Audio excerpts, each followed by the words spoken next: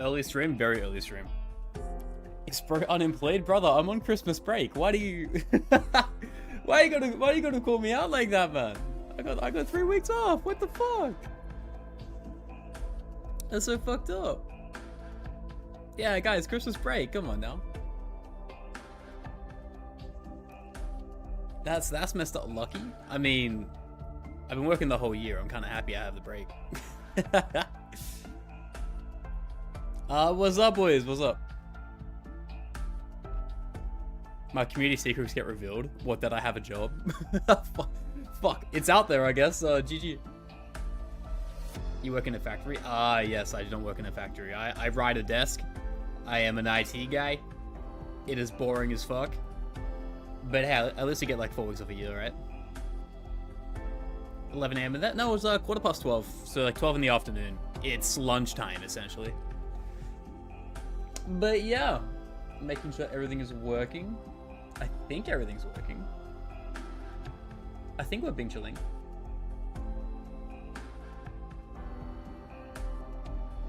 Iceberg time, yes, we have an iceberg today.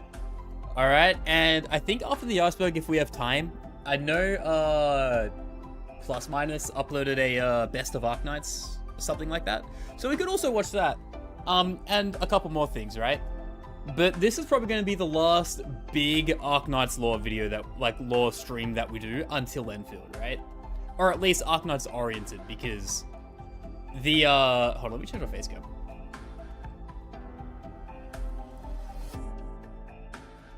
Because it's been a great ride, right? We've got a lot of content out of it. It's been really fun, but there's only so much we can really follow or watch until we're kind of going over the same things or going insanely deep on like an individual character arc or something like that. And at that point, the semantics are going to be crazy, right? So we're just begging we get in the beta. If we get in the beta, we might only be Arknights contentless for about maybe 2 weeks. But fuck, we need to get in the beta. If we don't get in the beta, we're cooked. Can't wait for Arkfield and Nights. Insane. Insane, brother. Alright, let me make sure I have my chat up so I can see both chats. Because I know it says it on the stream, but I can't actually see it myself, so. It's popped up? Oh, it's popped up. Hell yeah. Not Arknights Girls Frontline. Yeah, guys, Girls Frontline Lore Dump, imagine. Oh, that'd be so funny. Mid-gen, right? Yeah, well, that's the thing. The beta is mid-gen, but with that being said, that means it could start anywhere between like the 7th to 8th of Jan to like maybe the 21st, 22nd. I'm hoping it's more the former instead of the latter, because that way we have content, and content is good. I'm sure a lot of people sell their key. Yeah, I don't want to go to a website and buy it though. I would much rather get it from someone in the community, because that way I feel safe and I'm not going to get scammers. Yeah. Good day. Hey, what's that, Chester? Welcome in, my man. Welcome in. Alright, well. Let me just get the plan up, because I think it's worth everyone knowing. We have the Arknights Iceberg, which people have been telling me to watch, because apparently it's crazy. But with that being said, it's 2 hours long, which is fucking wild. Oh my god, it's me. It's in. Hey, what's up, magazine? How you doing, my guy? It's peak. When are the earphones Robin dropping? The Robin earphones? I think the Robin earphones, from what I was taught... I shouldn't say that. Fuck. You didn't hear that. Alright, I don't think it'll get me in trouble. From what I was told, the Robin earphones are dropping January. Pre-order's already out for availability. You may or may not see me with a pair that I may or may not have bought / been sent, okay? I'm not going to say anything else more than that. Yeah. Let's go ahead and understand the Arknights beauty. Yeah, this is going to be an interesting video, right? It is. I'm just thinking, it's going to be 2 hours, so if you guys need to go pee, go poop, do something, eat food, now's the time to do it, okay? I'm going to give a little bit of buffer, so everyone will be on the same page and no one's going to have to, like, dip mid-thing, okay? It's definitely very safe. You scared me the way you say that. Put it on 10x speed. God fucking damn it. Oh, man. Also, Sunol's funny. I hope so. I mean, Sunol seems like a big creator. 40k subs in in the Arknights community, and I'm guessing Genshin? I'm guessing Genshin? Oh no, Girls Frontline. I guess that's gacha in general. This guy makes banger videos. They get crazy views as well, by the way. Oh my days. Mostly Limbus. Oh, Limbus. Yeah, I never played that game. We'll never play that game. But hey, that's a conversation for another time.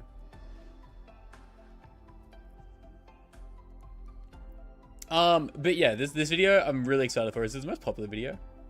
It's top 4. It's top 4. It is very, very popular. But do we think we're good to start watching? I think we might be, alright. We can do a little bit more yapping. Okay, let's give it to 12:30. Right now it's 12:21, alright? Let's give people some time to get in here and be ready, because a lot of people wanted me to watch this. You don't even know where to pre-order. It should be on the Twitter. You should have a link to it. It might be a few tweets old though. Limbus is getting an Arknights collaboration, so technically relevant. Oh, for fuck's sake. Oh god. Oh god, oh god. Yo, hey, what's that, Endelot? How you doing, my guy? Welcome in, brother. Welcome, welcome. But it's been fun. Also, I have a playlist. I have a React Andy playlist too that we have videos for, wherever it is. No, I'm gonna keep it 100 with you. So far we've got Best of Arknights. Arknights almost died. And Arknights community before Endfield was interesting. Alright. I just see this pop up now that I upload Arknights content, so I thought maybe I save him in case we want to watch him. Also, Siazza, thank you for the follow. If I haven't said that already, appreciate you. Would you ever watch the Arknights anime? By myself? No. Look, by myself? Definitely not. I don't have time, to be honest with you. But hey, if there was ever a way to do it simultaneously with you guys where it could kind of knock out 2 birds with 1 stone, I would. But that's illegal if I show you guys the actual stuff. So I can't do that. Arknights most hated YouTuber. Wait, super hated? Why super hated? Oh god, I forgot. If I talk about okay. Let me just say something. IRL's busy. IRL's very busy. Let me just say something. Since I am, look, let's say like I'm essentially still a tourist in the Arknights community, and I feel like I'll always have that label, and that's fine. I have no issue with that. But people are going to have me live by the sword and die by the sword if I like someone's video who is hated in the Arknights community, or if I don't hate someone who's equally hated. So it could be, it could go 2 ways, you know. It could go 2 ways. Super's great. Oh, thank fucking god. Oh, dude, I don't know who to miss or who to hit. It's crazy. You love Super? It's Super's catchphrase is ironic. Okay, thank god. Thank god. Okay. Okay. Super is second, while Techzone is first most hated. I know Techzone's most hated. I never heard of Super though, because I don't really watch Arknights creators. So it could go either way. You don't know why he's hated. He has opinions, but that's it. I don't know, man. Like, you gotta understand as well. People are always going to be so volatile online. Like, the vocal minority is always going to be the ones that like make a fan base look bad, and maybe they're the ones who hate Super, right? Maybe they are. Calling people tourists only explains how you don't want your own game to thrive and grow a player base. Yeah, exactly. Gatekeeping, calling people tourists, being mad if they don't know the glip, glops, and the glams about every single character and like when they were born, their birthday, the hour in which they were born, and everything like that. Forcing that down people's throat, that's going to scare people off. So we don't do that here. You can do it to me because I got thick skin. I don't really care if you guys laugh at me and call me tourists. I say dumb shit all the time. I think it's actually crazy how my videos are so well received on Arknights when simultaneously I say fucking crazy dumb shit. Like, dumb stuff to the point where it makes 0 sense in the context even when I did say it. It's more of a meme. I feel like there's still truth in it, right? Every joke has truth in it. Yeah. Yeah. At this point, the most hated YouTuber thing becomes a meme. Oh, it's always gonna be a meme. People are always gonna have people that hate him, right? I'm sure there's people who hate me for being a React Andy in the Arknights medium when I've only just come into it probably a week ago, right? We dumb? Of course we dumb. Do you check Chris and V, Ekugen, Uko to check Arknights guy content creators? So look, I don't want to be that guy, and you're probably not going to believe me with my Arknights gameplay that you have all seen it, no matter how limited I have showed you of the gameplay. I would raw dog every event in 2020, and I would win. I never learned any guides, never done any nothing, which is why I hate Master Splinter so much. Master Splinter, was hell on earth when you had no guides, because his mechanic was so goddamn strong, and essentially his mechanic was being a giant ass tank. Yeah, so you know we didn't need guides over here. Can you guys clarify if it's true that Kirsten V stealed CN guides to post it on Global? I know a lot. Okay, fuck. I should really be careful instead of just talking. I know that there were a lot of accusations that back in the day, maybe even present day, Arknights YouTubers on EN would just steal CN strats and copy paste them. I don't know how true that is. I never really watch guides, so I don't know. I do know that did happen though. I'm not saying Kirsten did it. I'm just saying I'm aware it is a historical fact that some people did it. It's been 4 years. I don't remember the names. He plays on CN. Oh, so is it really copy pasta if he is a CN gamer? Oh, you make a good point. You make a very good point. Let's just have fun. Exactly. Look, there's no hate here. Look, you never catch me tilted. You only catch me tilted if someone's backseating me and I've lost 8 times in a row. All right. But I feel like now's long enough. I feel like we've given some time. We're vibing. We're chilling. Are you actually gonna watch the whole thing? 100%. 100% going. We are 1000% watching the whole thing. Also Twitch frogs. If I do miss your chat, I am sorry. The YouTube chat is like flying, and you're also in here. It's just going quick. I'm not missing nothing. All right. So, I think now's the time. We will be watching the whole thing. You. Me. We're definitely watching the whole thing. My biggest concern is like with pausing all the time and constantly giving my 2 cents to be like 3 hours plus, which will be how you say insane. Grab popcorn, yeah. Grab popcorn, take a piss, do a poop, get a drink. Anything you need to do, go do it. Okay. Have a bath. You can do anything at all. All right. But more importantly, we have to do a YouTube intro. All right. The YouTube intro has to be done. If it doesn't get done, GG's. All right. So you might be sitting here thinking, damn, this guy's shilling. I got to make YouTube content, boys. Go to YouTube content. It's gonna be like the longest video ever on my YouTube account, but it's also probably gonna be the most fun because it's like a movie, co-watching a movie, boys. It's good. I've heard it's great. Like, if we look at it, oh, you can't see it. If we look at it, it has 9K likes to 200K views. So every 20th person liked it. That's a good ratio. You watch Sunol? I've never watched Sunol. However, I am watching this video of him because it looks hype. Okay, it looks very hype. Longer reactions, just watching without reaction. Yeah, look, look, here's the thing. I hate react content when they don't pause it and they just sit here and just go, oh. Okay, and then they repeat what they say. Oh, worse off, yeah. Maybe they even just leave entirely and it's the chair watching it. Yeah, we don't do that here. No, sir. The Iceberg is pretty sectioned anyway, so there's not really much of a flow to break. Okay, cool. Yeah, look, we're gonna be fine. Hey, what's up, Sol? How you doing, my guy? We're gonna be good. We're gonna be very, very good. So let me just test something. I want to make sure my actual Twitch chat's popping up here. It is. Okay, cool. Okay, cool. Yeah. All right. Boys, YouTube chat, Twitch chat, it's time to get a React Andy intro in, okay? So if you want to type hi YT and you want to be in the video, that's also cool, okay? Oh god, actually crazy. I'm excited. I'm very excited. I did that and you tell me to go die? Nuh-uh. Alright, but more importantly, hey YouTube, what's going on? We are watching a borderline movie in the Arknights community. Okay, there was a video that was uploaded by Sunel. Also, the link will be in the description for the video if you want to watch it yourself. We're having me in the corner. Alright, and as you can see on the side, YouTube Live is saying what's up, YouTube, as well as Twitch. And hey, if I can beg for one thing, I would love to get partner by the end of next year. That'd be pretty cool. So if you want to watch on Twitch or follow on Twitch, that would be appreciated as well. But more importantly, back to what we're talking about.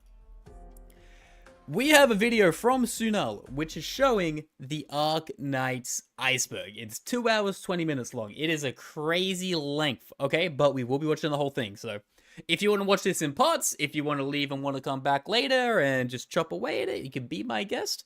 I am watching it all at once. That does not mean you also need to, okay? So, I've been excited for this video mainly for the reason that it's the only thing I see in the comments of all the YouTube reacts that we have done. Everyone is asking for this goddamn for this goddamn reaction. And hey, it means people want to see it, so I ain't gonna be mad. So without further ado, we're gonna watch it, we're gonna lock in. If you do like the react, please like, comment, and subscribe, obviously. And I'll see you guys on the other side, alright? Keep it 100 with you. Before making this video, I was 1000% sure an Arknights Iceberg had already existed. I was sure someone had made a video about it or somebody already made the de facto Iceberg. But from what I've seen, the only Iceberg video is about the base system, which is quite honestly based. And any other Icebergs I've seen are either focusing on one topic instead of the whole community. Base still in beta, boys. Base still in beta by the time Endfield comes out. Peak game devs. Are a couple of years old, and because of that I've decided to make this the ultimate Arknights Iceberg. I wanted to cover most things about the community and the game itself, so to do this I asked my Discord, Twitter, Reddit, Rule 34, but above all I also checked out other icebergs that the community has made. Big Bob, Fang is a horse, Saga and Mountain Leak, Celts its age. Nothing too crazy yet. Into it, Scene can suplex a grown adult from Earth. Deep Color was a 5-star during CBT. Oh my god, it's in. You can find all the other icebergs I've used to make this video linked in the Endfield is based out of and I would beta. also like to thank everyone in my Discord who helped add segments to this and provided explanations to the things I had zero clue about. Because the questionable like the things in Institute. community So in with this all that iceberg, being especially said, Dr. let's Stable. get into the I love the Arknights community, but I will not lie if I would say every single one of them are not unhinged. I love everyone I've interacted with being great, alright? I just want to let that, I want to let the record to show. But I know every community has a bit of a crazy corner that's always going to be a thing. Iceberg, starting with a layer 1-7. So, ex-wife, let's talk about it. It's a meme that was made Celts around it. when the game released. The joke was that since Kelsey talks to the doctor in a colorful way, she was Oh a my god, I doctor's know, wife in the past. I'm a and law pretty soon the community gooner. ran with the meme, making art about it, jokes that she's the doctor's ex-wife and is jealous that the doctor will not only continue the bloodline, We but have brain will damage and we continue are proud. That multiple is insane. bloodlines. However, we now know the truth about Kelsey's feelings. Turns out, she wasn't a tsundere after all, she just fucking hated us. But in Vigilio, her opinion took a turn for the better. So, all in all, she wasn't the doctor's ex-wife. However, future wife is still kinda on the table. And let's talk about the doctor's daughter now. So the meme of Ami being a donkey and Donkey, I will not hear anyone out. I said donkey, I got told wrong. Nuh-uh. W being a cockroach is really So easy not to Baxby. explain. It exists because of Amiya's 10-foot long TV antenna ears that makes her look like a donkey. And in the case of W, she just is a cockroach. Currently getting hunted down by Melantha with her skill, which is a meme unintentionally made by Kyo. They make guides for Arknights using low rarity units, and since Melantha is a really strong 3-star, she appears in most of them. And in those guides, you can be sure to hear Activate the Melantha skill now. he said it so much to where whenever the community activates her skill, his voice faintly plays in the background. He's pretty much Pavloved us. Now let's talk about Bilibili. Long story short, it's basically Chinese YouTube. Now the reason I bring it up is because, I'm gonna keep it 100 with you, the creators on that platform go kinda wild. There are so many high quality videos uploaded about Arknights daily. Now I mean, I can't understand a word that is being said, but at the same time, this is one of the funniest things I have ever seen. And I never thought someone could make a montage of Arknights gameplay, yet here it is. So they need to be included because even though most Western fans may not go on Bilibili or understand the videos on it, the amount of memes and genuinely amazing creations on it is a gigantic part of the community. By the way, those videos are linked in the description. So continuing the bloodlines is a meme so large that if you told me you haven't heard it, then I would shoot you on the spot, as there's a 99% chance you are an alien imitating human speech. The meme came from Resident Evil on how Chris Redfield really wants his sister to have a wholesome time with Leon S. Kennedy. And the Arknights Resident Evil Arknights collab would go kind of crazy. That's just a fact. community evolved this meme to never before seen heights. See, Arknights build In as fact, well. it'd I'm be sure easier it to is. say that if a bloodline exists, someone has drawn a comic of the Doctor wanting to continue it. The Neurals, the Royal Banshees, Silver Ash, Amina's sisters, Astasia the Swede, that's right, literal gods. In hell, in-game even Holahack brings it up. The community's logic is literally, if a Kenny would be goated. bloodline True. exists, then someone needs to continue it. But if everyone's bloodline wishes came to fruition, then by the end of Arknights, half of Terra is gonna come from the Doctor. And quite honestly, that shit would be peak writing. Actually, Hypergriff needs to do that. Twitch is so Speaking of behind. peak, Wheels. Let's Twitch talk will be about behind him. if you watch So it on Wheels phone. is someone who Phone is draws a and native animates a ton of 30-second things, delay. mostly pertaining to Arknights. And their animations are, well, yeah, let me just say this. There's a reason they're at the top of the iceberg. Everyone's seen them. Like, deadass, I got friends who ain't even heard of Arknights before. Hell, they refer to it as Ark of Knights, and them motherfuckers still know about W-Dance. Ark, oh, no, Ark of who?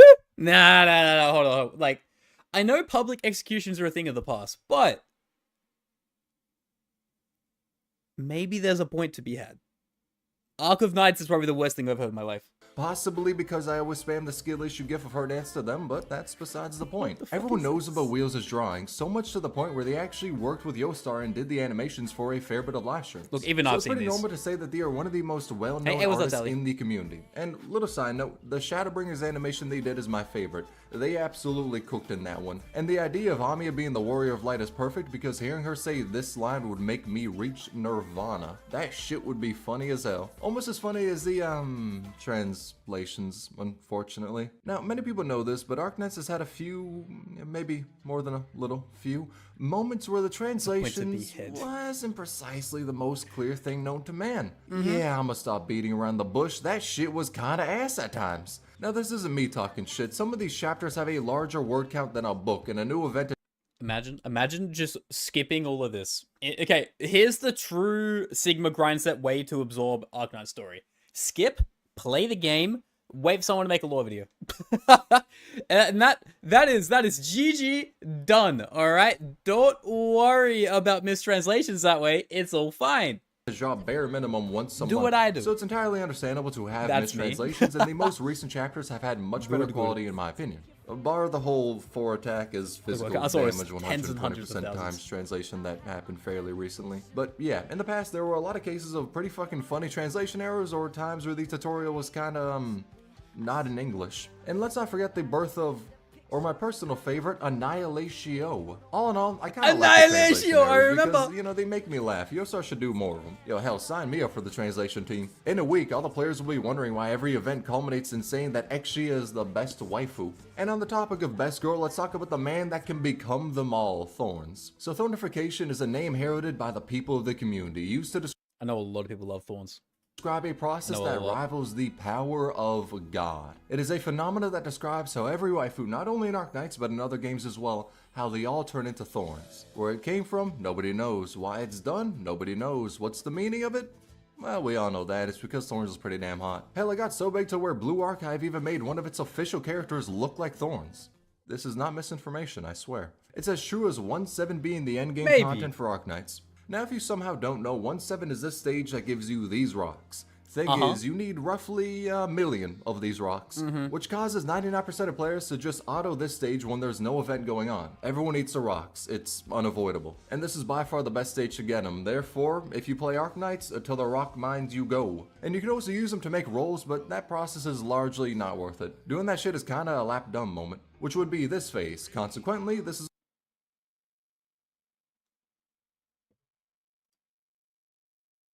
What? What the fuck? It's also the face I make when I avoid farming 1-7 and can suddenly not raise any operators due to a rock deficiency. But it was made for this art trip by this person, and since it was funny as fuck, the community started using it everywhere. Now, we're talking about lap dumb, let's talk about one of the dumbest times for the entirety of the community. So, after the first anniversary live Big stream, lap there was dumb? a secret outro, and in this outro it displayed the art of 6 future characters yet to be released. Thorns, Mountain, a Golden Glow, a Cheeto, I remember. Suture, and Saga. And where the entire community got played for fools, kind of their own making, was Golden Glow. The only thing we had to go off of was this little art of hers. She appeared nowhere else prior to this. And people started saying how she looks like Corone due to her dog ears. And since we didn't know her name, people either called her Pink Dog or Pink Corone. The and Chiba this was Golden her Glow. name for a, long time. The thing is, that reveal was around April 27, 2020. We didn't get her banner until February 15th, 2022. I remember Golden Glow being announced. You're telling me you guys waited 2 years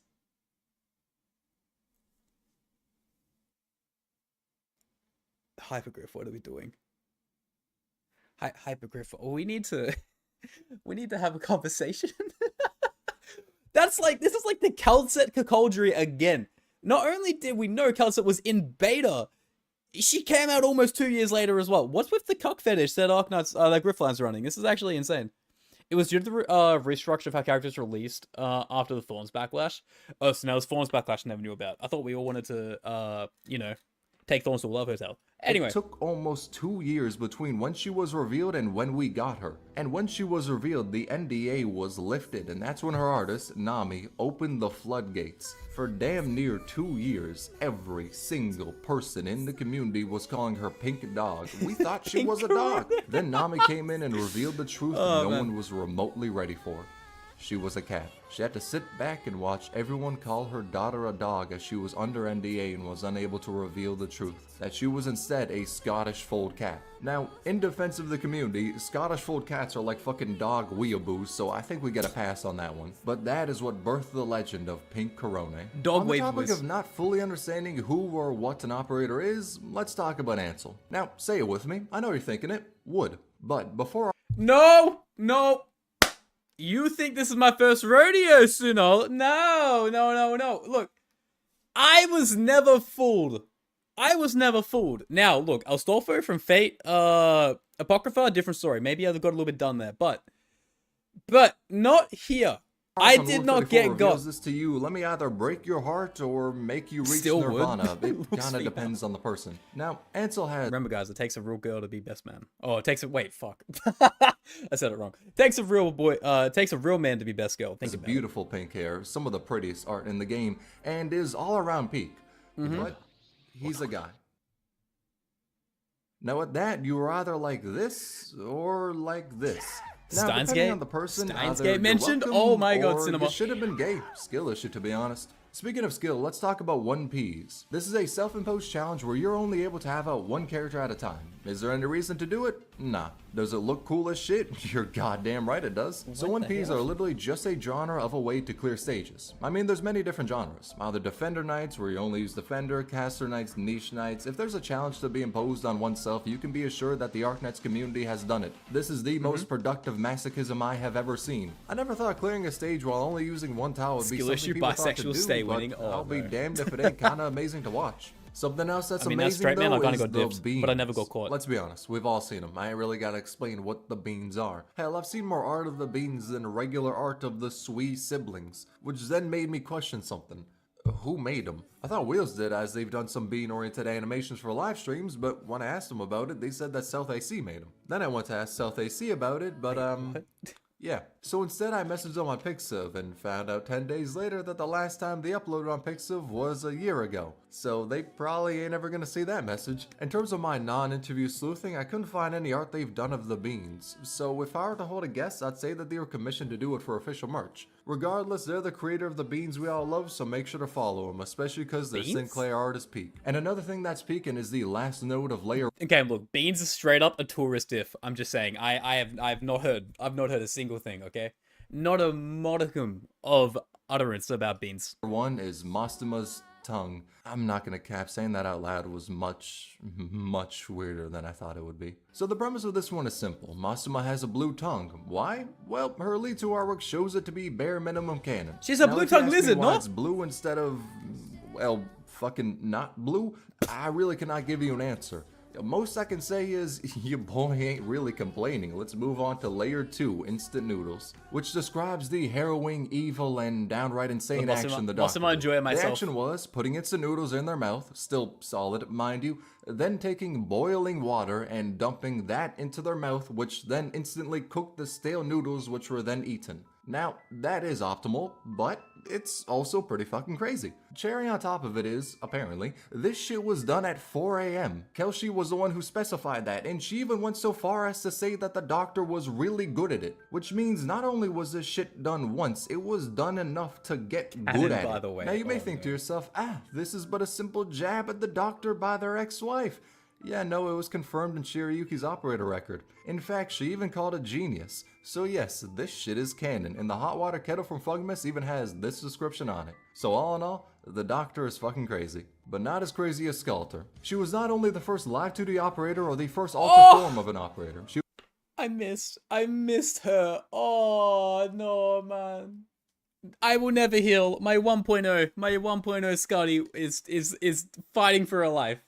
She was also the first operator who came from a different timeline. Now that sounds amazing. Truly a monumental moment in Arknights' history, something the cult of Kya Scotty can be fully and entirely proud of. But this is Arknights, and nothing is happy forever. Or, hell, nothing is happy, period. The thing is, Skelter is from a different timeline, in which she joined the hive mind of the Seaborn as their god, Ashar-Mla. That's able to happen because even though Ashar-Mla was hunted and killed by the Abyssal Hunters in the past, after the battle was done, its blood went into Scotty's wounds, causing it to lie dormant within her. And if Scotty embraces her Seaborn blood, that will result in her kind of pulling an Eren Yeager and killing like 90% of the people in the world. This text Eren was right, by the way. Explains it all. Basically, Terra finally fucking came together for once and threw everything they had at the Seaborn. The Grand Knights, the Emperor's Blades, the Apostolic Gun Knights of Laterana, the Golden Gods of Leithania, the weapons of mass destruction created by Columbia, the ancient arts of Sami, and the leadership of Yan, keeping the crumbling nations standing together.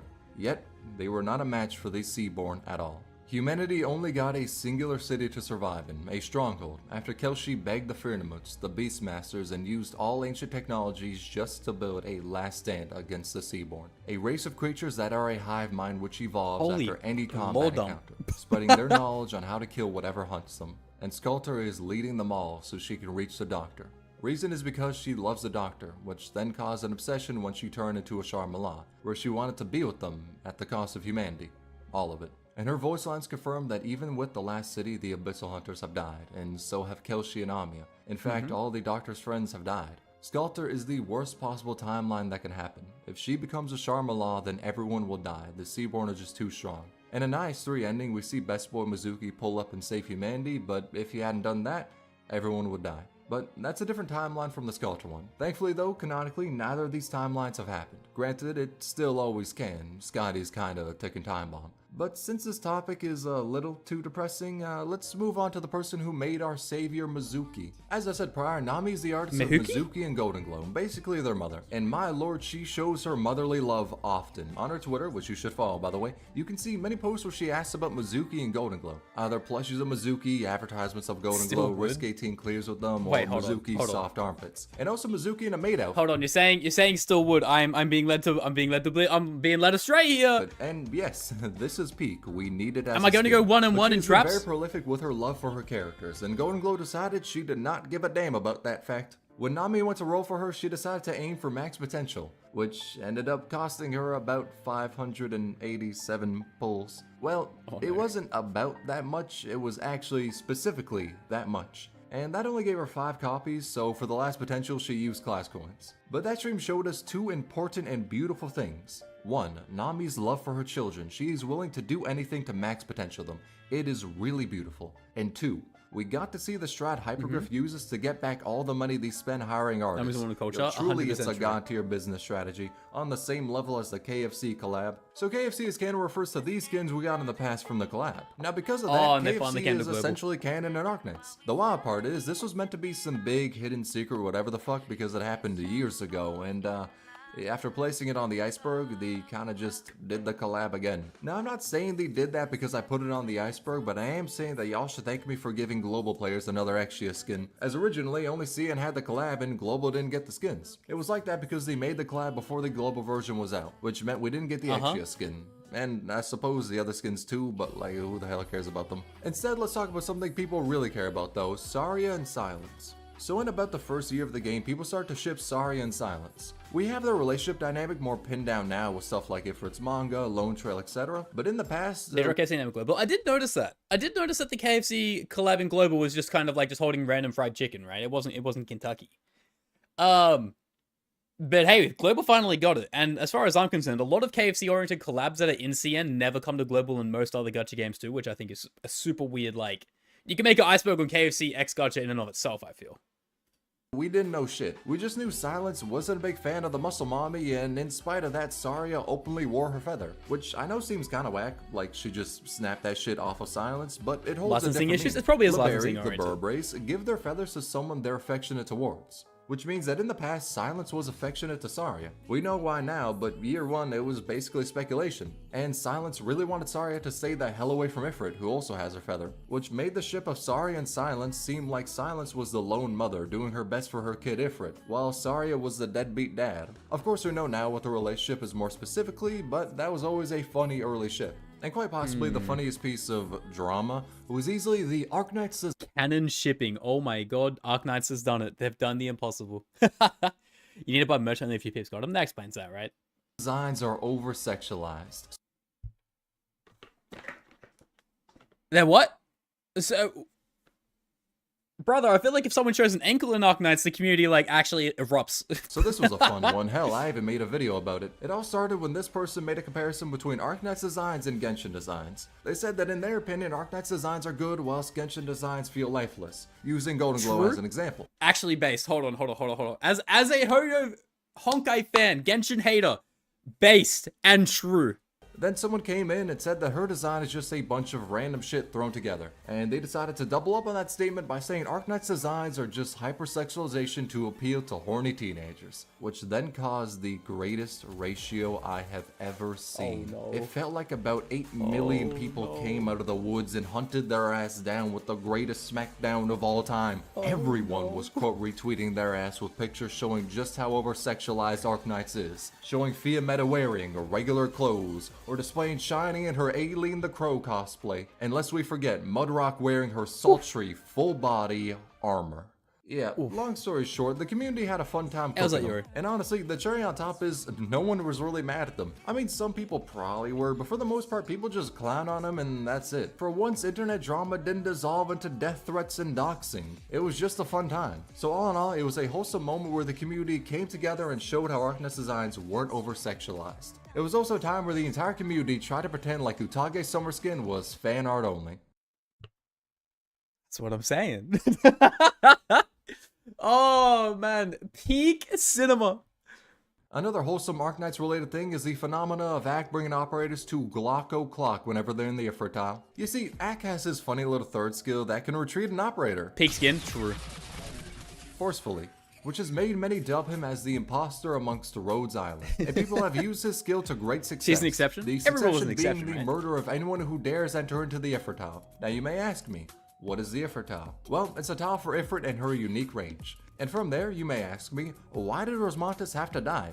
That wasn't a good tile for Ifrit and she wasn't even in the squad. And to that I say, ask 777 Ucky, not me. Speaking of Ucky, God Gods, let's talk about them. And yes, Ucky is a God God. There's no better way to finish this stage. But this point of the iceberg exists to cover all the channels that made Arknights honestly bearable at times. Because there was no goddamn way in hell I was about to do Pinchet without a fucking guide. But there's Kyosin V who's uploaded guides even since the game release. Same goes with Ekijin. Dr. Silvergun is a channel who completes many things with just 4-star units. And honestly, shout out to that guide shit makers. is respectable. Not a, as a non-guide user, I'm glad that you guys have someone like this. As someone who's on a different plane of intelligence, e.g. outright not playing the game, so it's not that I need to beat the content, it's that I don't even know the content exists. Alright, I'm glad that these guys exist for you. As hell. I think But hey, lose my mind I'll need if I him had to do in the that. future. And outside of the scope of guides, there's also many people who upload operator breakdowns, like E, which maybe isn't the best example as they've recently stopped making Arknights content. But even with that being the case, they were a great part of the community. Their videos. Wait, is that an anime video? Oh my god, an AniTuber? Arknights to AniTuber pipeline stays winning. Stop making Arknights content. But even with that won being by the not case, playing, they were a great part of the community. Their videos fucking slapped, and they deserve all the success in making different content. And Ucky has stopped uploading videos. Though even with that being the case, many in the community still appreciate the work they've done and the memes they've made. Like the Forbidden Book of Yeet. And when it comes to memes, Tactus has also been delivering them since the game's launch. Making .exe, sprite animations, and characters singing. He also translates and uploads Bilibili videos and gives the revenue to the creators from Bilibili.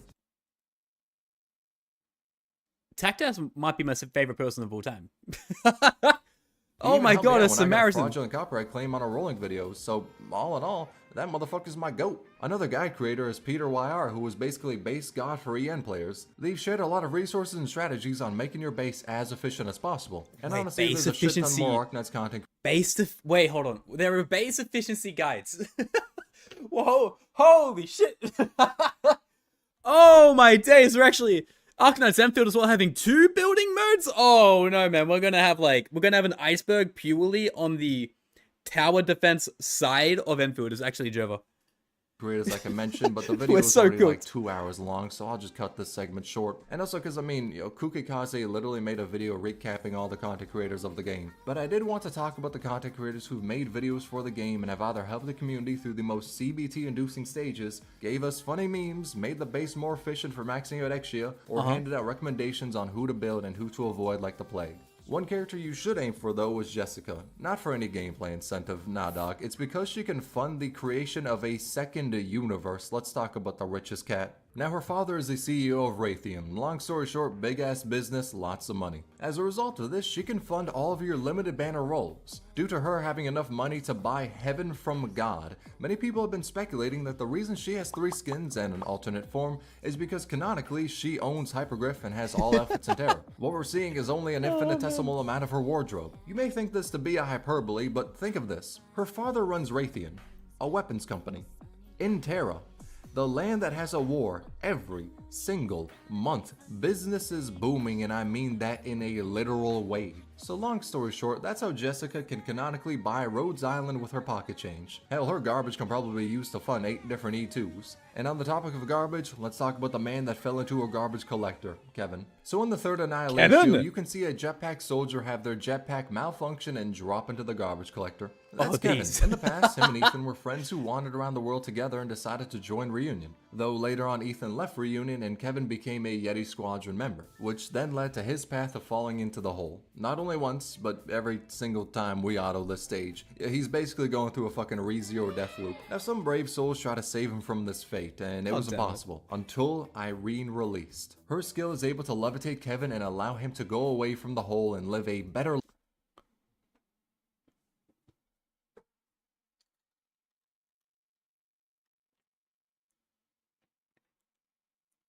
Talk about peak storytelling. Oh my days, Kevin! Kevin!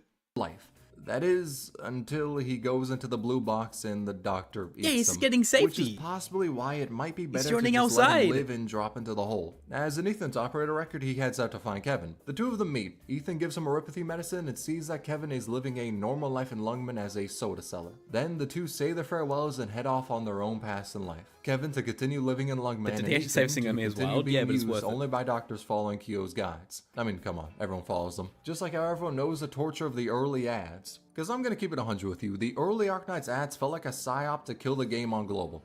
These, I'm not even kidding, were like, they were the most ironically perfect ads I've ever seen. I've never had more fun watching ads in my life than when I got like an Arknights pre-roll, or some random person that's never done gacha content be an Arknights sponsoree, right? I almost missed these because they were so bad that they were good. They were so bad that they were actually kind of peak. In my personal opinion, this game kind of good, right? But the ads made it seem like the shittiest gacha cash grab of all time. There was literally an ad that showed the characters game getting look their ass terrible, whooped but on the stage, and the way to beat the stage if you're already in the community, it was hilarious. Any strategy whatsoever, but to instead gacha for a 6-star. Bro, not only did they wipe away any semblance of strategy this game has in that ad, they also completely ripped off my strategy for clearing stages. That was some bullshit right there. But the ads did try to make the game seem like the horniest Coomer bait known to mankind that has throwaway gameplay you can clear by just grinding and leveling your units. Yeah, but like with that being said, did you guys see the Arknights ads during that? Not Arknights, the Azalane ads during that time? They were so much worse. It was straight up like you have 2 on the screen and it's like, which one do you marry?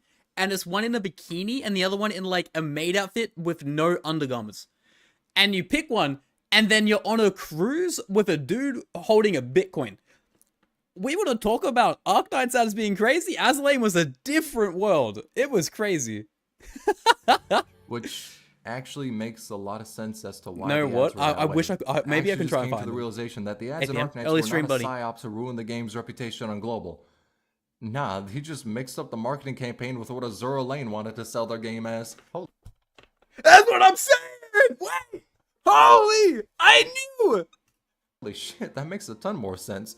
Yostar must have switched up the advertisement guidelines for the two games. Jesus, after 3 years, I finally found out why they were so ass. Man, I feel like I know everything right now. Damn, Oh, that call is me so Kelshi. funny. Or don't. I actually don't want to be called the old well. Now, Kelshi's nickname comes from two I'm not a gacha tourist, okay? I know my stuff. I've been around a while. factors. The first one being her Accurate age. as Lane, also So, true. in case you don't know, spoilers for Kelshi's module record, Walk in the Dust, Lone Trail, and Chapter 11. Skip to here if you don't want to be spoiled. But, long story short, she's immortal. She has lived for many years back when the Sarkaz and Sancto were known as the Tikaz. She witnessed the fall of Gaul. Hell, she was even there when the Battle of the Four Emperors happened. She saw the creation of Kirag, lead of the genocide on the Sarkaz, Yeah, and I know she they are, even but died, back then it was so funny. to only be resurrected after time had passed. Her real name is Amaten, and she was created by the ancient civilization Suno. Oh my god, he's in Arknights. Insane. that came to Terra. She's trying to save Terra, and her actions so far have been for that goal. In a Walk in the Dust, she prevented Columbia from acquiring weapons of mass destruction. She stopped a war between Victoria and Ursus, and acquired the Rhodes Island landship to start the company. She knows most things about Terra and is on a mission to make it a better world, to save it. Even though she herself is not the most powerful person, she cannot control all of Terra, cannot monitor what dangerous acts are being committed, but she still tries to help the world, even with 10,000 years of its weight bearing down on her. Due to that, she distrusts humanity and is pessimistic on their future. However, she has not stopped helping it, and her actions have saved the world more Put your than name once. there? Nuh-uh. And because she has lived for 10,000 years, the community decided to call Let me her spread the Old misinformation Well when in her peace. icon appeared next to this node's name. It was simply a skill issue. If you didn't want the moniker, you shouldn't have dropped right there. I know for a damn fact the person who made her low light is disappointed in that play. In case you have zero clue why I just called a low brightness light a person, let me explain who low light is. Long story short, they're the person who made Arknights. Low Light, or Hai Mao, is the founder of Hypergriff and is currently the head producer of Arknights. So, long story short, yes, they are John Hypergriff. Now, the reason Low Light is here is because, yeah, on one hand they did make the game, but who gives a shit about that, am I right? The real reason they're here is because Low Light is based as fuck. Let me give you an example. Someone made a deepfake video of him singing Bakamitai, and that shit became a meme. Fast forward to 4 months later during Hypergriff's year-end party, this Chad decided to play a video on the mini-movie screen they had, and nobody could have prepared themselves for what was about to play. It was Low Light not only mimicking the video of Bakamitai, but he was also singing it. And the memes don't stop there. Recently, someone made a post about the new event saying how they don't like the portrayal of rice crops being stepped on. They called Low Light a royal descendant who doesn't understand the commoners' hardship. His response to that was simply, "What? I farmed before." He also got the title of Pharaoh due to his love for Egyptian culture, which also resulted in a meme being born called the Pharaoh's Blessing, to only later be officially recognized when they had this art appear in a live stream. It's the meme, but his face has been replaced with a rundum. There's also the other title he has, God Hand. Let me tell you the tale of how this moniker was bestowed. On the morrow of Arknights' first anniversary livestream, there was a Wheel of Fortune. It would determine what rewards the players get, and all is, naturally, all. So the Wheel of Fate was spun and came to a stop. Not on all. Then the force of nature known as Low Light pushed it to all, giving players more rewards, which was really cool, but it does not stop there. They did similar things in the 2nd anniversary, 2.5 anniversary, 3rd anniversary, 3.5th anniversary, and due to this control of the Wheel of Fate, he has been dubbed God Hand, which is a cool ass title, but since I've read Berserk, not gonna lie, it's a little terrifying. Knowing that the God Hand is behind Arknights is a strange concept. But it does kind of explain why the story is so damn depressing, and helps to explain the torture of the Loud Squad. Now, to those of you who are unaware, let me tell you about the Loud Squad. You'll listen close because after this, you won't be able to hear them again.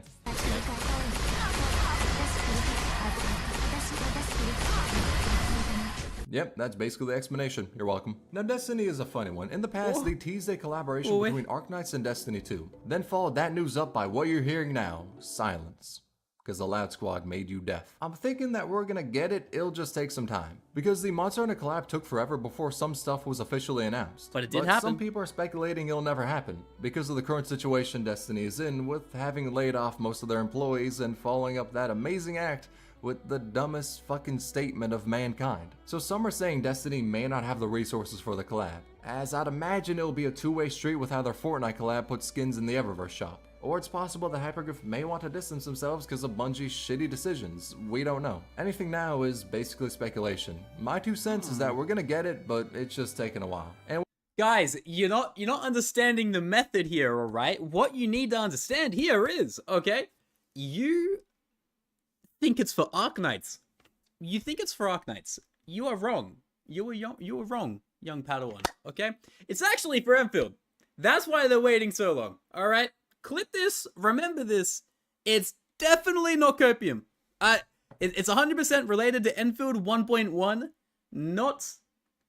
not base Arknights. I am a genius, I know. When it comes to what's in the collab, it's looking like it's skins in a mini story only, but we'll have to see the particulars of it if it drops within our lifespan. Just like how we're about to see the atrocities of Layer 3, table soul sucking. So, 4 ears, let's talk about it. Now this relates to the phenomena of operators having, well, 4 ears. I ain't gonna sugarcoat it, they got both human ears and the ears of a furry's wet dream. You can mainly see this in some anime art here and there, but there's also characters like Frostleaf, Amiya's newspaper skin, and Jessica who have headphones or something similar over their human ears. Some do only have 2 ears like the Sancta and Sarkaz, but any operator with animal ears also has regular human ears. Now, why this is the case, I do not know. But I'm glad it is because the idea of a bald operator just having a head shaped like a ball with 2 animal ears... Wait, if an operator is bald, then does that remove the fluffy animal ears, or do they just look like a sphinx cat's ears? Know what? I don't like this train of thought. I'm gonna abandon it.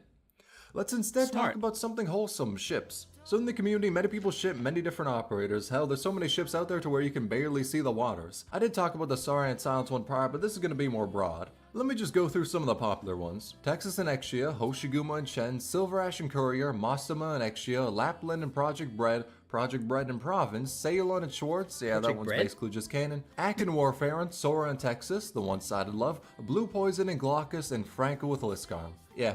That's not even 10% of the ships I've seen from the community. The Arknights community is one of the rare cases where a community likes shipping characters with other characters more than the self-insert. Yo, FGO players can never. Let's talk about the Arknights mangas. Now, in case you haven't heard about these, by God, I'm about to give you so much reading material, because there's a lot. Road's Kitchen is about cooking, but it mainly uses that setting to just tell stories about the operators. And one of the chapters is actually the most wholesome story about Rosa learning how Zima and Gummy accept her and don't hate her, which is what I love to see from Arknights. There's many depressing stories, but getting the wholesome ones every now and then remind you that it isn't the most bleak story. There are good times. This is what I love to see. Just operators having a good time enjoying life.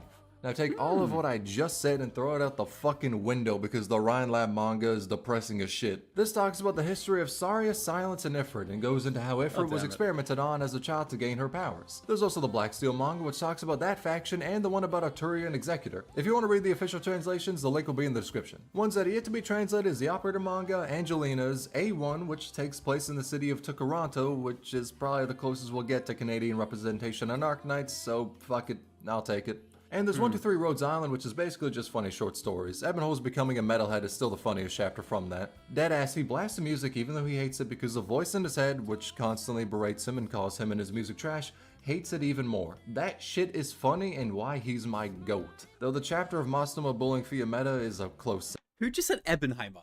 Dumont, what the fuck? You can't bust out the Ebenheimer. No. Favorites. And let's talk about one of my favorite medics, Tea Applesauce. Now you may ask yourself, what the fuck is Blood on about? Let me explain. So on the release of Arknights, Watch Mojo made a sponsored video of the top 10 operators in the game. And when they got to Telopsis' section, her name was pronounced as... Teopelsis.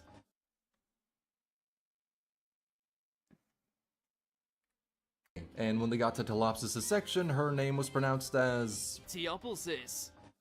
Teopelsis. Tectone's reaction to the video helped popularize the meme, and the community ran with calling her Tea Applesauce as, well, that's what homie said. Applesauce. Now, I do understand. Wait, that's where applesauce comes from? Oh, I thought there was like some lore that she liked apple pie. His plight. Her name oh my is god, the like reading comprehension of Ian is crazy. So I can't exactly blame him. But at the same time, homie deadass said Pramanix's name like this. Pramanix. Brumanix.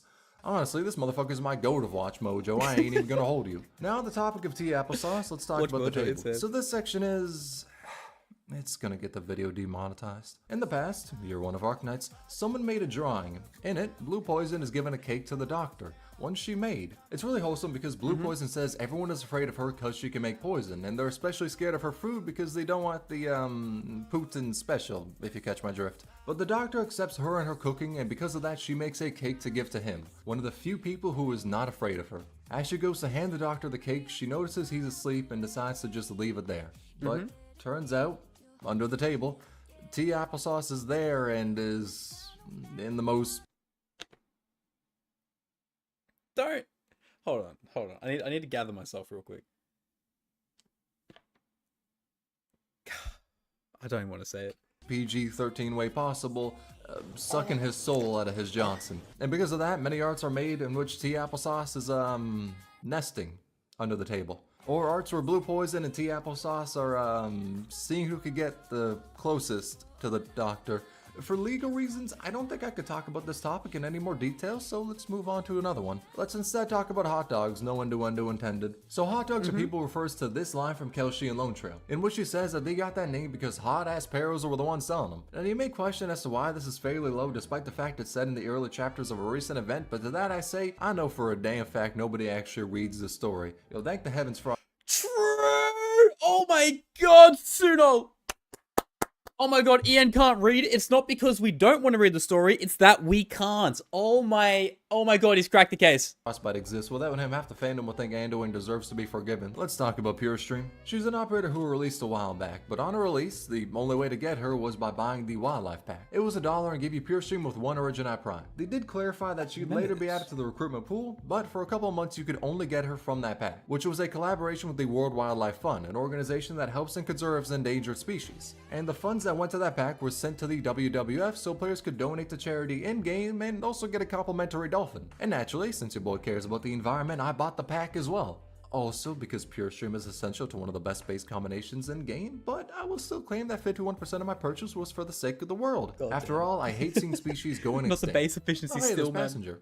The operator that is based on the passenger bird, which went extinct on September 1st, 1914. And Passenger's birthday is... oh, well, that's depressing. Let's talk about something fun instead. So on release, Passenger was completely fucking dog shit. Deadass, one of the worst units in the game, and everyone shit talked him. Now this man did not go the way of the passenger pigeon after all that shit talk. Nah, instead Wait, does he he won. log in? Let me tell you of the tale of Passenger, not the dead ones, the Arknights one. Since he was utter unusable trash on his release, Hypergriff buffed him. Well, more particularly, they buffed his class, Chaincasters, as they all, ate more ass than Riley Reid. But that buff was the equivalent. It's not a metaphor I expected. To dropping a twig in a wood chipper, it gave nothing. And the CN community went wild in a damn funny way. They made an entire copy pasta about him being God, and the reason he never killed wasn't because he was ass. It was because he was too kind. By the way, Lowlight saw this shit and promoted the memes. But guess what? It don't stop there. On national TV, this high school student, nay, this Chad, deadass said to buff Passenger. So because of all the memes, because this Chad decided to speak the truth, and because Passenger was by far the worst 6-star in the game, they decided to buff him. Again. And so they made Godsinger real. And the buffs didn't stop there because they dropped a fire module for him. I know modules are meant to be a power increase, but I'm gonna call it a buff because it feels like there's a 50-50 between getting something like Ling's module, which is the greatest buff imaginable, and something like Dusk's Mod X, which is honestly just an insult. And that is how Hypergriff made Godsinger real. Honestly, he's strong enough to be a Beastmaster. Now in case you don't know what that is, Beastmasters are talking animals. Yep, I'm not making that one up. The Emperor is literally a talking Emperor Penguin. The Beastmasters are all mortal and have existed since time immemorial. The Beastmasters we know now are the Emperor, High Priest, Gawain, the Signor de Lupe, Amma, and Dolly. Yeah, that last one feels a little out of place. I mean, not as out of place as the Duck and Duck Lord. Since they have lived for as long as time existed, they all decided to do different things in the world. High Priest spends their time in Sargon making technology. Signor de Lupe is the pack of wolves that fight each other to deem who the Alpha is. But because they cannot kill each other, they instead appoint Fangs, humans, to fight in their stead. They need to kill all the other Fangs and that wolf is deemed the winner. In fact, Project Red is one of these Fangs. And then there's the Emperor, who makes sick-ass rap music. Like, I ain't even gonna hold you, this motherfucker knows how to spit some shit. The Emperor is easily the coolest Beastmaster, bro. Just look at him holding his piece surrounded by the wolves. This what is this motherfucker stage? is Wait. my goat, biased to Penguin. Is that Master Splitter in the corner? Oh my god, I hope he gets hit by a bus at like 150 kilometers an hour. The best things to come out of Arknights, it's not even close. Though, someone who's almost as cool April as the Fool's Emperor stage? is us. Oh, okay. And in case Okay. you do not know why the community It's actually glazes him, insane. well, it's due to Arknights' legendary translations, in which he translated his entire operator description to simply Austa. Nothing more, nothing less. His name is all you need to know to understand how much of a Chad he is. It's changed now, but honestly, I don't think there was anything to fix. It was honestly perfect. My man became a meme due to his Chad energy. And on the topic of memes, let's cover the copypastas. So, there exist many different ones that, for the sake of this, Are you kidding? We have a goddamn... Oh, it's over. Oh, it's Iceberg, over. and Oh, it's at so the over. cost of my sanity, I didn't care I anymore. decided to look up. Thing is though, I don't know if I could really even show this on YouTube. For a rundown, there's a Massimo one in which they're almost as down bad for That first... Oh, but wait, hold on. We need to address this, like, publicly. her as I am for Rex. We need to talk about this. True and based and real. One about how sex with Weedy isn't gay, don't question it. The Vaporeon one, both Spectre as the focal point, the Tallulah one, and an honorable mention of how Thorns throws his sperm for his ranged attacks. And no, I am not describing that one. I refuse. This Iceberg was a mistake. Yeah, that's all for the copypasta section. If you want to see more, you can easily look it up. I need not stain my eyes more than they have been, and we will never talk about these copypastas again. Let's instead talk about attack canceling, alright? It's a very niche tech you can use that stops your character from attacking. The way to do it is to use a skill that cannot be used right before you attack. That will cause the operator to stop their normal attack. The best use of this that I saw was a strat for a high risk in CC9 where they had Gladiator attack canceling so she didn't hurt the enemies that essentially have thorns. I just remember the thorns copypasta. Anyway, that's a thing that can happen. It's pretty cool, but doesn't have too many uses, kinda like the multiplayer in the game. So far in the past of Arknights, they decided to make a multiplayer event. It's where you and another player took 2 floors of a building and had to stop the enemies. They would spawn at the top and the bottom, and the ones at the top try to take the stairs to get to the lower floor, where the blue box is. And the top player is meant to stop them from that, to make it easier on the bottom player. Thing is, some people decided making it impossible to stop the enemies would have been funnier. And they were correct. This shit is hilarious. The multiplayer event was really fun when it was launching. Hope they could bring it back in the future. I mean, I'm mainly hoping that because I played it in a way that actually helped the other player, and if they brought it back, I would 1000% troll the other player. But we don't need to go into the details of that. Details we should go into though is Crown Slayer bullying. How did they make a Bloons Tower Defense with waifus have co-op before, like, Honkai Star Rail? Oh, Hypergriff diff is actually crazy. Now, this is one of my personal favorites, right? So, take this boss. It's like a Crown troll Slayer. event? It sounds she was like an it early is. game boss and was fairly difficult as she had a move to teleport past operators. However, every bit of difficulty within basically any encounter with her was nullified when people found out she has no resistance to being pushed or pulled by specialists. This Wanaki came on in and popularized the bully squad by treating Crown Slayer like she was a yo-yo and the doctor was planning out the sickest tricks. Now this bullying went a step further when Hypergriff decided to remake her boss stage, but instead of using roadblocks to stop her, they just put a hole down for her to go the way of Kevin. Lest we even talk about the new levels of Crown Slayer bullying that happened after Shu was released. Homie isn't having the best time as of right now. And this isn't how much story-wise either, because she got her mentor killed by Project Bread and Siro Kusano, and then had Project Bread run her pockets. And lest we even talk about how in the main story in anime, Kelshi whooped her ass with the most bored expression on her face, even needing to stop Monster from turning her into a shadow. In gameplay, anime, and the story, she has been bullied in every single adaptation. Hell, if a live action was made, the person who gets casted for Crown Slayer is probably going to be sweating bullets. As they know they are not in for a fun time. What'll happen to them is going to be live streamed on Zero Sanity memes. Now, there's 2 descriptions I could use to detail what Zero Sanity memes is. The first is that it's the meme subreddit for Arknights, where people post out funny videos and pictures, etc, etc. You know how memes work. The other descriptor is that it's an affront to God. At times, most times that is, it lives up to its name of Zero Sanity. Within that realm of tragedy and insane doctors, there exists no law. Damn near everything is posted. Horny posting, more horny posting, even more.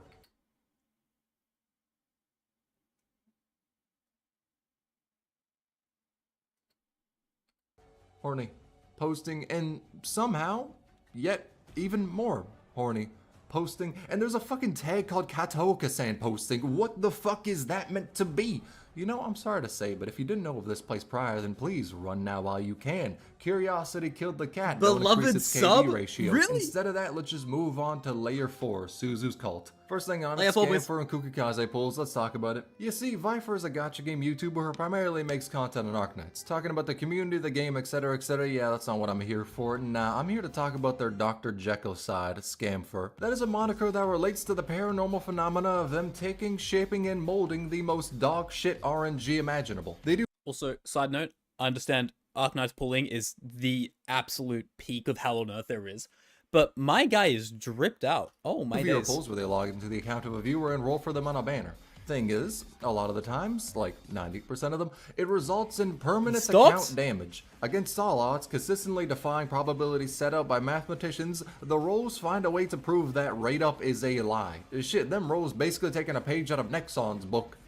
I'm finding a pattern here. About 80% of Arknights CCs are either CCs in a different game now, or they quit. Enfield's gonna bring them all back, don't worry about it. Alright, Enfield's gonna bring everyone back. Alright, I'm here to stay. I'm always gonna be a creator. But Enfield's gonna bring everyone back out of the rubble, trust me. Due to this, the name Scamfer was not given to Viper. No, it was earned. Meanwhile, on the other hand, Kukikaze can take 3 pulls, a missing shoe, a chewed up gum wrapper, and somehow get pot 6 on half the cast. Truly, I do not know the Ouroboros method they have in store, yet there is definitely some binding vow between the two of them. For every account Viper crushes, that's another one saved for Kukikaze. We deadass got the heaven or hell you could put your account through, and it's hilarious. Yo, deadass, 2 sides of the same coin, much like Province and Scavenger. Now when it comes to this ship, I didn't bring it up in the ship section as it goes a little deeper. That is to say, it's kinda official. In Scavenger's profile, there are 2 pretty interesting archives to look at. One tells the story of how she loved this girl from her home village, but was then thrown out due to her being infected. And when she met her love again, she was already dead. Yeah, that shit is kind of depressing, but what I want to focus on is the fact that she likes women. She's the first confirmed LGBT plus character in Arknights. And in another archive of her file, well, easiest way to put it is, do you know how gay Moby Dick is? Like imagine that, but with women instead. Wait, that's just Canto 5.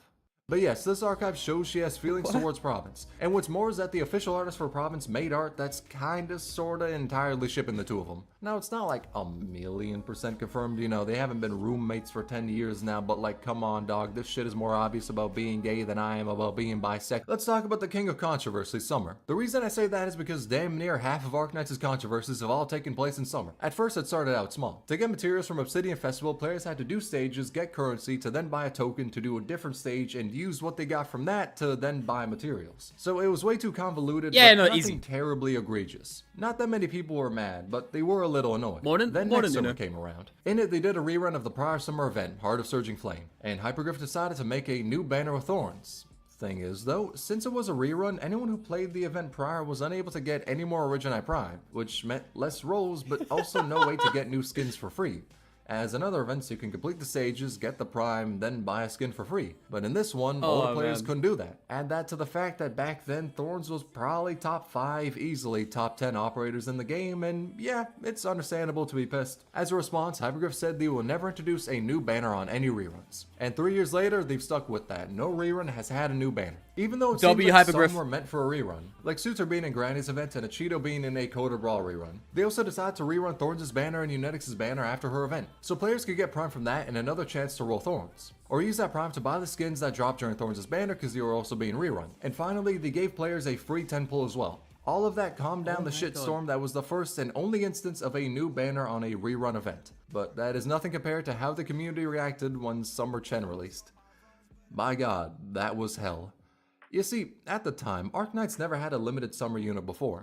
We had Chinese New Year limiteds like Neon and anniversary limiteds like W and whatever half anniversary ones as well. This made it so there was 2 pools for limiteds with them running 3 limited banners a year. Then they came in with the limited summer pool and people weren't the most happy, as that was now 4 limiteds a year when prior, at launch, there were 0. So that's where the controversy started. The oxygen for the fire was the fact that she was top 3 strongest units in the game, arguably at the time top 1. The gasoline for it was the fact that she looked like another operator, Blaze. The propane was how people felt that the altar was random and not story-based at all. Most people felt that Summer Chen was just a lazy alternate form of a popular character, as in the event she kinda just pulled up a water gun out of nowhere, so it didn't feel as lore deep as something like Sculptor was. And the sprinkles on top was how the character sharing the raid up, Mizuki, was kinda dog shit at the time. This caused players to feel like Summer Chen was a Yes, boy. Insane. cash grab. Make a new limited banner out of nowhere, make her broken as fuck, make an alternate form of a beloved character whilst not having the strongest basis for an alter form, and have her look like Blaze. And have the alter form be based on her outfit from Heart of Surging Flame that everyone wanted as a skin. And then just remove it in her E2 in favor of some really mid-drip. This controversy had CN players make a list of 15 demands for Hypergriff. No limited summer banner, no poorly explained alters, decreasing the spark from 300 to 120.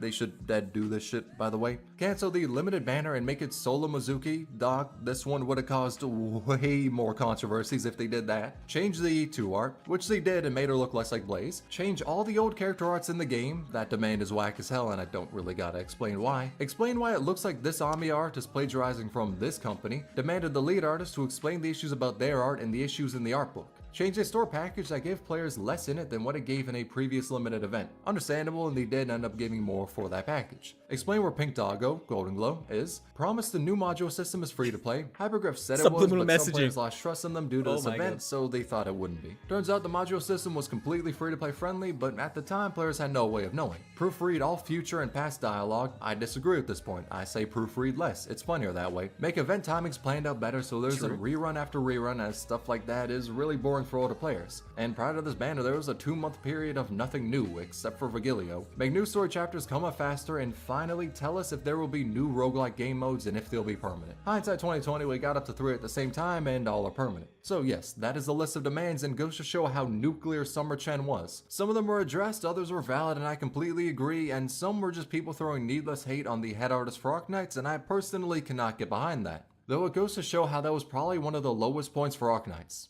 Thankfully, the next summer event, My Ideal City, didn't really have any noticeable controversy around it. But So Long Adele had some people complain that there are too many alternate forms of operators, and I agree, as there are some I would love to see taken out of NPC jail. Like Lemuin, Ascalon, Lemuin, Logos, Lemuin, Closer, Lemuin, Opian, Lemuin, Mechanist, Misery, that Lemuin is not an operator. Okay, I got a bit of a bias. Aside from me spitting facts, out of 4 summer events, 3 have had controversies with Summer them. Chen legit almost ended the game. That's a big claim to make. But hey, gacha fans can be crazy, so like, you know, it's either way. Summer-based cursed is, but my god, is it funny as hell. Now, straight up, the next summer event feels like a 50-50 chance between being normal or another shit show. We'll have to see. It's a curse, much like the curse Exia has.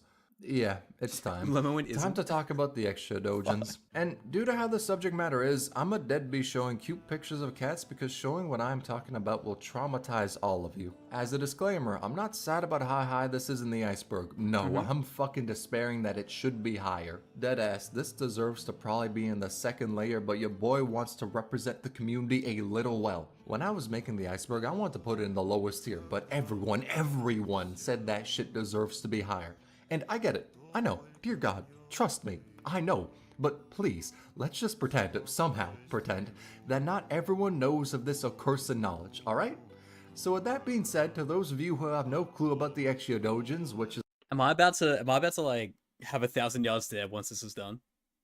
Like 99% of the community, totally. Let me explain.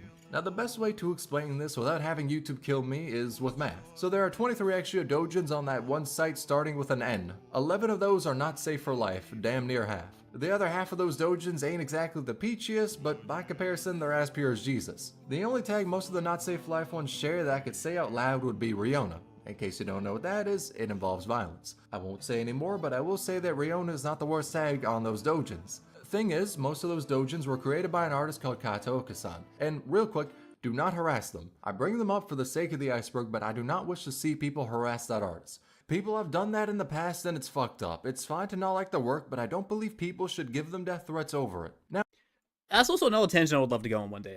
Yeah, artists are artists for what they enjoy and what they do like and what they do as a job. It's not, you know, they don't deserve the hate, even as fucked up as it may be for what they're making. But I might never be the same if I do look up those tags, I'm not gonna lie. Don't harass us. They're the one who's drawn most of the fucking spicy like a goddamn Carolina Reaper extra art, and due to that, whenever she is brought up like a fucking Amber Alert, someone will be there to bring up Kataoka-san. For better or for worse, their arts are known by most. But the Curse of Arknights doujins don't stop there. There's one of Chen and Aya. Wait, what did that say? Arts are known by most, but the Curse of Arknights doujins don't stop there. There's one of Chen and Aya getting an autopsy. Nothing actually sexual, literally just an autopsy. And also one about Snow Saint not exactly having the greatest time. With that depressing shit done, let's move on to something equally as ass, Beagle's death. And Who's Real Dust showed Cruz a dream, something contained within her paintings. And in that dream, it was alluded to that Beagle died. See, she went to Bolivar, her hometown, and in Bolivar there is a war going on between three factions vying for control over the country. And during her participation in the war, she died. However, that's just a bad dream Dust showed Cruz. It's not fully reality, right? Well, it goes a little deeper. Beagle has a bloodline of combat skin, one that is taken right before she participates in the war, which ominously says the outfit worn by elite operator Beagle, serving as the rear guard during the Great March of Bolivar. This is her final test, which gives more evidence that something may have happened in Bolivar, especially when you know the meaning behind the bloodline of combat skins. But again, it's just a dream of the future, something that can happen but can also be avoided. After all, we saw Mr. Nothing get assassinated, but by joining Rhodes Island, he was able to escape that fate. But when Cruz had her dream, she saw Beagle, and the first emotion she felt was disbelief. She was very distant from Beagle, as if knowing that just by seeing her there, something is wrong. Later, the two go their separate ways and say goodbye. Then Cruz hears, "See you. We'll meet again." You know that's not how things will end. What you will face on the path ahead will be far worse. Then it cuts to a different point in time, the Bolivar operation. In that painting, the emergency comms stopped working and Cruz decided to run to where Beagle was. And upon getting to her location, she says, "Beagle? Are you sure it's her?" "No way. How come?" And here's this response. "We'll have a detailed report later on." And, well, Cruz, we probably shouldn't get too involved in this mess. If Bolivar is really this complicated, there's nothing we can do for her. With Cruz saying, "No, I should have stopped her. I should have stopped her. Whatever it took, And as even more evidence that she died, Lava the Purgatory's operator record talks about the blank incident in which she became a full-grown adult in the span of a night. And the blank incident probably refers to Bolivar. This is the evidence that Beagle dies in the future, but counter evidence is what Neon says after saving her. All she did was draw the rest of your lives out in the painting and let them play out again from the beginning. That's all fake anyway. Couldn't you have picked a better ending? In the main storyline's timeline, so currently in Victoria, we have yet to see Beagle die. It may be completely confirmed in the future of the main story, maybe in a Bolivar related event, but as of now we do not have a fully confirmed death scene for Beagle, just a lot of evidence that something will happen to her. However, we do have a fully confirmed death scene for Kaobe. It was in one of the endings of her integrated strategies, Fung Mist, in which she died with the cause more than likely being the copious amounts of shrooms she consumed. Yep, Fung Mist is literally just Kaobe's drug trip.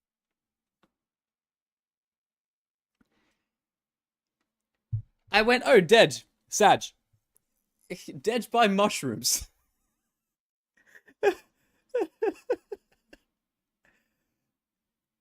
Do you know how much she would had to have taken? Do you... This might go down as the Darwin Award. This is actually the Darwin Award of wild shrooms. The decade. Thankfully, though, that ending is not canon, and instead, Kaobe just had a really fun time. What is canon, though, is Hordier being an Idol fan. That's right, this beefcake of a man with extra cake is secretly an otaku. He is not only the biggest fan, but the biggest simp of You Official. Long story short, she's a streamer, and in the most recent April Fool's event, you managed her live stream. And as we were doing that, we figured out the account name for her editor is One-Eyed Spy. And when you take a look at Discount Guts over there, then yeah, the name adds up a little. Now apparently, I say apparently as we're yet to get this event on Global, but these are apparently some of the messages he sent out in chat. Now, I want you to read this and imagine Hordier's deep fucking Mariana Trench ass voice saying this shit out loud. It is easily one of the best things to come out of Arknights. As a Wait, let's skim a little. Poggers? Isn't this what the Sock has hot girls? He said this when selecting CB's photo. Yu-chan, let's go. This is good content, good stream. Omega lol, Kek W in top shape today. Brother is actually him. Hey, look, whew. He gets it. This shit out loud. It is easily one of the best things to come out of Arknights. Also, boys, you ever watch VTubers? Are you guys kind of are you a big guts-like figure who partakes in VTuber vibes? As a result of his simpery, two things happened. One, players took it as confirmation that he was going to survive the current story arc because people were not 1000% sure on that being the case. Two, immense amounts of art started being made with him being an idol fan. Fanboying, getting hyped for a stream, having a body pillow, you name it and it has been made. It feels like the entire Arknights community banded together to show this man as a fanboy in all of his forms, and it is beautiful. The only other time I saw such connection within the community was for Platinum's faceplant. A bit more than a year ago on Japanese TV, Hitomi Honda, an idol, Hordier's probably a fan, was cosplaying Platinum and had to use an ab roller while a man wearing a muscle suit commented on it with people reacting to it on face cam. Now, as to why that is the case, there is only one answer. It's Japanese TV. And as the cosplayer tried to use the ab roller, they heroically face planted on the ground. And the entire Arknights community saw this shit. Within what felt like 0.2 nanoseconds, artists came out with 5 million different works showing her having face planted. It felt like for a brief moment, technology advanced to where people could immediately draw and upload the image they were thinking about. Everyone drew her face planting and that became associated with Platinum. The memes die down now, but the memories about it will never fade away. Just like how Platinum will never have a six-pack, or how Hyperglyph will seemingly never decide to take an easy-ass bag. Let me explain what I mean by this. Japanese television is arguably the greatest cinema, I think, that will ever be bestowed upon us. Oh my god.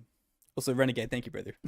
So there exists New King has arrived, disagree, but hey, people enjoy it. Can do something very simple and just print money. What are those, you may ask? Giving us maid Kelshi or butler Kelshi, preferably butler Kelshi, making any of the Ambiance Synthesia outfits into in-game skins, giving us the Angelina and Masuma sportswear outfits, giving us this extra outfit that I don't... Wait, that's not in the game? Everyone shut the fuck up, hold on, wait. You mean to tell me this isn't a game? Wait, whoa. What do you mean? Do you guys understand the things I do? I would take out a mortgage. I would sell my car. It's not in the game. It's not in the... I'm the Mostima guy. What the... The blue tongue lizard queen herself, and you're telling me this is an option that they have someone draw and design, but not inject into the game? Angelina and Masuma sportswear inject it into my veins, giving us man. This extra outfit that I don't even remember where it's from, but I have it saved as a screenshot on my 6-year-old phone because I am the most insane extra simp. Point is, there are a multitude of different sprites which already exist that if made into skins will have everyone throw money at the screen. Yet for whatever ungodly reason, Hyperglyph refuses to do it. I do not know why they haven't, but not making Kelshi Butler drip into a skin is the greatest form of financial sabotage. We already got the sprite, dog. You don't need to add anything else to it. We'll buy it from the store in that form, goddammit. Them not making the easiest financial choices is almost as whack as Suzerain having a cult. Now, I'm not talking about the cult. Nah, I'm talking about an official in-game one. In Suzerain's operator file, you could see a paragraph rivaling the length of this video being used to detail every action Suzerain takes in a day. And at the end of it, they say, Miss Suzerain is our light. And to not let her meet Lapland, that one's a smart decision. But the operator record showed us how a cult exists who calls Suzerain our light, which has caused many artworks to use that term in a literal way, as in Lightbulb Suzerain edition, and also for people to sob and say, our light, whenever she briefly appears in a live stream. Yeah, one of those is a little more wholesome than the other. The other is about as wholesome as Iness's history.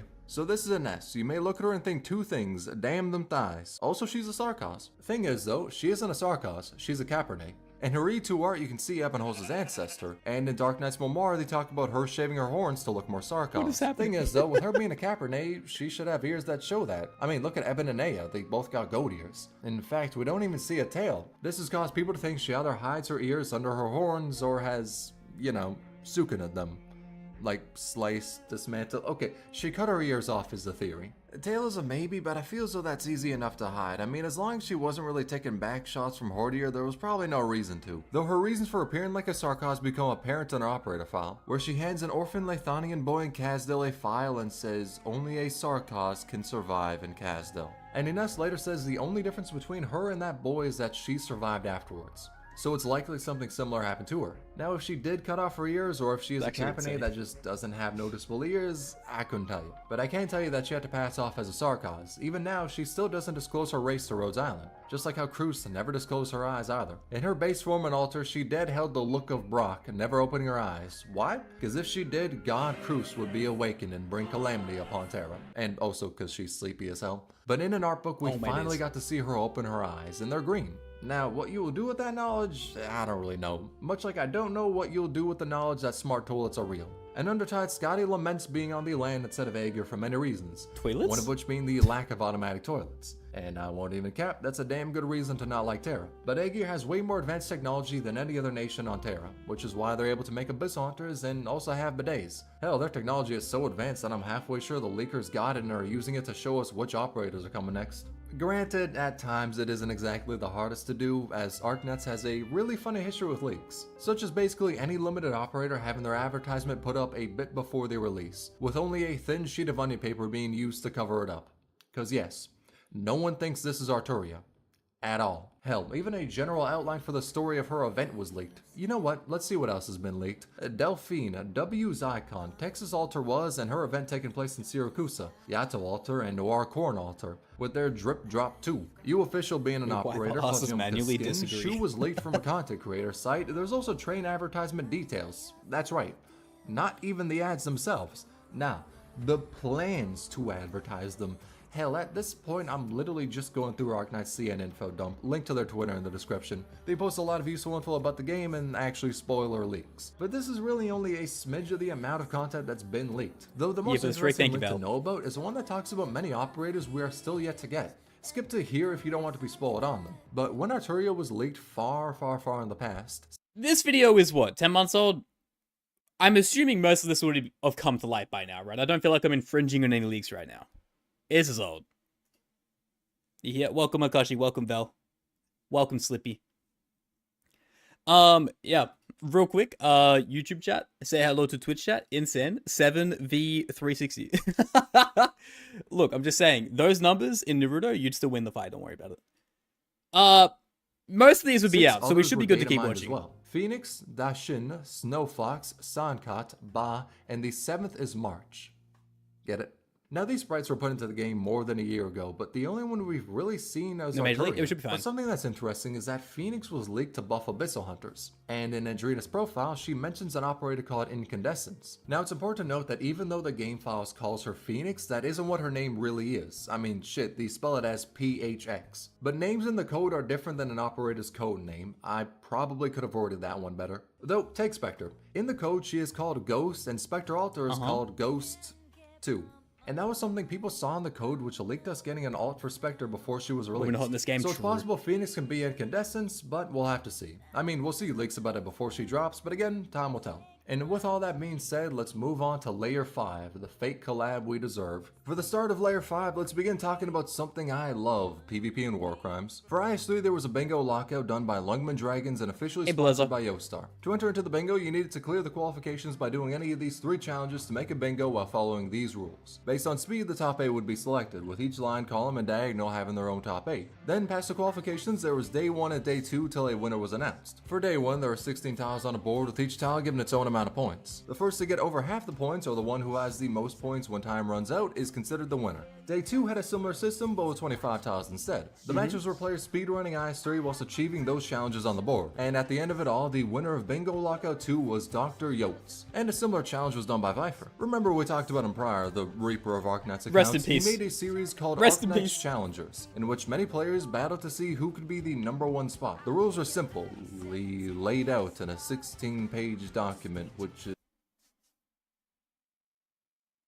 16-page document, and you're telling me that the awards, the award is a monthly headhunting pack. Dude, oh my god.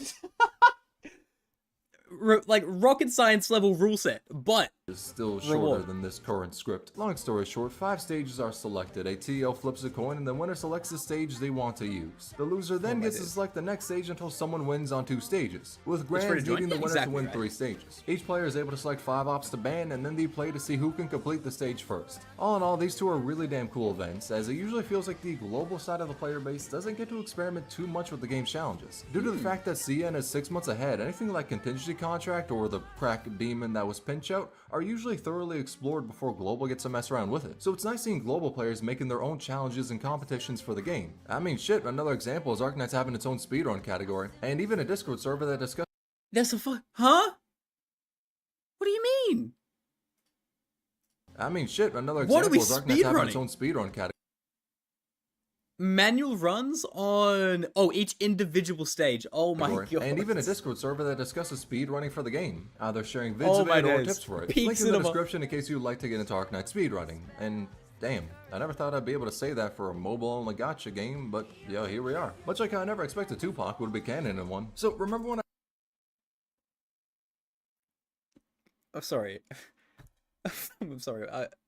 I brought up the Emperor and said how much of a chat he was? Well, he quite literally has a shirt with Tupac's face on it. Hell, it even says, well, it doesn't say his name, and it says Tupac, but you get the idea. The reason why he has a shirt is very simple. The Emperor is amazing. Tupac was amazing.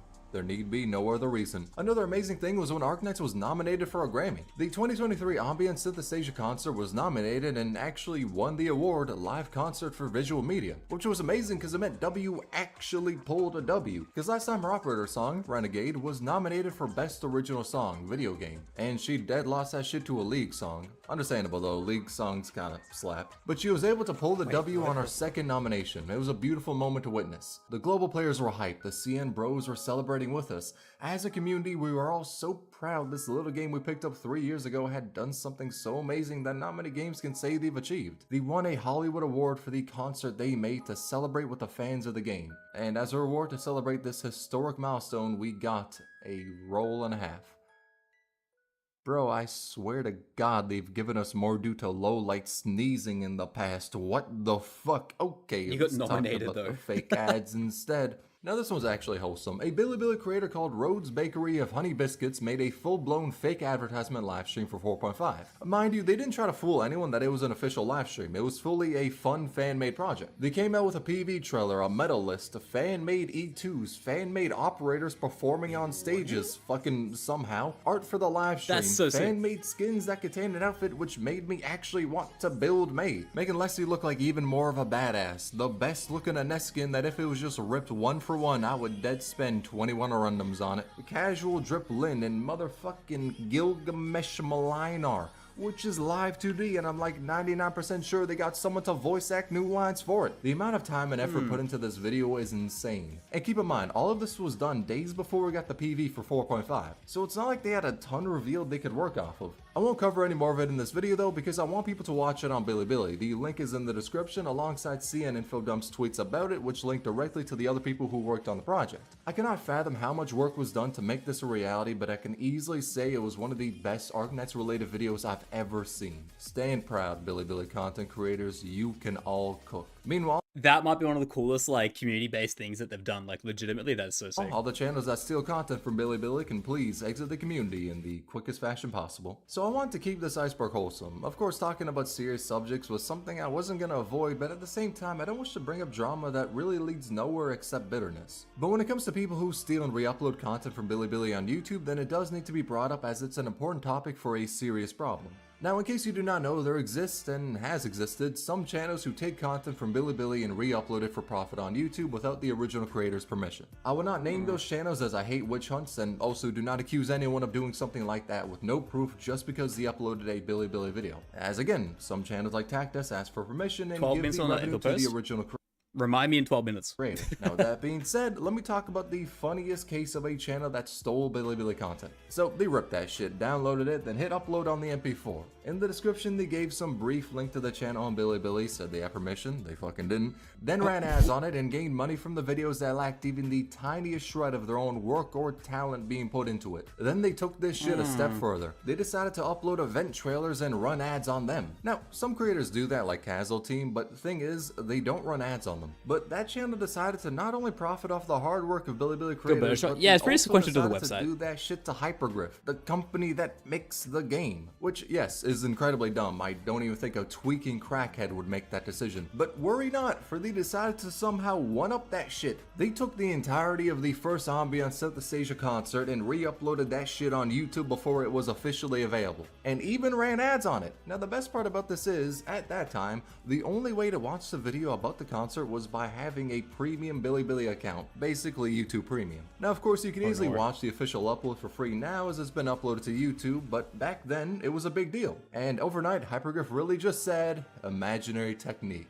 you're banned. And fucking eviscerated that channel, fully deserved. Out of all the examples of channels that have ripped off Bilibili creators, this is by far the funniest one. The less funny part is the amount of clones I found whilst researching this. I was gonna come on in and make a joke like, oh, I had to search past like 10 other channels that have done the same thing. Yeah, only problem with that being, it's no longer a joke, it's a fucking understatement. Looking into it, there have been many examples of channels being made that just re-upload CN creators as videos and make a profit off of it. Thankfully, the community is pulling a low tier god and stomping out these channels, but they keep coming back despite us knowing their game because they keep smelling that syrup of the YouTube ad revenue. That's a problem. We need to watch a lot of people things. have put painstaking hours to see fixed, but will probably continue to exist as it's really easy to do and get money from. Hell, if one channel gets found out, create another in the same week. You already got the MP4s, the only thing stopping you is your upload speeds. Which is why, as a community, it's best we continue to expose the channels who have actually done wrong. Don't falsely accuse people. And kindly tell stealers to never browse the internet again. And within the spirit of having shit robbed, let's talk about what happened with DMC. When it came time for the Capcom collab announcement, when we finally had a stream to tell us just what it would be about, we waited with bated breath as they first talked about Reclamation Algorithm, and as they showcased the trailer for it, we heard it. The DMC5 main menu and voice play in the background. This made everyone so hyped that we got DMC as prior. We only knew it as a Capcom collab. That shit could have been anything from Dead Rising to Mega Man or Resident Evil, but most, myself included, wanted DMC. And that music gave us hope for that shit to be crushed in favor of giving us a Monster Hunter collab. Which, there wasn't anything wrong with that. In fact, it's pretty much a beloved collab. But the music playing really just set us up for disappointment. Evidently, that shit was a mistake. It was not meant to play. Trust John Arknights. Hypergriff was hyped thinking we got a DMC collab, and when they heard internally that it was just Monster Hunter, they dejectedly fired up DMC5 to practice some virtual combos. I'm sure it was really good. Accidentally had the menu sound play on stream. That's probably not what happened, but that headcanon helps me cope and know that I wasn't the only lost soul on that day. So that's what I'll say was the case. Another thing that was robbed from us was Beta Kelshi. And no, I'm not talking about the abomination that is Happy Kelshi from Endfield. That shit is terrifying. I'm instead talking about how Kelshi was available as a unit in the beta version of the game, but on release she just disappeared until we got her during Sculptor's event, which means that it took till the end of the world before she would even allow the doctor to command her in battle. True ex-wife energy right there. But in beta she played much differently. Monster was still summoned for her and she was still a medic, but Monster had ranged attacks now. In fact, that shit was AoE. Her first skill was a generic more attack, second made Monster hit slower but harder and slowed the enemy on hit. Then it was reworked to where her first skill was still an empowered hit, but it also stunned the enemy. The second skill still increased the attack interval, but binded on hit with a small chance to stun. And if you ask me, by comparison to her beta form, they buffed the shit out of her. Monster being stop range, dude, it was peak. Arknights feel really basic when compared to the newer units, but it was absolutely lord, peak. I am glad they changed up her kit. They spent a bit longer in the kitchen with Kelshi, but they cooked for her release. Completely unlike how Old Days tried to cook by ripping off Arknights. So Old Days is its now dead NFT game, which for whatever ungodly reason, against the advice of any life form with an IQ above 2, they decided to trace Amiya's animation from Chapter 8 for their dog shit games trailer. As to why they thought they could get away with that, I'll never be able to tell you, as I'm yet to do enough crack cocaine to put me in that same headspace. The funny part is, they decided to double down and say it was original and not traced, acting as if no one had fucking eyes, and then said that Arknights cannot sue them, and they won't dare to. Naturally, NFT bros shitting and crying right now. Oh my god. GG! So them bitches got hit by the Nintendo special cease and desist. Afterwards, a great silence must have enveloped their headquarters because we heard nothing from them. They basically fell off the face of the planet, much like what happened to War of Embers. If just a little bit is really fine. Heavy inspiration for Arknights, which is code for saying they just copied stages one-to-one. I don't care to speak too much on it, as I've heard no mention of this game in the past 2 years, so it must have been banished to beyond the Shadow Realm. Possibly because they apparently stole from Mobile Legends and Raid Shadow Legends as well. So my guess on its fate is that it either died from being an ass game, or those Watching on three Twitch companies I were appreciate the you, most Kashi. pleased with their work. Kind of like how the community was when we saw Art blatantly trace Beanstalk skin. Actually, nah, that's an overstatement. Tracing That's just AI art, straight up. That's AI art, just completely referenced off Beanstalk. Oh my god.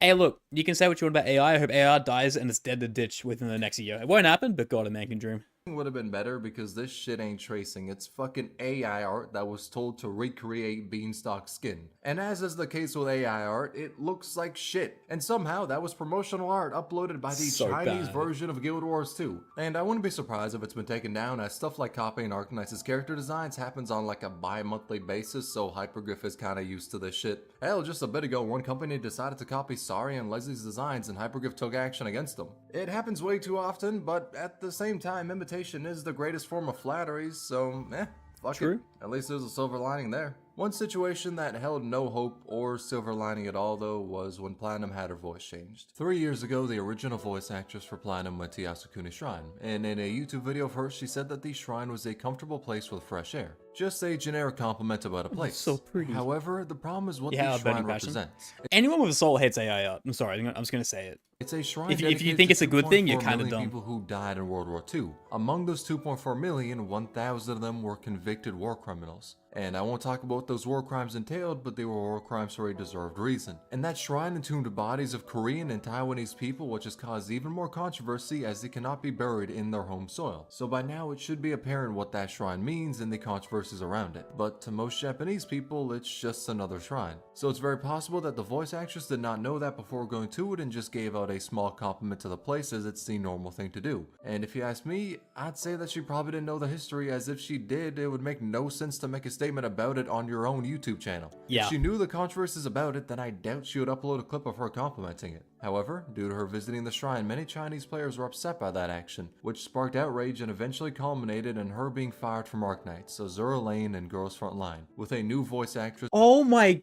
god, she got cooked from every game.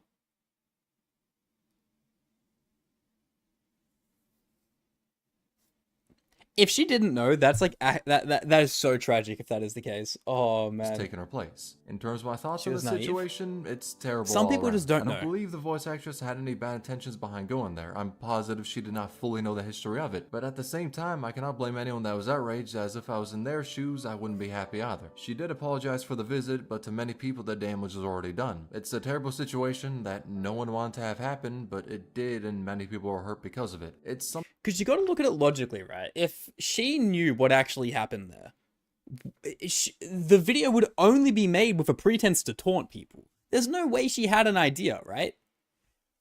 She had no clue in the world. And I feel like, yeah, that sucks that that was just a happenstance that she was at that place with everything in the historical significance behind it. But to lose every job is so sad. She didn't know because JP does suppress information. Yeah. So this is something crazy. Most, like, I think it's like 80% of Japanese people don't know what a how do I say the word so YouTube doesn't trip me up on it? The N word, but not the racist one, the fascist one. Yeah, most of them don't even know that's a thing. Like, the way they teach history is leagues different than the rest of the world. And that's not fault of the citizens.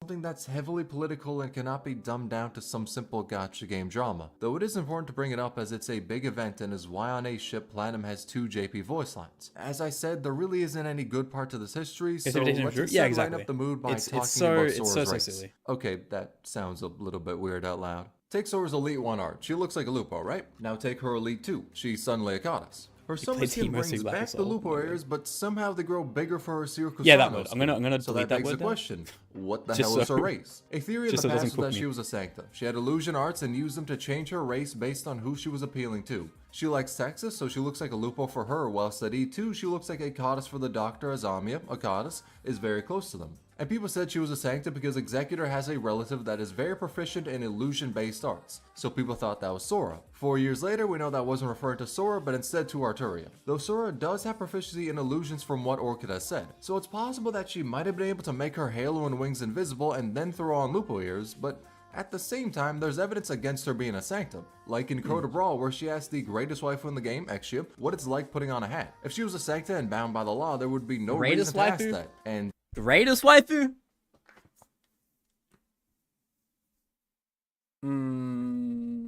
Mostimir exists. Due to how Sancta can feel each other's emotions, Exia would immediately call her out online. So what I believe is the case is that Sora does use illusion arts to change what her race appears as. She appears as a Lupo because of her appreciation, code word for being gay as hell, towards Texas. In the past, Texas saved Sora after she was kidnapped, and because of that, Sora heavily looks up to her. It's very likely she wants to be more like her, which is why she made her ears look like a Lupo's to mimic Texas. In fact, one of her lines even says this. To me, that's basically her saying that Texas knows her ears are fake, either because when Texas saved her in the past she had different ears, or because Sora shared her reasons to appear with Lupo ears instead of her normal ones. So we know she isn't Lupo guaranteed, or else she wouldn't hide her race.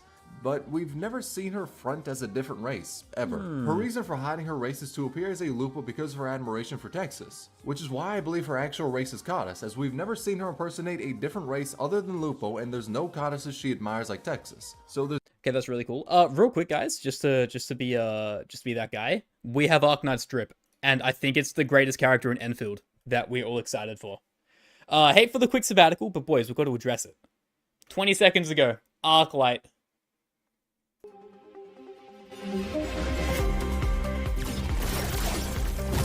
I shall follow the paths of our saviors. Yes!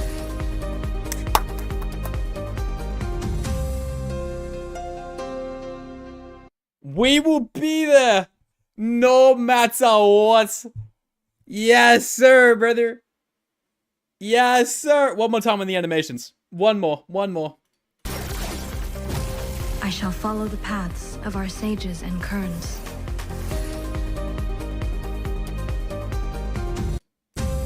Oh yeah. And then usually they also reply with the splash art. Come on, guys. Come on. We're gonna keep this going. Come on now. Yeah, baby. Oh yes, we will be there no matter what. Yes, sir-ree. They even gave her a little bit of muscle definition. Dude, the quality of attention to detail in Endfield designs makes me so excited. Guys, this is a big yes in my books. Oh, it's a big yes in my books. Anyway, back to the Iceberg. There's no reason for her to don the bun. But that's just my theory. And another Arknights related theory is the one that the sky is fake.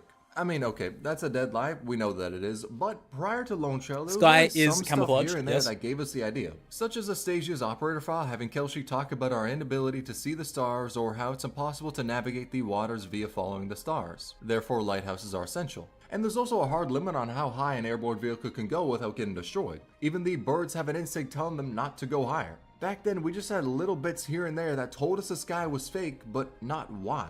That is until Lone Trail came. Skip to here if you want to avoid spoilers. Though we found out that the sky is fake due to a barrier that prevents things from coming in or going out. This barrier also warped light, so people couldn't accurately observe what was beyond it, thus leading to the inability of accurately charting the stars. That is until Christine Wright blasted a hole through the fake sky, the star pod, to finally accurately observe what lies beyond Terra. And when she opened the star pod, people were able to see one of the twin moons clearly for the first time. We do not know precisely why the star pod was created. One theory is that it was made to prevent Organium from leaving Terra. Another... Okay. Lone Trail is the catalyst for Enfield. So, my question to you guys, is the Arknight story going to be finished when Enfield comes out? Or are they going to simultaneously, like, keep releasing story relating to base Arknights? Was that it's a defensive measure to prevent the disaster I imagine it's the latter, right? That wiped out the Ancients. We may not know why the fake sky was made yet, but I could say that it was amazing seeing the truth of the sky be revealed in Lone Trail. Because for 3 years, we always had little bits of knowledge to tell us about it, but nothing confirming how it was fake. So seeing it be revealed felt like the culmination of various bits of lore in Arknights, all paying off at once. And other bits of lore I really love are the Bloodline of Combat skins. They're a sort of brand of clothing, not necessarily like These skins do go hard, Oracos, by which the is swimsuits, or a poke, which I is guess some of they're the most in-game. fire Yeah, I know shit it is, ever. but It is instead story-wise. clothing made by Rhodes Island for war crimes. I mean, it was made to suit the operators as best as possible. The Bloodline of Combat skins is gear that is best for an operator, and it has a specific meaning behind it, showing an operator at the pinnacle of their strength. For Angelina, it's when she is able to warp reality between her fingers. For Beagle, it is before her march in Bolivar, when as a soldier, she has gotten the strongest. Helliger shows his time in the Blood Peak campaign with his best friend behind him. Skydes is when Ashara Mallah takes over her body, and Gladius is right before she leads the charge to take her homeland back from the Seaborn. And this is why Bloodline of Combat is my favorite set of skins. It is raw as fuck. Now the most important takeaway is the fact that Exia is yet to get her Bloodline skin, which means that Exia Alter is a guaranteed thing that will happen in the future, and I am not huffing stray copium. Much like how many simps were huffing copium when people were talking about Mudrock X logos. So this ship is hilarious. It became a thing when we saw logos. Gacha game fans and shipping is like it's just more guaranteed than having to pay taxes in your life. It's actually Save insane. Mudrock from Lithania casters. He was in the area, saw her squad getting hunted, and decided to save them and bring them to Rhodes Island. He saved her life, which caused many people to ship the two of them, as whenever it comes to fiction, simply exchanging pleasantries is enough of a foundation to write the raunchiest 40-page sex scene. Now, thing is, some Mudrock simps went the way of FGO players and weren't the most happy about the ship. When I mean some, it was really a negligible amount, but it was still really fucking funny. However, here's my advice to any of you who are going the way of that one Limbus Company reviewer: touch grass, but also remember Sigma Rule 99. If Mudrock loves Logos and you cannot handle that, then you take the Sigma route. You fuck Logos too. From there, you got two birds with one stone. There's no need to complicate matters. This is simple math. And with that sage wisdom, let's move to layer 6, Dorothy's conspiracy. You see, Arknights Global has a history of choosing events He's like spitting how I choose facts! which drug I take before writing a video. That is to say, it includes a bottle of bourbon and a dartboard. Because of this, the event list we see from CN's side is more of a very loose guideline to whatever the hell they plan to do on Global. At times, we make an event or two later than what was planned, but even with that being said, nothing could have prepared us for the Dorothy psyop that was about to happen. Here's the event list for CN. CC9, Undertides, 2 gay German goats, and then Dorothy's Vision. Here's how it was for Global. Undertides, CC9, Yaoi and Lithania, Ideal City for whatever reason, fucking Trails for Navigators, Oh my god, there's so many events. People who trick normal relationships in a gacha game like the person being cucked is incredibly harassing me. Let me tell you about the Girls Frontline 2 drama and the whole reason that game got delayed. It was exclusively because people felt like they were getting cucked because of the way the main character spoke to the dolls in that game.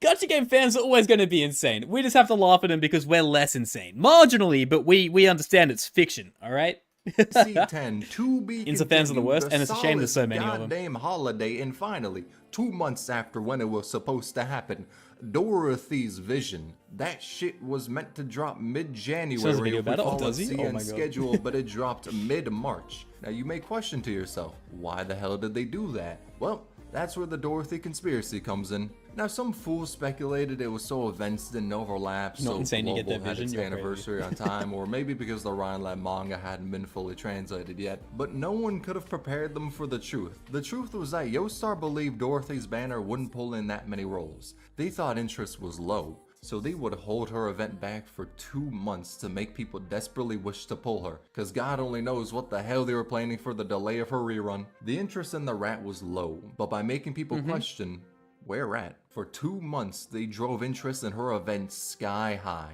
People were Marketing making memes. Art of her geniuses. being held in event jail. The plan was working. And when her banner dropped for Global, they got the entire budget for Parrish and Frost. Or not, because evidently the revenue they got in that month didn't change at all. Regardless, I would choose to believe that the Dorothy...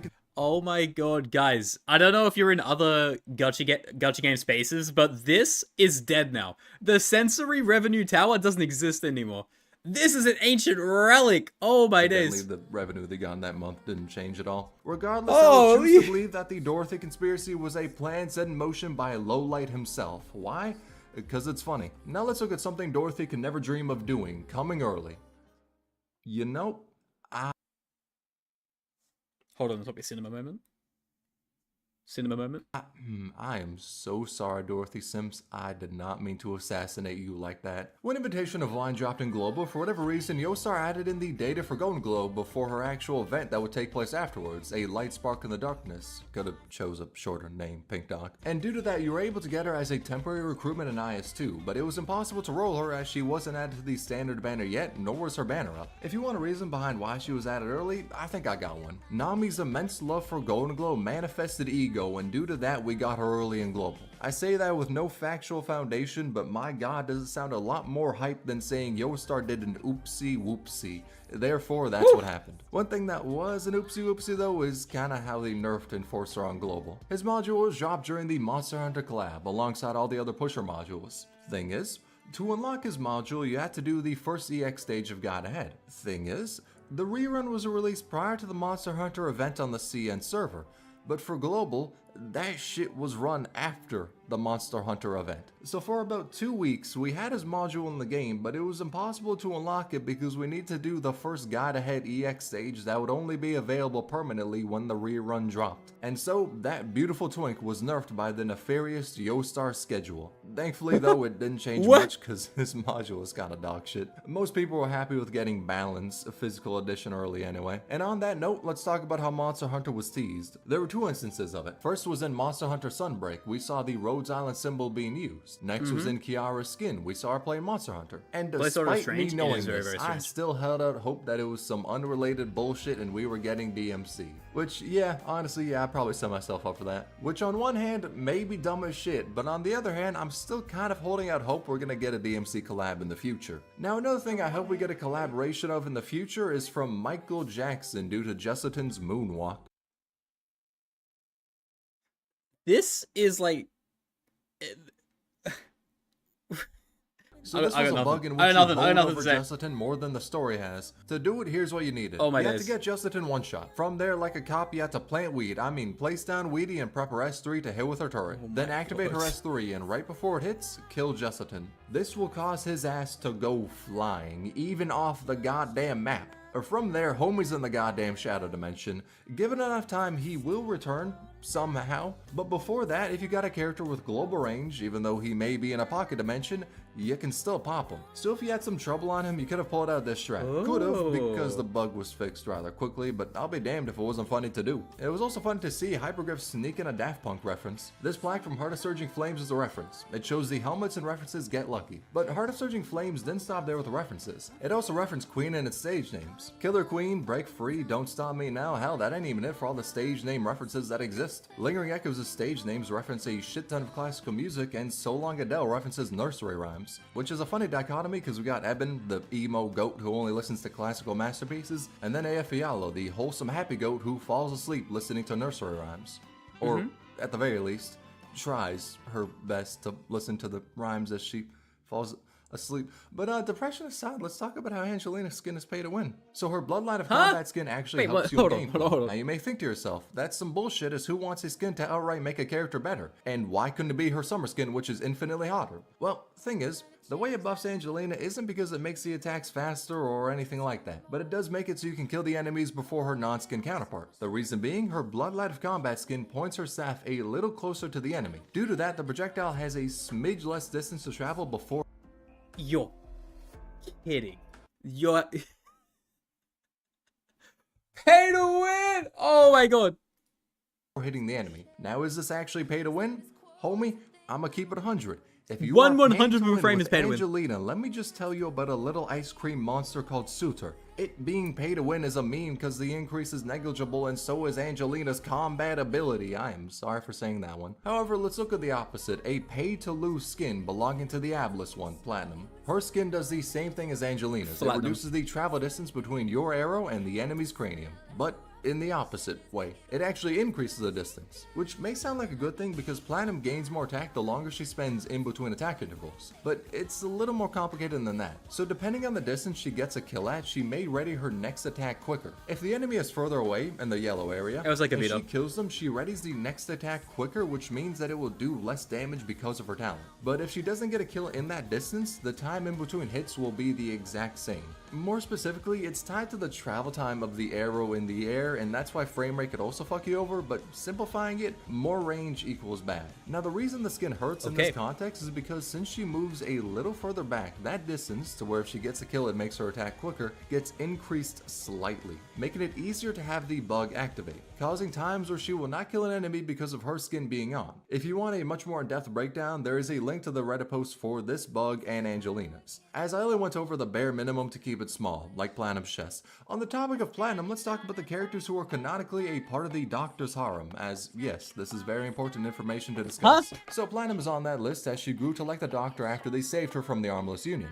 Gravel is too. In fact, her intro dialogue is her literally making out with the Doctor. Though the mask always stays on, so it was probably closer to the Doctor watching the equivalent to a fish sucking on glass as opposed.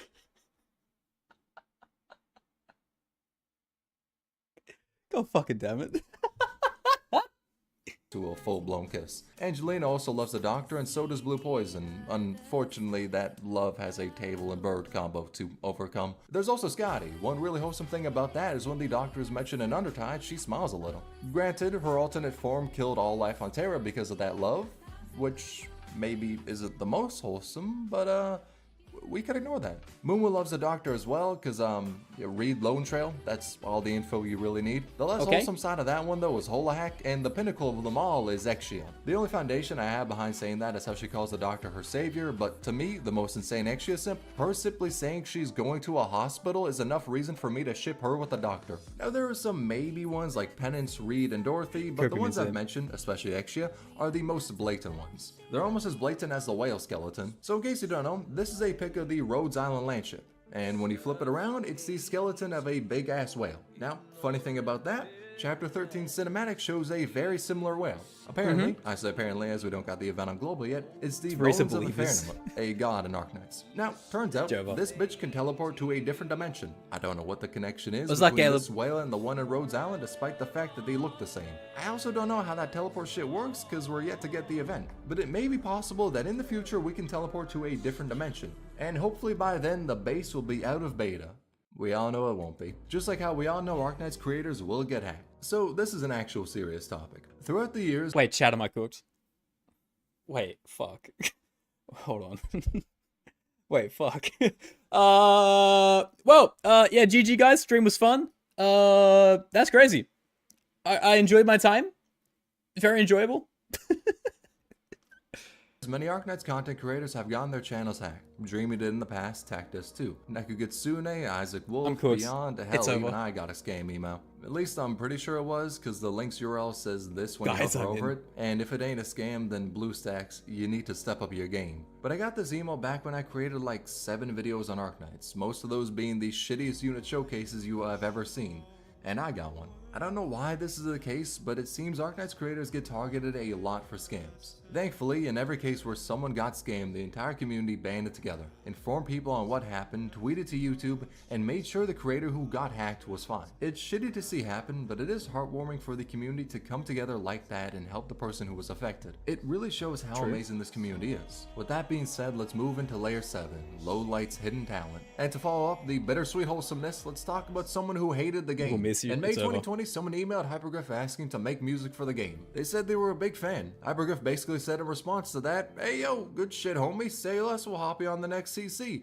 I may have paraphrased a little, but you get the point. So they had them create some work for Operation Cinder. The composer suggested a song similar to Strayer from Taishi, and Hypergriff followed that up by wanting another song similar to Calling from Rejection. Fast forward a bit, Hypergriff got the music from the composer and went, "Right, that shit works, we move." Turns out, the music was plagiarized. And not from any wacky source, nah, it was plagiarized from the damn references themselves. I do not know how the hell quality control missed that shit, but they found a way. Then naturally, people brought up how the music was plagiarized. Hell, that shit was brought up the same day the CC dropped. And the person who, I'm gonna put heavy quotations around this one, made it, dead said Hypergriff told him to copy it, due to Hypergriff suggesting a reference. The truth was that they are meant to be used as references, but not copied from. Now, this may seem weird to do all this bullshittery, because the person originally said they were a fan of the game, so why are they doing all this shit? Turns out, they fucking hated the game.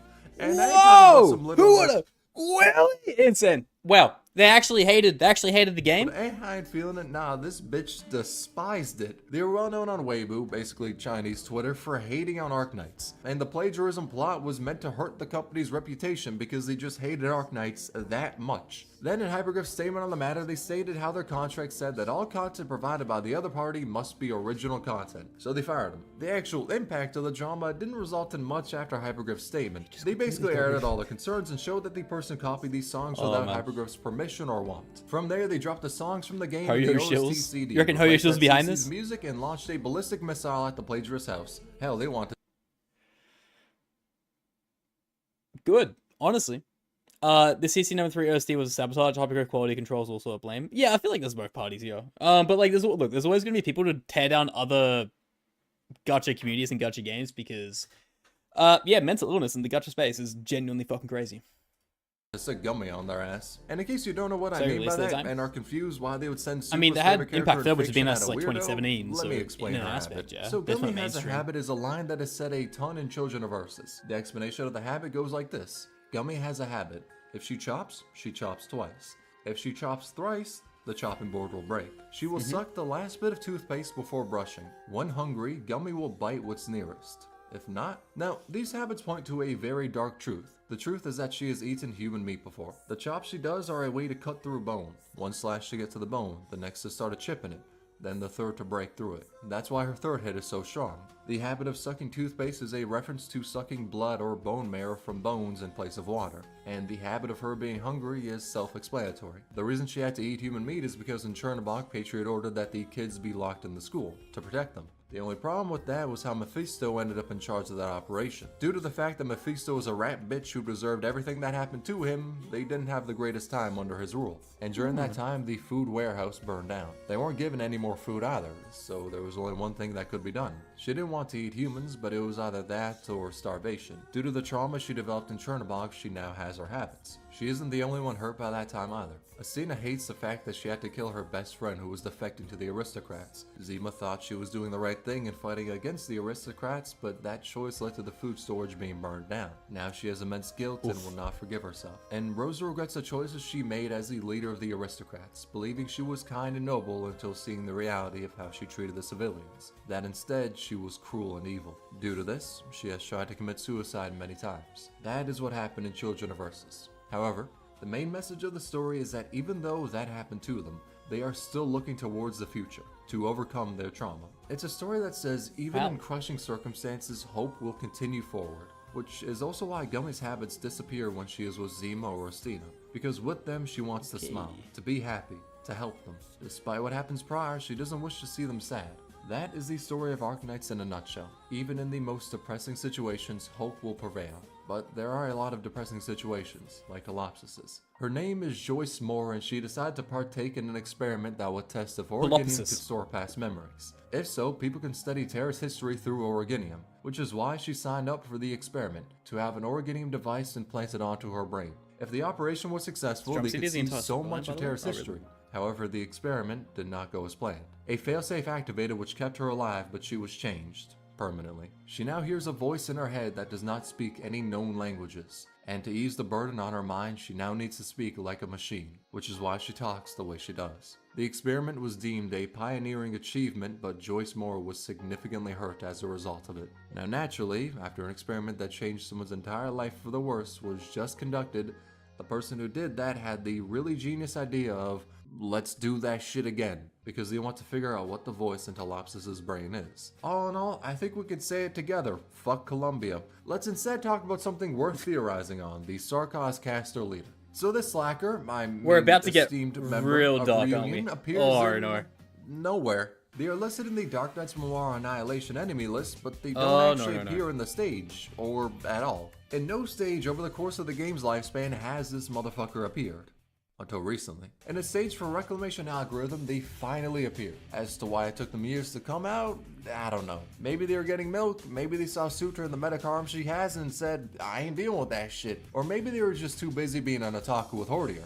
We don't know. But after years, they finally exist, and it is not beautiful in the slightest. I won't even hold you. The regular versions are annoying as shit. I don't need the buffed one to deal with. They could have just held them in the cage of the forgotten characters alongside Matoimaru, and I wouldn't have complained. But I suppose they've unfortunately finally returned after they should have appeared in Darknight's Memoir. And on the topic of that, let's talk about how W came early. Remember when I said that Yostar choosing the event order involves the characters coming early, man? Actually crazy. Dartboard?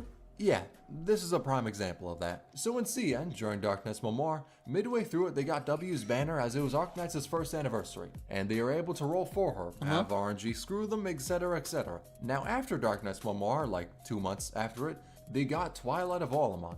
And in that event, there was a stage where players could use W. Even if you didn't have her, she was available to use. Now on global side of things, we got Twilight of Olamont 2 months before the anniversary, before we could even roll for W. Mind you, that stage still existed for global players, which means that due to Yostar's unique schedule, Global got to play with W 2 months before they were even able to roll for her and have RNG screw them out of getting her. And I gotta say, Yostar, give me some of that shit you take before making the schedule. Your boy is heavily intrigued by that black market shit you got your hands on, especially whatever Hyperglyph was taken when they made Frostleaf weaker after Elite 2. So, fun little fact, if you V2'd Frostnova at home, you have inflicted permanent account damage. That's because you unlock her talent at Elite 2, which increases her attack speed interval by 0.15 seconds. But in return, you get a whopping 2 tiles of extra range. Yeah, this ain't no Full Metal Alchemist equivalent exchange, this shit is just ass. It is not worth it. Especially when you look at how both of her skills slow the enemy on hit. Dog, I want to be swinging with her, not regretting E2ing her.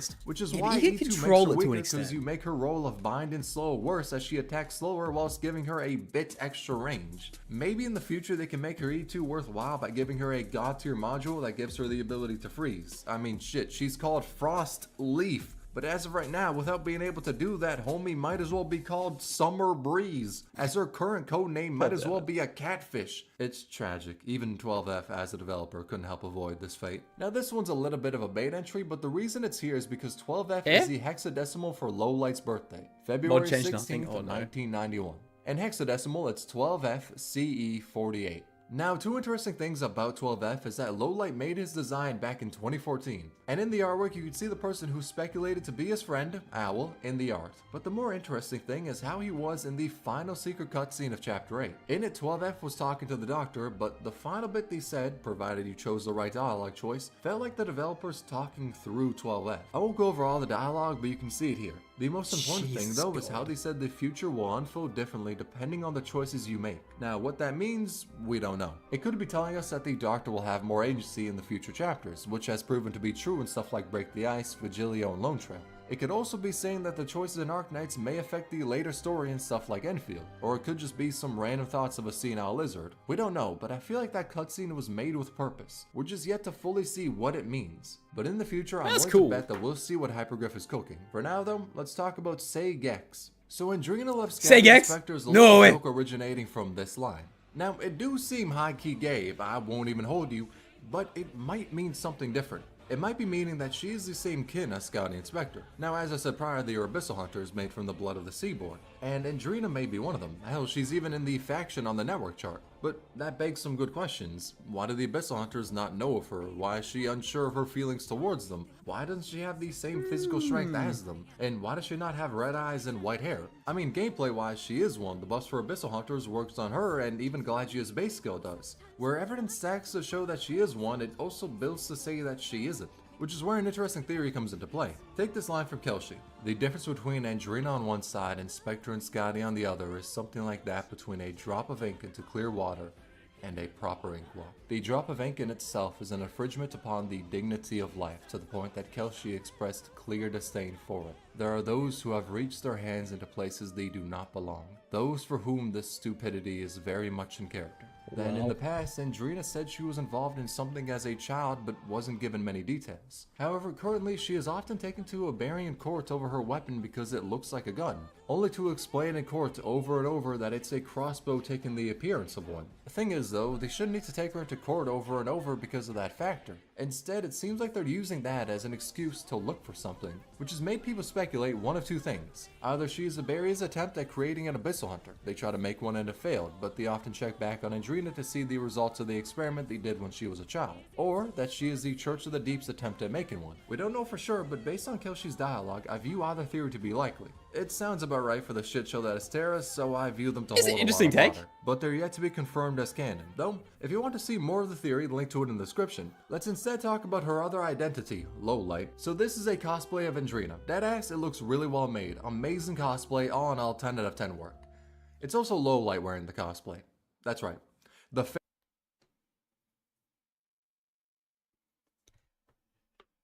Thank fuck I held my wood off for about 4 seconds.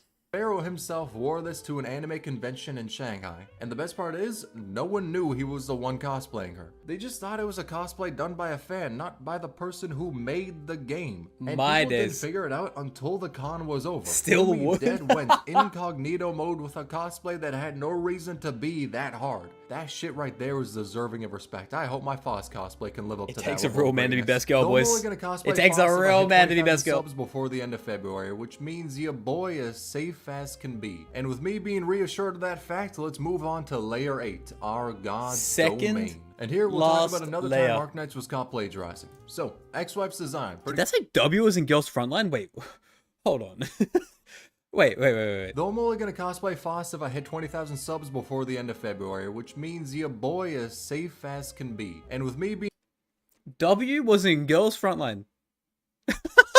reassured Wait, of what's that going on? fact, let's move on to Layer 8, our God's domain. And here we'll talk about another time Arknights was caught plagiarizing. So, ex-wife's design, pretty good, right? Looks nice, simple but effective drip. It gives facial expressions masochists love, and looks terrifying when she's happy. What if I told you, though, that it was plagiarized? Stolen from another, much more talented artist than the hacks that work for Arknights. Now the story begins when a screenshot surfaced of a conversation held between the greatest minds humanity has ever seen. Within that screenshot us mere mortals can never hope to understand, they say that Kelsey's design was stolen from a small Pixar artist. Their name, the name of the person who was plagiarized from, is Lowlight. That's right. The fucking creator of the game. The person who made Kelsey's design years ago as an OC and went, hey, oh, this shit slaps, I'm gonna put her on Arknights. Had Hypergriff, the company he founded, plagiarized from him. As you may suspect, maybe the brightest minds weren't the ones leading the allegations at this time. However, Lowlight, being the meme god that he is, decided to respond upon seeing this, and I'm dumbfounded. Oh, for fuck's sake. Plagiarism, guys. Plagiarism from the creator himself. sent out this message.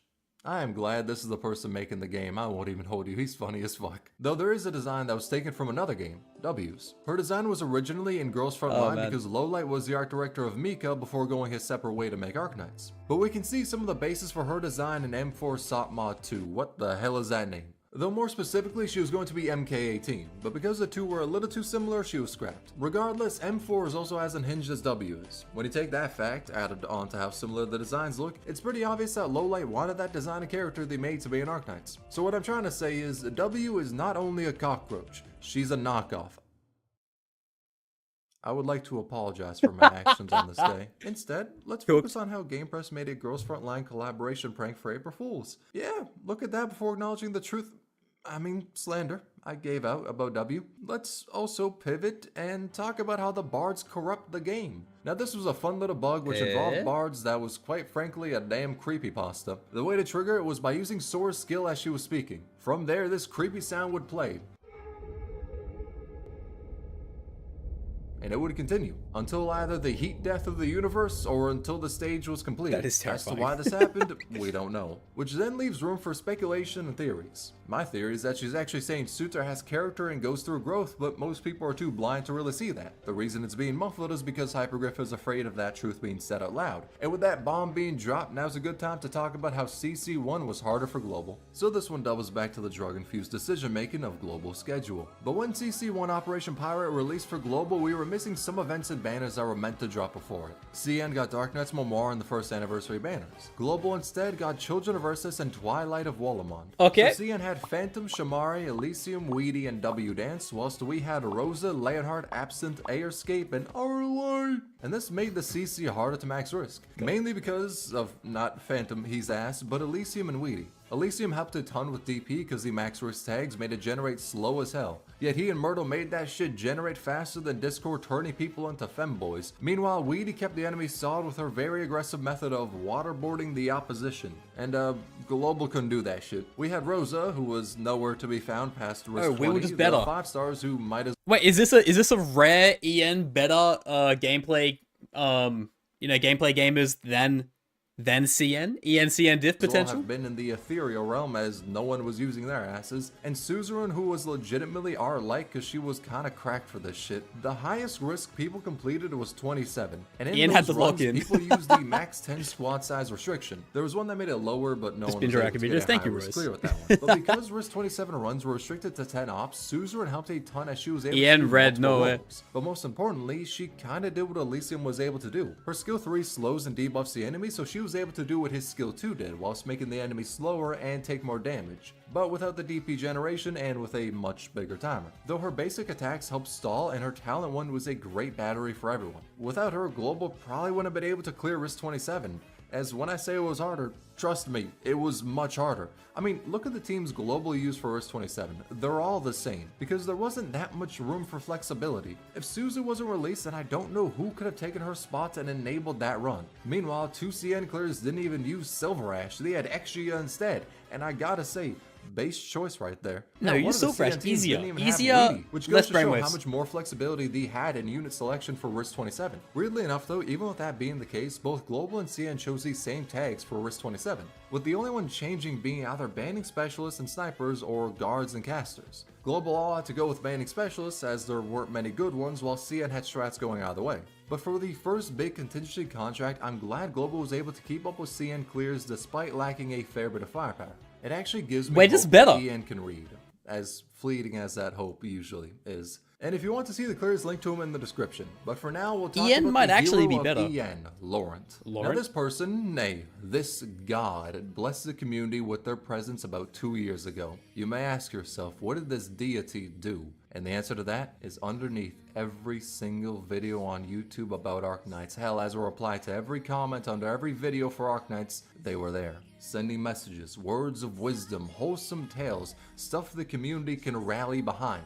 Oh, Which yo, is to Jim, thanks say, for the membership every on YouTube, single brother. comment Appreciate they you, made man. was completely and utterly shitting on Arknights and anything related to it. They would say the game is dead or dying and that Genshin Impact was infinitely Living video. better. Now you may think to yourself that people possibly hated this person due to their extreme takes, but the exact opposite happened. At first, yeah, people were annoyed by them. Then they grew to love them. Because on one hand, they slandered the game every Subbed on single everything. chance they had, but on the other, what they said was Thank you, funny man. as hell, and indirectly, it probably boosted the shit out of Arknights in the algorithm, as YouTube pushes videos more if they get a lot of comments. And this is where I'd like to remind you to like, comment, and subscribe. But due to them aiding in the Hey, oh, I would also like to remind you, like, comment, and subscribe. I'm just saying, guys, I expected to hit like 2,500 by the end of the year. We're looking at 2,850. Well, there's a chance we hit 3K. All right. I'm just putting it out there. All right, enough popularity shilling. of Arknights and being insanely Caught. dedicated to watching videos about it, players grew to love Laurent. They made Plug lore exception. about them, videos detailing their accomplishments. Hell, even EN decided to advertise on St. Laurent Boulevard as an ode You to subbed. the Thank king. you. However, unfortunately, YouTube committed a regicide. They banned Laurent's account. Possibly because of the slightly not so wholesome things they've said, but that's besides the point. No, Genshin Impact way better. Arknights is a piece of garbage, dead game. Genshin, then Honkai, then Arknights. Play Genshin. Don't play this dead trash chibi game. Come play Genshin Impact, okay? It's a very interesting. It's a very good game. Why waste your time playing a game that barely anyone plays and is on the brink of death? It's not worth your time or money. Arc trash, Arc trash, trash Arc. Rest in peace, the GOAT, the secret marketing machine of Arknights itself. However, the worst of all was that Laurent was banned after they grew to like Arknights. It went from foe to a beloved friend. The character and arc. At the end of it all, died as a comrade. Character arc. Laurent, I know you're out there. With your now level 120 Arknights account. wait, we're back. Maxed out Kelshi, I know you love the game. And brother, the community loves you. YouTube may have deleted you, but rest in peace, my king. With that out of the way, let's talk about Snoop Dogg. In the base, when we take a look at the Palicos from the Monster Hunter collab, they do...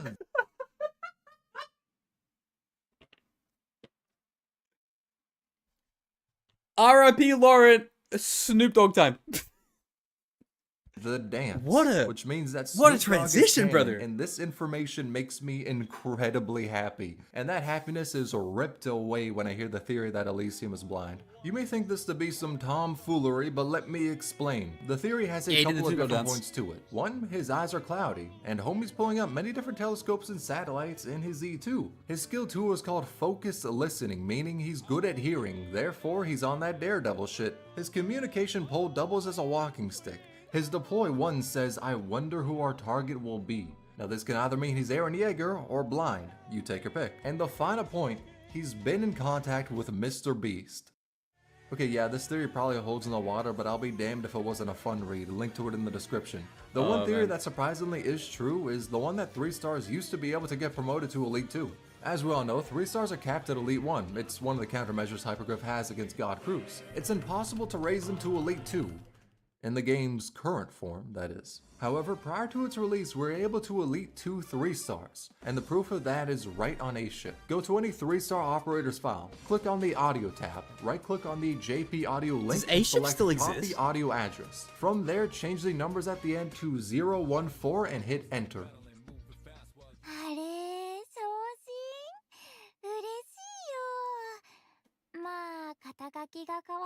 It still exists? It's gone? Oh no.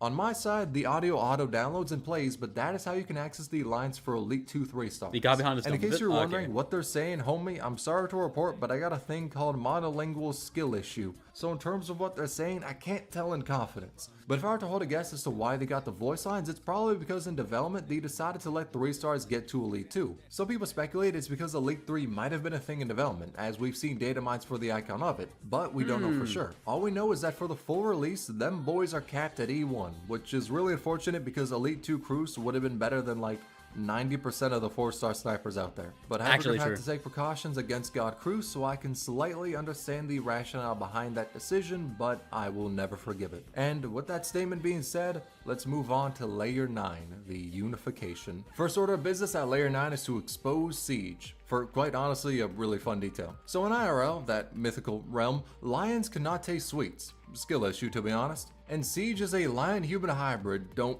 question Arknights lore. With that being said though, she is normally seen with a lollipop, which begs the question of, if she can't taste sweets, is she just tasting air? And the answer is that the lollipop isn't sweet, it's actually sour. Now as to how that data was retrieved, I don't know. The doctor must have been at Zero Sanity and saw Siege. From there, fuck it, curiosity killed the cat with the bigger cat. But we know that the lollipops aren't sweet. Add that to the fact the lions can't taste sweets, and it's seeming likely that Siege can't either. Which is a neat little detail, and I want to see more stuff like that for other operators. One thing I don't wish to see though is how Nightingale was censored. In case you don't know, take a look at this art. It's her in-game art. Now compare it to this. If you're a degenerate, you've already seen the difference. The cheek has been hidden. I think due to this fact, we need to boycott the game and trend with the hashtag #NotMyNightingale. Honestly, how dare Hypergriff do this? And if you look at her hand, she's doing the thing. No, I'm just playing. She wasn't actually censored, just redrawn. I mean, most of you have already done this, but look at her feet. Compared to the other art, the shoes look better and the— How dare you? No, look, not a feet guy. The orientation of them is different. Getting rid of the cheek was probably because it wasn't meant to look like that. It just seemed that way. Unplayable, true. And I mean, anatomically, it wouldn't make any sense. You could also see the straps on her dress being changed. So Nightingale's art being updated was probably because the prior one was either an early version being sent in, or maybe the artist was like, nah, I could do better. We don't really know, but it isn't actually censorship, just a redraw. That's something you probably don't know about is how W ignores gacha rules. In the past, during the Rainbow Six Siege banner and CN, players were able to roll W on that banner. Thing is, she shouldn't have been able to be rolled. It was a bug.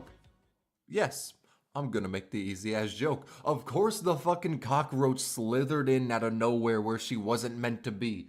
That was an easy ass joke, but I'm glad I made it. Let's talk about Jesus being canon. This one is no cap too. In Near Light, Mob said Jesus. He gives no wind up to the fucking transitions, man. Oh my god. Like, we could be talking about someone just died and then he jumps across to Snoop Dogg. Is like, Snoop Dogg's dance is officially in it and it's going to be a Fortnite collab soon. Like, how much money are we gonna owe for this? Oh my days. Therefore proving that his ass is canon, which begs some questions like, what's his gun? I'm thinking a rocket launcher that shoots out crosses and nails. What did the wise men gift him? I'm betting a brand new 22. And were the 12 disciples about that life? You're damn straight they were. Them motherfuckers definitely did some drive-bys. Granted, all of this goes out the window when we look at how the translation was changed to instead say Lord. And yeah, that shit kinda sucks, I won't even cap. They could have gone the Beyblade route and made religion canon by having Moses split the Red Sea with a babe, but they kinda just pussied out of that. So maybe it is cap. Maybe Jesus isn't canon. But if we ever get a Sancta named Jesus who shoots nails and crosses, I will pot six that motherfucker not only on my account,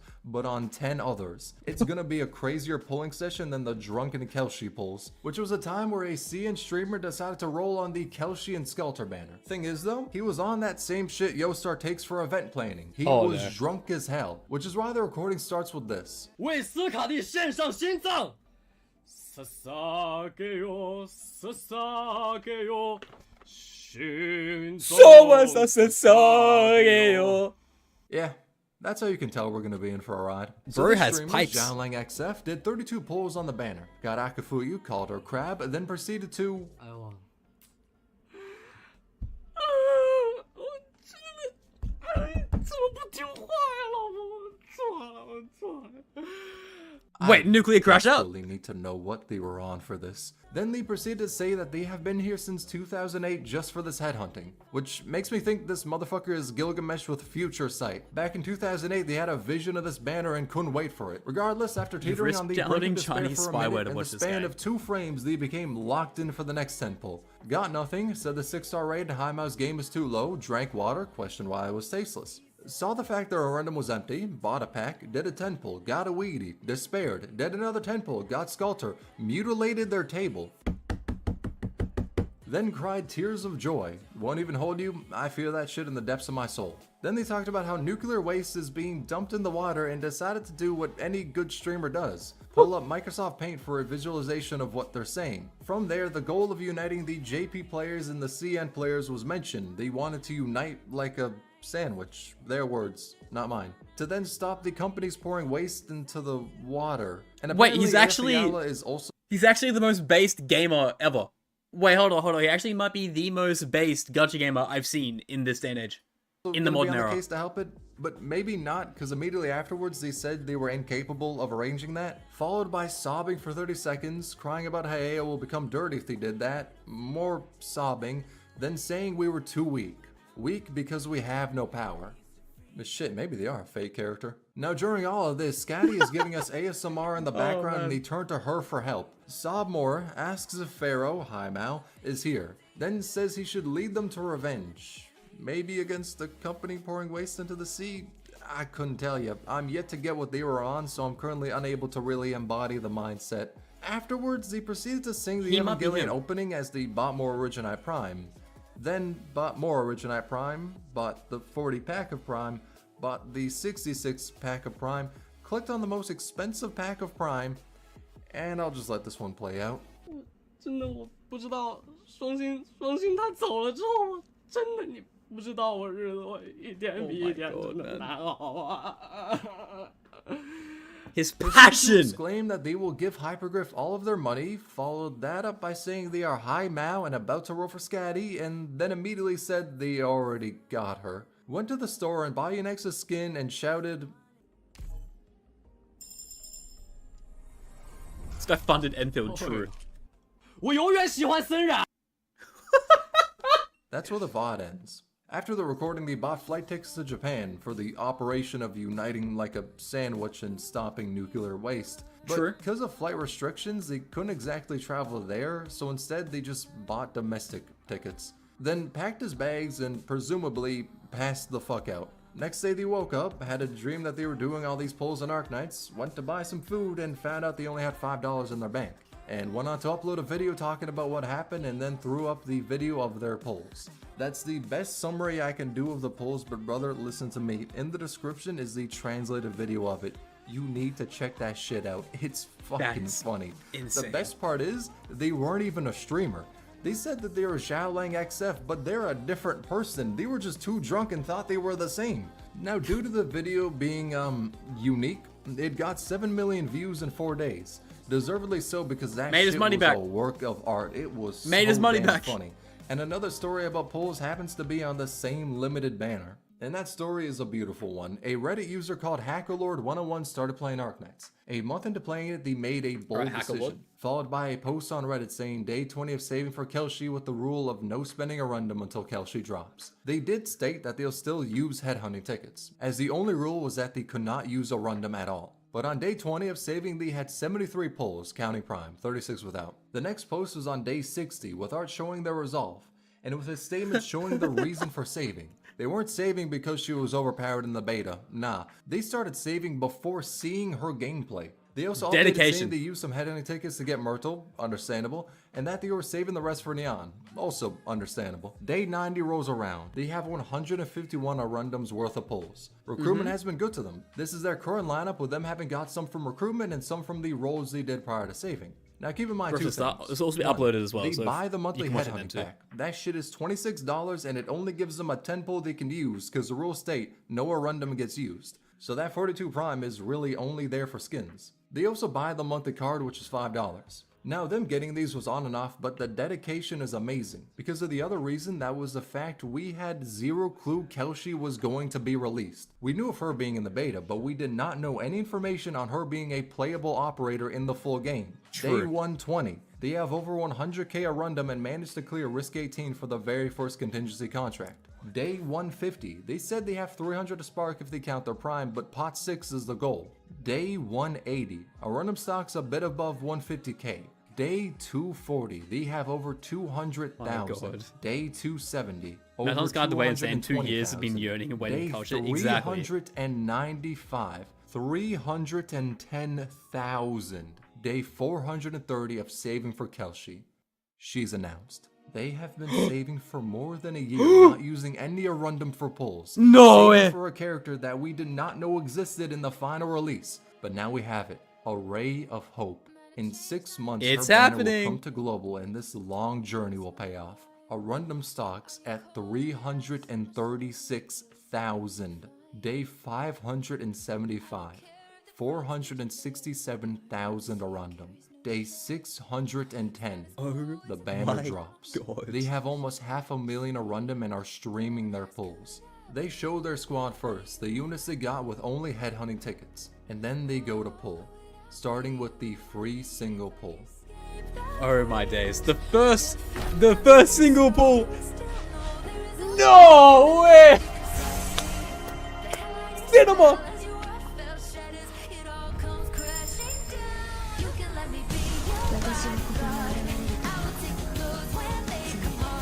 Oh my god.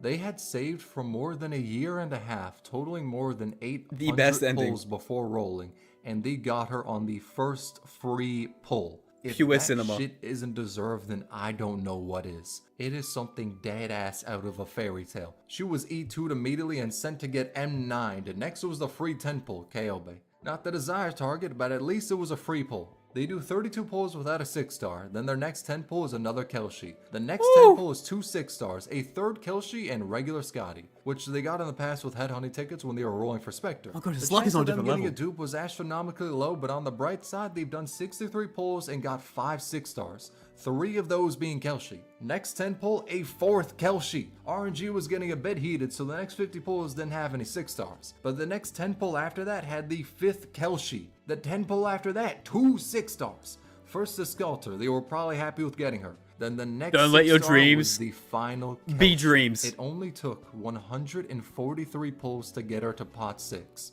Nami could never. After raising her to 90, they did some more pulls for W as they weren't able to get her on her release banner. On the road to Spark W, they got a dupe Exia. Enough to make a grown man cry, boys. A stray cat, and finally, another Kelshi. They got her pot 7. got Skelter, and had 310,000 random left. RNG had blessed them for their devotion to the cause. They weren't doing this without What playing do the you do game, at mind this you. point? They still went for risky 18s. Nor were they a YouTuber doing the challenge for content. Hell, the only thing they have uploaded is the VOD. Nah, they just did this, saved for almost 2 years because it was Kelshi. I make jokes all the time like I'm the #1 Sinclair simp, #1 Exia simp, but this person is easily deserving of the title Kelshi's #1 fan, supporter, believer, whatever the hell #1 title you can think of, they've earned it. This started out with no proof she would be in the final release of the game. Then 610 days later they had her pot 7. And He deserves the title of true husband, right? No ex-wife memery. He is the true canonical husband.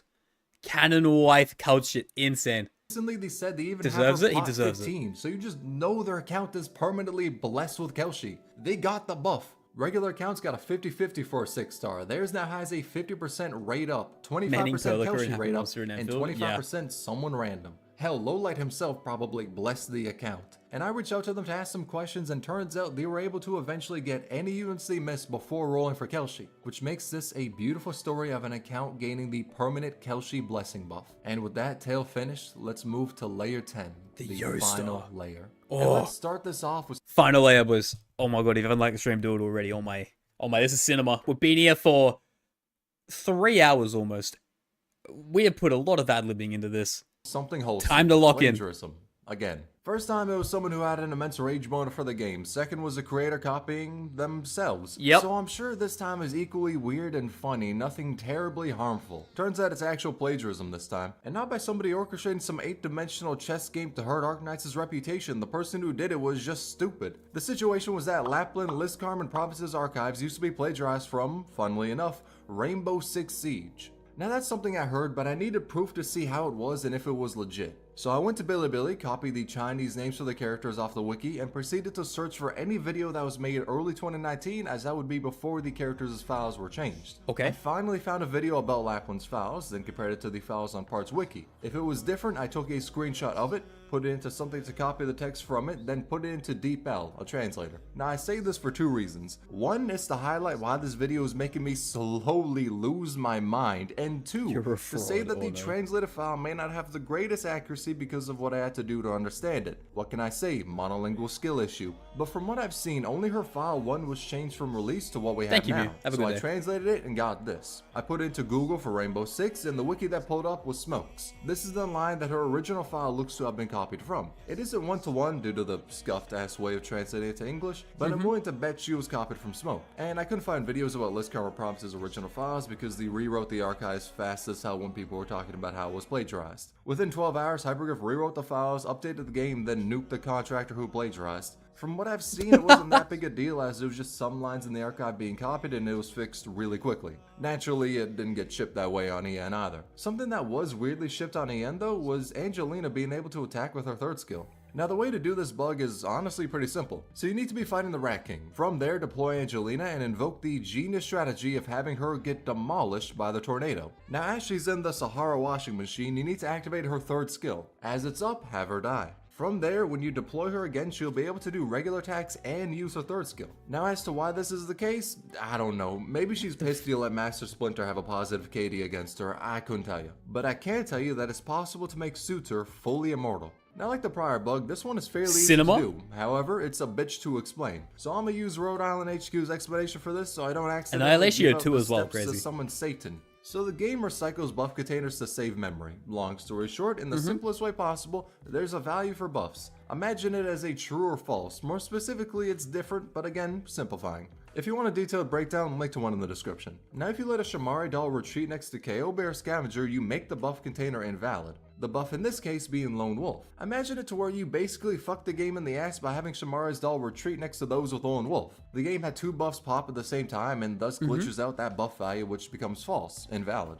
When that shit becomes invalid, it makes it so any buff activated afterwards doesn't work. And in game, Suitor's immortality talent is treated as a buff. So when that becomes invalid, she no longer gets retreated after 8 seconds at 1 HP, and instead stays on the field forever unless you manually retreat her. Now of course, since the origin of this bug is isn't validating a buff, there's a lot of other cool shit you can do with it, like making Unetics constantly regenerate SP, even when not blocking. And keep in mind, this was before she got the module to be able to do that. You could also rip away Faust's invisibility or make Tallulah stop that dumb little mini sun shit. Now unfortunately, and kind of understandably, the bug has been fixed. But it was easily one of the coolest bugs we've gotten in the game, and the mechanisms behind it are almost equal to the depth of the 100-page Rosemontis thesis. So this one's both crazy yet equal.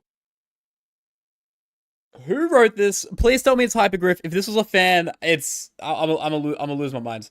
Impressive to how crazy it is. So it's, as the name implies, a 100-page thesis on Rosemontis, breaking down her uses, attack value, skills, and I don't know, probably her blood type and It's how gonna many be a fan, strands of isn't it? hair Oh, there it's is a in her fan. head. The thing is, the thesis is 100 pages. This Iceberg is at 67 pages right now. So CM imagine fan, the yep. length of this video, but entirely geared towards Rosemontis. That is to say, I do not know how the hell they were able to cook so hard. Unfortunately, I cannot get an in-document translation without a WeChat login, whatever the hell WeChat is, but I am 1000% sure that within the pages of this document exists the truth to the universe. And if it doesn't, then I do not know what the hell they were able to talk about for 100 pages dedicated to Rosemary. Regardless, I am beyond impressed with what they made, a link to the document in the description. Now, an honorable mention within the same vein is the person who wrote their graduation thesis on Silver Ash's design. And apparently that paper did really well, understandably so. If he's gonna be the king of bloodlines, then he better have the drip to back it up. Now those two papers are really impressive, especially the Rosemontis one, as I would have just described her as Betelgeuse Cat Edition. But something that is even more complex than the 100-page thesis is the Institute. Now when I say the Institute, I'm not referring to some shadow organization that secretly runs Hypergriff. I'm instead talking about the Great Owls Research Institute of Egyptology. So after hearing me say that out loud, you may think that the effects of me making this video for 1 month straight has finally taken over my sanity. And honestly, it has. But trust, they're a real thing. They're a group of CN players who banded together to uncover the mystery of Hypergriff's ARGs and random codes. One example of a code they cracked was in the second PV of Arknights. For half a second in that trailer, a code appears and they caught that shit. Figured out it was Morse code, got this whack ass shit, then figured out it was the IMDb number for Back to the Future. Weird find, but the process was cool. Now, when the Taiwanese server dropped their PV, the Institute found it and analyzed that shit frame by frame, figuring out 5 different instances of something weird popping up. I should also probably mention that they had to turn the brightness up enough to create a mini sun to see these little puzzles. But they saw these images and put them together and found out it was a QR code. Scanning it gave the word K Hypergriff Com. Then later in the trailer, they saw a frame that said A with the rest censored, so they put them together to get A Hypergriff Com, the official pre-order website for Arknights. Now that image, when rotated east, gives the word next, so they put in ak.hypergriff.com/next, and saw this. A message from Closure, but at the top it's sent to /dear recorder, so they put that in after the website domain and heard this. Now, you should be that one, the one who brings hope back. Terrifying, to say the least, but that also gave them an idea. Remember the Back to the Future line? Well, what if they input future after the domain? This image appears, with the file name being to the future. Now put the future at the end of the domain and you get this. Then they deciphered the code to reveal these messages. And you see these quotes appear in the same PV they got the future line from. But the numbers at the bottom were still unsolved for, until Code of Brawl. Now, as is the case, they analyzed this frame by frame and found a barcode. A Japanese postal barcode which gave the same IMDb number as Back to the Future. And they also found 2 parts of a QR code. And when you scan that, you got the URL for ak.hypergriff.com/pengulogistics/tracking. Enter the Back to the Future number and this pops up, with hidden text underneath it. They decrypted the Morse code at the top and got this number, punched it into the tracker and saw this. Now, you have to give, like, dude, I don't know. You have to give so much credit. I would be still on step 1. 4 months later. Now the meaning of this is no one fucking knew. It came out of left field and left the Institute in the dust. Then Hypergriff issued a challenge. The first to solve this puzzle got a reward. Now this right here was basically the fucking One Piece for Arknights players, and the Institute wasn't gonna let anyone else become the Pirate King. A researcher by the name of Sir Liv figured out that the middle of the picture was code. Shortly it was decrypted to reveal the text DJ Okawari. They posted the answer and won the One Piece, which was another fucking puzzle. The deadass just got One Piece Shippuden, but this related back to the future puzzle. And with this extra clue, the Institute was still slumped. They tried to fill the square with Minesweeper, crosswords, or I did say Minesweeper. I did say Minesweeper. I did see the flag, and I thought Minesweeper. The reason I haven't made a video on this energy is because all over the place. This one sounds actually, like, intimidating. The other one had a little bit of cohesion. But none of those were really working, until a researcher on December 25th proposed the idea, what if we consider the blank cell as flags in Minesweeper and calculate the number of mines based on the Minesweeper rule on each cell except cross-cell? Truly, Yep. I do not know what the hell they meant by that, but the puzzle was refined into this. And the letter Surlive got said try plus and minus, so they did and got a Sudoku puzzle. To verify I was correct, at the end of the future picture, the numbers corresponded to the points on the Sudoku. So row 3, column 3 is 2, row 4, column 4 is 1, etc, etc. With this, they found the compass. Paired with the acrylic map, they can finish One Piece Shippuden. Only problem. Where the fuck is the compass supposed to point to? What's the correct orientation of it? This is where they went back to 2017. On the old official website for Arknights, this picture was found. The code decrypted with base 36 says controlled her mind, but the important part is the text saying we are heading east. So, place a map on the Sudoku puzzle with east facing upwards. Read the overlap numbers and you have 2853523. So they went back to the Penguin Logistics website and punched in that tracking code. December 23rd, taken out. Locker expired. Parcel 1 has been taken out. May 1st, waiting for taking out. Parcel 1 has stored in lockers. April 29th, delivery. Cargo has arrived at Lungman Central Hub. April 27th, parcel received. Temporary hub D01 has received the parcel. Parcel 1 out of, with this being the parcel. The code is International Telegraph saying the record of the recorder. They decoded the blue text with Unicode and got this text. When I first met her, she was with that person. Returning to the camp from the desert with difficulty. At first, I didn't take much notice of this girl, but felt intuitively that she's unlike any child I've ever seen. Although as an Outlander, I didn't spend much time with the president, but I noticed at the moment the president set sight on that child, she's no longer as depressed as when she left the committee. As if she became another person. This is when I realized, perhaps I'm not the only one with that feeling. She's not as radiant as a crystal like the president. She's more like an uncut gemstone found among charcoals. She's too special. The president told me the child's name in the end. Amia. She said she might be able to guide this child's growth, but I can see in her eyes that what she desires more is that the child can bring a different silver lining to this land in the future. Signed, Recorder. It's really amazing to see how members of the community came together and created an entire organization with signups for people to join it. And then to have that organization solve the craziest puzzles imaginable, which culminated in us seeing Theresa's hopes and wishes for Amia. And the institution didn't stop there. There have been many other puzzles they've solved and I don't wish to cover all of them, as I would like you to go in the description and go through their Twitter posts showing what they've done or their Weibo posts describing it. Seriously. Some of the puzzles they've solved are absolutely amazing and more people need to know about them. Or it's disbanded? That Oh, the wait, Great what? Owl Institute isn't talked about more. Though, since Hyperglyph has stopped making puzzles, they haven't been able to solve much. But in the future, if they ever make another puzzle, I think we all know who the first to solve it will be. But, let's talk about the final point of this long iceberg. How Yostar made Arknights. Now, of course, that's not actually the case. Hyperglyph still made it, and Yostar is a publisher. But the reason I bring this up is to detail what happened before Arknights was created. An interview was done with the CEO of Yostar. Thing is, that was done like 4 years ago. I only found out about it as I randomly saw it when scrolling on Reddit, because this post translated the contents of the interview, and from what I've seen, this is the only translation of it. But the interview starts with the question to the CEO of Yostar on what they did after their first game flopped. So the Yostar CEO looked at the company's bank, saw Void had consumed it, then took the natural decision of selling his house. From there, the money was used to publish Azure Lane and then was invested in Hyperglyph for them to later make Arknights. Which is why, when people mistakenly say that Yostar made Arknights, they are not 1,000,000% wrong, just 99%. As it's very likely that even without Yostar having funded Hyperglyph, they would have been fine. Because when High Mouse split from Ghost Frontline, he took a fair bit of talent with him. So the potential of the game and company was really easy to see. And fast forward 7 years later, we now have Arknights, one of the most popular gacha games out there. It's made an amazing world that many people are invested in, created so many fun characters that people love, and fostered a community that is one of the nicest I've seen. either for making some of the best videos ever, or showing their love for the game and so many different artworks for it, or seeing everyone come together to help out a creator who had their channel hacked. I haven't exactly been the most prominent member of the community. After all, I've made like 10 videos on Arknights, but I've been a part of the community for 3 years now. I've seen it through the highs and the lows, but after 3 years of playing this game and being a part of the community, I'm able to confidently say that, man, I love this game. Damn. We are nice. Most of us. Most of you guys.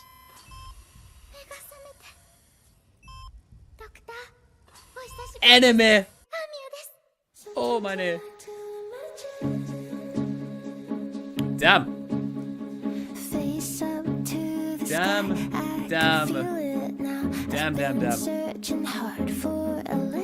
Cinema.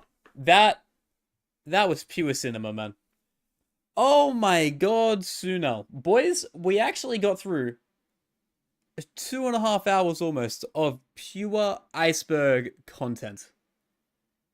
My days, I was over 2 hours length. Yeah, dude, that was a long ass video. We got it done. Applause. GG's. Songs to copywriters from Arknights. Like, it's a montage, and I'm sure it's a great montage. You know what, I'll put it on quiet. You know, while I talk. But man, that was something. I feel like I now know a lot more about the community, and most of you insane people are shitposters. Yeah. It's a very elaborate, concise, not concise, it's very elongated, but it's in a good way. It's in a very, very good way, right? This is 4 AM over here, but it was worth it. Thank you, man. Yeah, it was something, man. This video made me realize a lot of a lot of gacha gamers in Arknights are crazy, but in a good way, okay? Also, I'm sure I have a plus minus if you're looking for another video. I did see plus minus did upload. But more importantly, alright? More importantly, we're gonna say goodbye to YouTube, alright? The upload has been done, alright? We got our 2 hours. It's probably gonna be the longest video on my channel. So, if you're watching this not on a live stream and as a recorded video, come join the lives. Live on YouTube, as you can see, as well as live on Twitch, as you can see Makashi there. Please follow the Twitch. I'm begging to try and get partner by the end of next year, just because you get higher bitrate and the streams look a lot better, okay? The only thing I'm going to ask of you guys is that, alright? I would love to get partner by the end of next year, but hey, it's whatever, right? Twitch and YouTube, we're having fun with both communities. But more importantly, thank you so much for watching. Please like, please comment, please subscribe, and I will see you guys in the next one.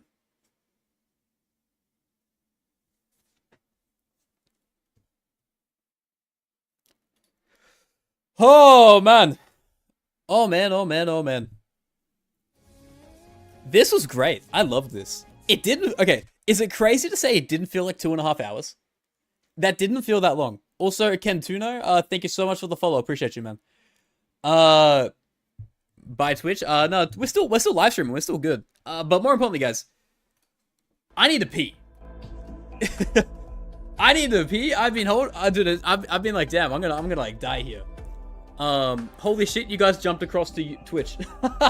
We're from 9 to 18. I love you guys so much. But for the 380 of you, or 300 of you, whatever it's going to be after we did the Iceberg, we're going to watch a couple more React videos. We're going to have a little bit of fun. Yeah, and kind of just like get a little bit more, insight, I guess. So yeah, give me 2 seconds, boys. I'll be back.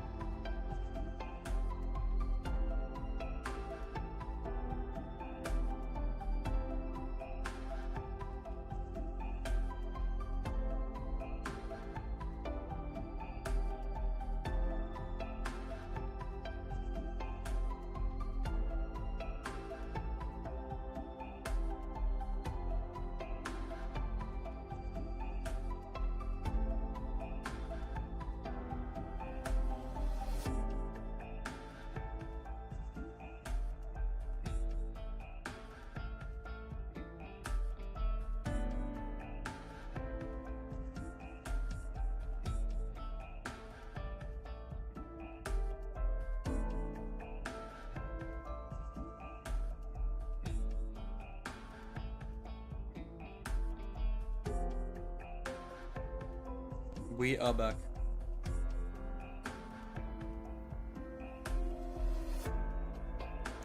Oh, hi. Welcome back. Welcome back myself. Welcome back everyone else who also had the PR. I felt like I was going to die, dude. It's actually crazy. Yeah, wow. Wow, dude. That was a banger video. It didn't feel like 2 hours, which is crazy. I thought we'd really, like, start dragging our feet a bit, but I guess not, man. I guess we really enjoyed it. What's up, gacha, man? What's up, brother? Hey, it's me, Insane Delay. Yeah, Twitch, I am sorry, but if you can see here, for whatever reason, I have 60% drop frames, but it's only on Twitch. I'm looking at YouTube. YouTube's perfectly fine. I need to fix this. I can fix it, but I need to restart the stream, and I probably should actually do that, to be honest. I could do it. It won't take long. It'll literally, I'll close and reopen, and we're good to go. All right. Light mode. I have to. I have to for the lighting, man. If I don't do light mode, look at this. Ready? See that drop in lighting? See that drop in lighting? I got the light mode, man. This video. Yeah, guys, I'm gonna quickly restart the stream because my days, it is so cooked in the Twitch side, and I would hate for them to just get a shitter experience. Okay. More lore videos. Maybe not lore videos, but there's a couple more videos we can watch. Yeah, give me 2 seconds, guys. I'll be back in a moment. I won't end the YouTube stream. It just might be, like, buffering for a second, okay? Just to let you guys know.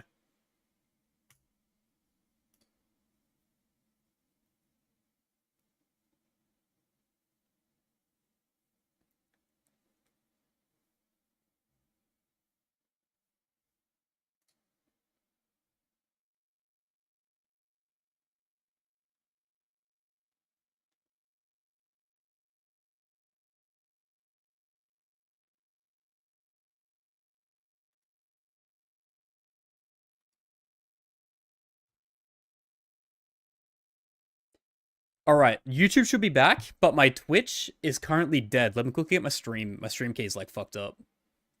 If I'm back, can you guys type hello or hello or something? My Twitch is kind of dead. So I need to fix that. Hello? Oh, we're back. Okay, cool. I needed to fix my Twitch because for some reason it's not actually. I'm clicking it, but it's telling me no. You do not have a stream key. What do you mean? Twitch! Nah, Twitch isn't dead. I just need to fix it. I need to fix it. Also, I'll read out the follows in a moment. I love you guys so much for helping me pursue my Twitch relevancy. I love you. Why is it not... Hold on. Let me get it. This shouldn't take long. It's just being a pain. Stream key... Copy.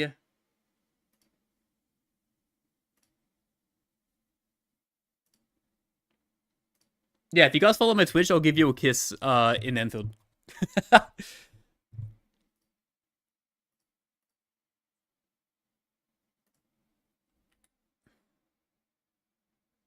Wait, I'm not connecting account? Why am I not connecting account? There we go. So, cancel, apply.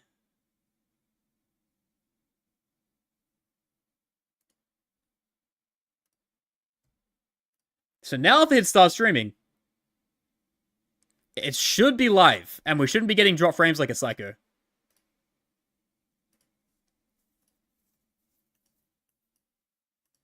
Is Twitch back? Twitch might be back.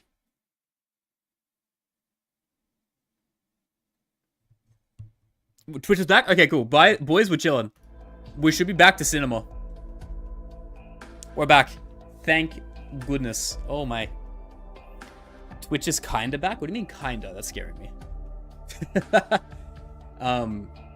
His other channel, Quasi Games. Alright. Now, real quick, flashbang. Kentuna, this dang original dude, gacha man, Kia, Atsi, Azd, and Benedenjo's Ben Edadenjo. Whoa, Ben Edadenzo? Yeah, got it. It's fine. Flashbang over. And welcome back, Slippy. Yeah, there's no more delay. I'm sorry that you guys had to deal with that. We should be back though. I can remove that. Lightman's toxic. I know! Also, Susio, thank you for the follow, man. Welcome, welcome.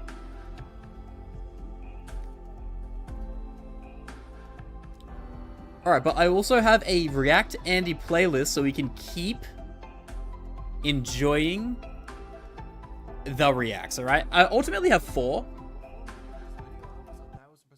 Ultimately have 4. But I think, I think the best of Arknights one, this one just came out from Plus Minus, right? This one's like really hyped. 24 is Correct? The super one? What we can do? Super one's short. We could bust out a super one really quick. And then like we could probably go to the best of Arknights one. There's many options we can do here. Yo, Suavage, thank you, brother. I appreciate you, man. Thank you for the follow. Also, by the way, if you guys want to know when I do go live and that kind of stuff, the Discord is pinned at the top of the YouTube stream, so please join. Yeah. You can also talk to other Arknights people or other gacha people, because I'm actually a honkai guy. We're just delving into Arknights for the Endfield anticipation, okay? Ben is fine. Yeah, I thought it would be, but I'll go try and pronounce it correctly. Yeah, early for a live stream. Welcome, Star. Welcome, welcome. Also, Lorion Manga, thank you for the follow. Appreciate you, appreciate you. Yeah, you haven't really missed anything. The only thing you missed is watch the entire Iceberg, but I'm going to edit that and make it into a video, right? So that'll be that. But I think more importantly, we'll watch the Arknights Community Savior one, I think. We're 3 hours in. Yeah, it's fine, it's fine, it's fine. Don't worry about it. Don't worry about it. But super. You're here with the Iceberg? Good. Good, good, good. Wait, this is a year old? Oh my god, guys. We're reacting to stuff that is no longer relevant. I mean, this is kind of like a timeless topic, though, right? Yeah, you know what? We'll watch it. We'll talk about it. If it's good, awesome. If it's irrelevant, then we just won't upload it. It's fine. But more importantly, we'll go do the cringe intro, boys. We'll go do the cringe intro. We'll go do hi YouTubes, okay? Yeah. So 07 to you guys who hate it. I hate it too, but we're gonna do. Whoa! I got a voice break. We'll go do it. We'll go do. It's part 2, but it's fine. Yeah, part 1 was uploaded like a few months ago, right? For the plus minus one. You're about to listen to it and tell him the thickest accent in existence. Well, how bad is it? February 2nd, 2023. You watch this YouTube video and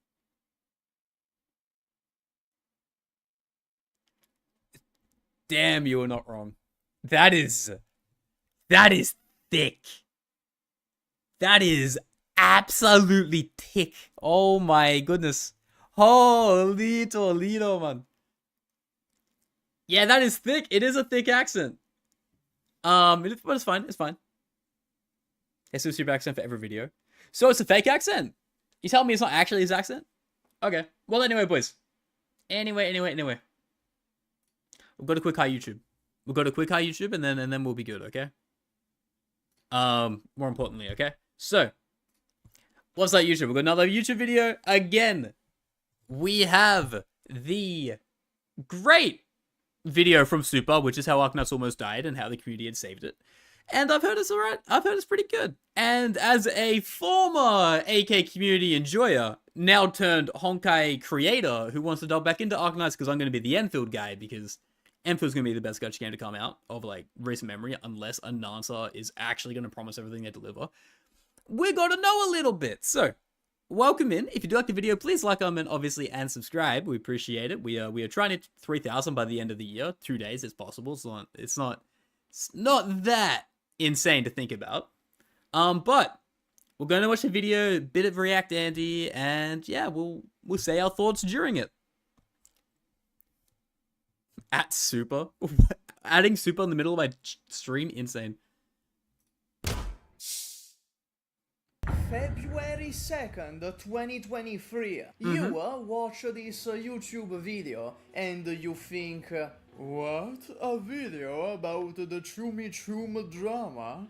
Why did he white out the Apple icon? Did he not want free advertisement of the biggest phone company in the world?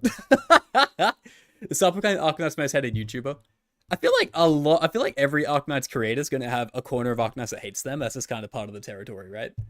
In the year of our Lord 2023. It's funny, it's very funny. This is a retrospective. Platinum Monster So Hunter. shut the f up. July 25th, 2021. Today is CN Stream Day. Everyone's skeletons are shaking with excitement and anticipation of what they might show. Maybe they'll even announce the Persona 5 collab. If they actually got a Persona collab, that would be so insane. I would be beyond hyped. That everyone wants. So they announce a fanboy and la creatura. Or Chen di Holang Day. Is it? Before this, I wasn't aware you could be flashbanged by a word. Now, I need you to understand that the instant that she was shown on screen, immediately hit the fan. The first thing that caught everyone's attention is her E2 artwork. Just look at her. She looks like someone drew Chen from memory. She Blaze. looks like she's chewing on a Rubik's Cube. So the CN fanbase starts complaining. No, man. And soon other issues No, come up. They recognize this The banner animation's kinda for nice. the shameless Dude, it goes attempt crazy. at a cash grab that it was. Hypergriff wanted your money and they wanted all of it. The full amount in your wallet. They were trying to sell a lazy, limited 6-star altar for someone that was already a 6-star, that was broken, poorly drawn, and had no reason to be an altar instead of a skin. You know, the one people have been asking for a while. This It's funny that we just watched the Arknights Iceberg video and we have a whole entire, like, understanding of all this. It's feeling like the most weird deja vu imaginable. Oh, man. also threw The the fake fan go away. base for a loop. Why do summer events have limited operators now? What even is the occasion?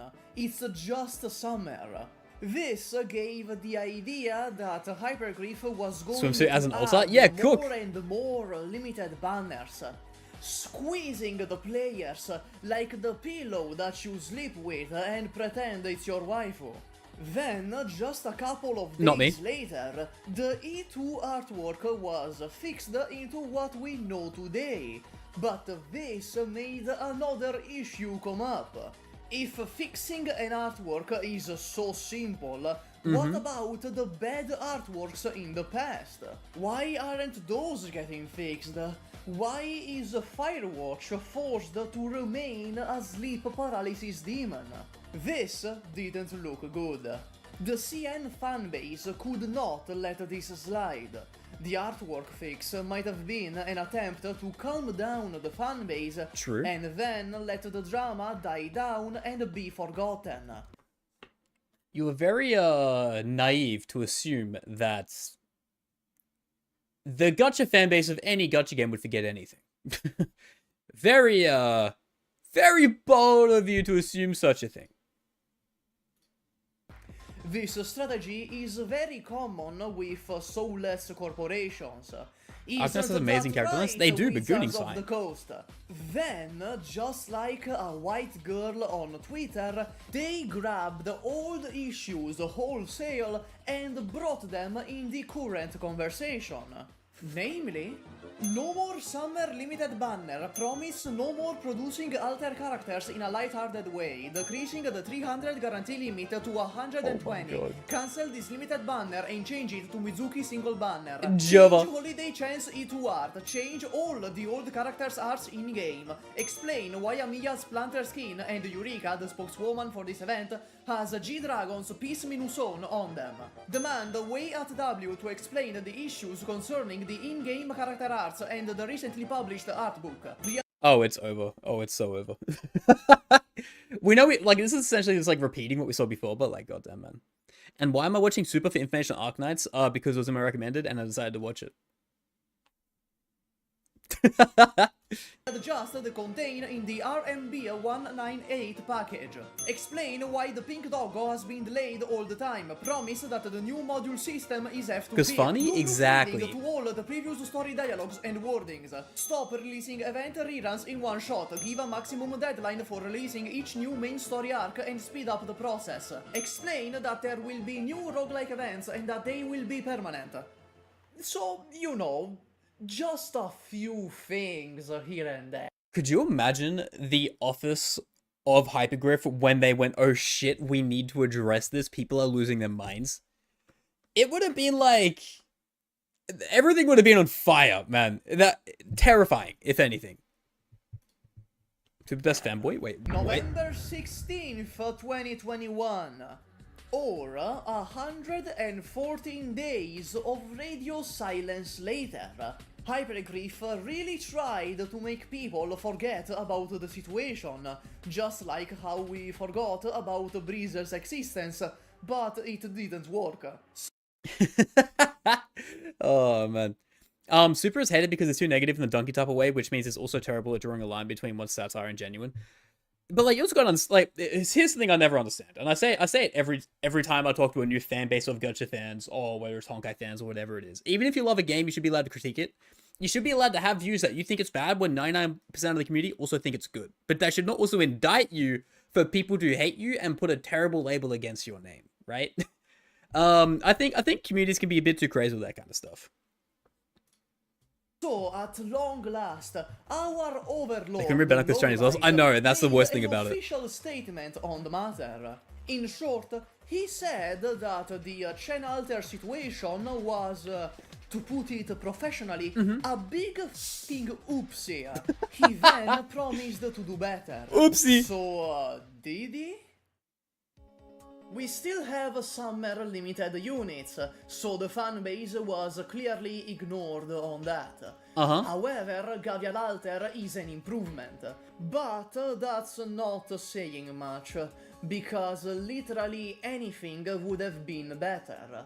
The limited schedule was stabilized. Now, the empty your wallet appointment is roughly once every 6 months.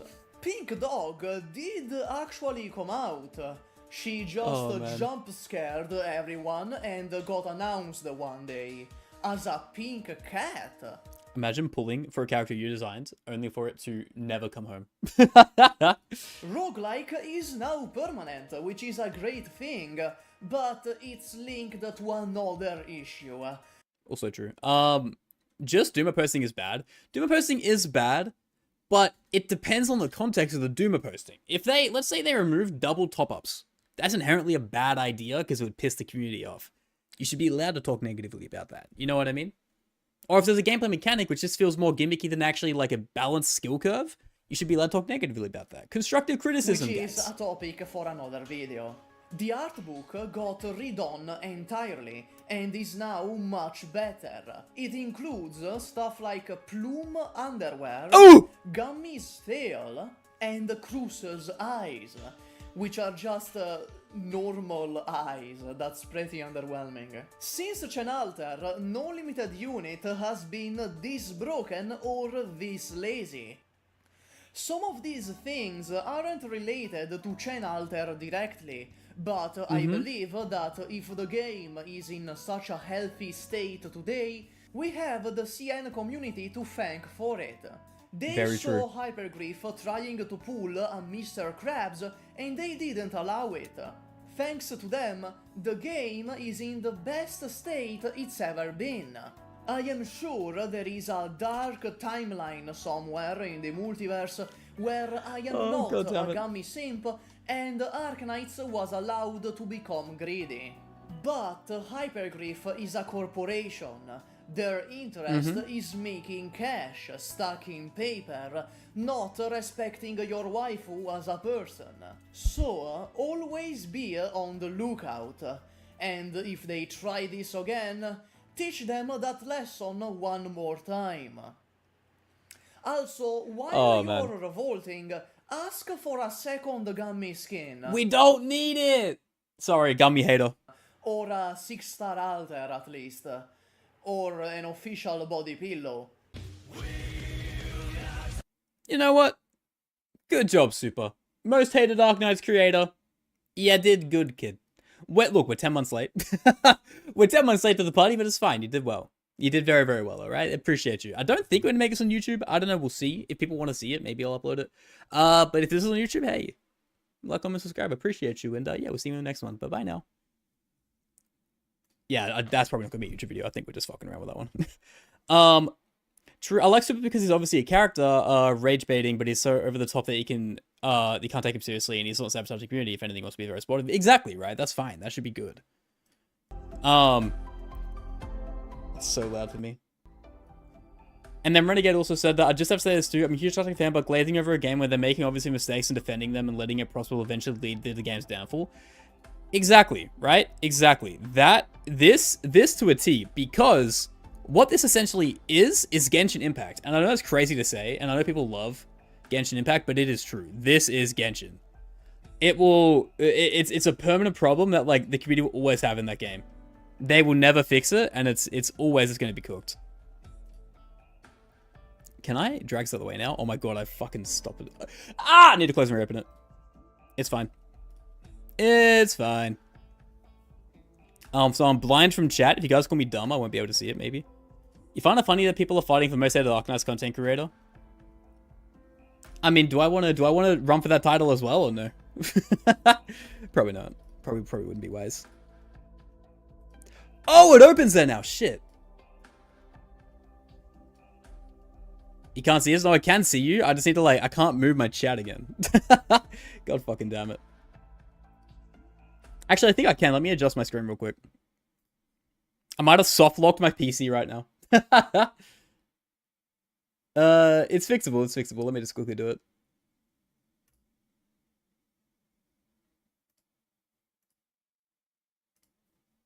There we go. I fixed it. I'm back. I'm back, boys. Nowhere.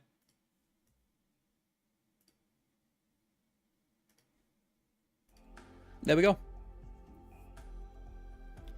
Especially like Pokemon. This Pokemon is universally considered the worst level, but it also had made the most sales while Pokemon can't be improved. Exactly right. I bought that game as well, and I think it was fucking terrible. I'm a runner-up for the most charming. Are we trying to kiss? Shit, maybe. Look, here's the deal, right? Are you going to be simulcasting Endfield when you get the beta, considering the specs required for it? I have a god PC. So I will be able to play, let's put it like this. I could play Witcher 4 if it came out today, probably on like 100 frames with DLSS. So I'm fine with streaming it. I'm really excited for that, but the issue is I need to get the beta access. And that in and of itself, that's going to be a challenge. Unless Hypergriff are like, damn, this guy out of nowhere is banging on uploads, Arknights uploads and video numbers. So maybe I get it from that, but I don't know. Clay was never really hated. It was a meme from the start. Oh, okay. Can I run Crisis? Can anything run Crisis? That's all the hated thing. Yeah, look, none of this is toxic. No one's being weird right now. I think it's just, it's weird because I'm voicing this, but I don't think it applies to any of you people. I really don't. I think what I'm saying is like, it's more the people who kind of just make a hated or like a hate circle regarding a base because they want a gatekeeper to be weird. But that's no one here, so like that's whatever. Everyone I've ever spoken with the Arknights community, even though I'm essentially brand new to it being an old gen, new gen hybrid, chimera, if you will, everyone's been super nice. If both could make access link a video together discussing Endfield, I'd be 100% down, man. I'd be 100% down. We could even do like a semi-podcast thing if you want to do it on live on stream. Because yeah, I really, really want to play it, and I'm begging the recent numbers I'm pulling on Arknights, they'll be like, alright, let him cook. Game mechanics. Look, I think Endfield's gonna have a lot of good and bad play mechanics or gameplay mechanics on release. That's just being real. Like, it's a beta. It's gonna have issues. But hey, if you guys hear me talk about it, please know that I'm coming from a side of I love the game and I want it to succeed, as opposed to I want to Doom post.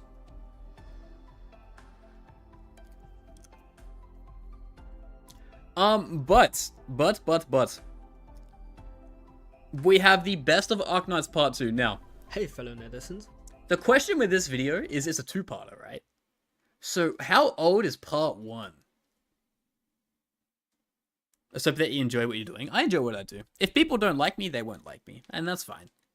I don't mind if people are impartial towards me, like me, hate me. All I care about is people that actually do want to hang out. That's fine by me. 6 months ago. Plus minus releases a vid a year. Wait, how bad is this?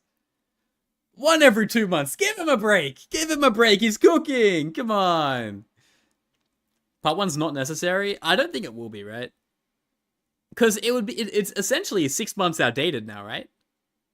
Rene Max podcast coming to a cinema near you. Yeah, it'll be hype as hell, man. I hope to talk to a lot of creators about Endfield because I know a lot of people are probably going to get it because they gave the tech test out to a lot of people as well. Part 1 and part 2 is for half of the year. Yeah, exactly right. So it's like the first half of the year, which like I'm not going to have any idea about. Whereas I feel like this is going to be semi more relevant because it's uploaded recently and it focuses on like probably July onwards. So yeah, we can watch this. We can watch this, see if it bangs. Hey.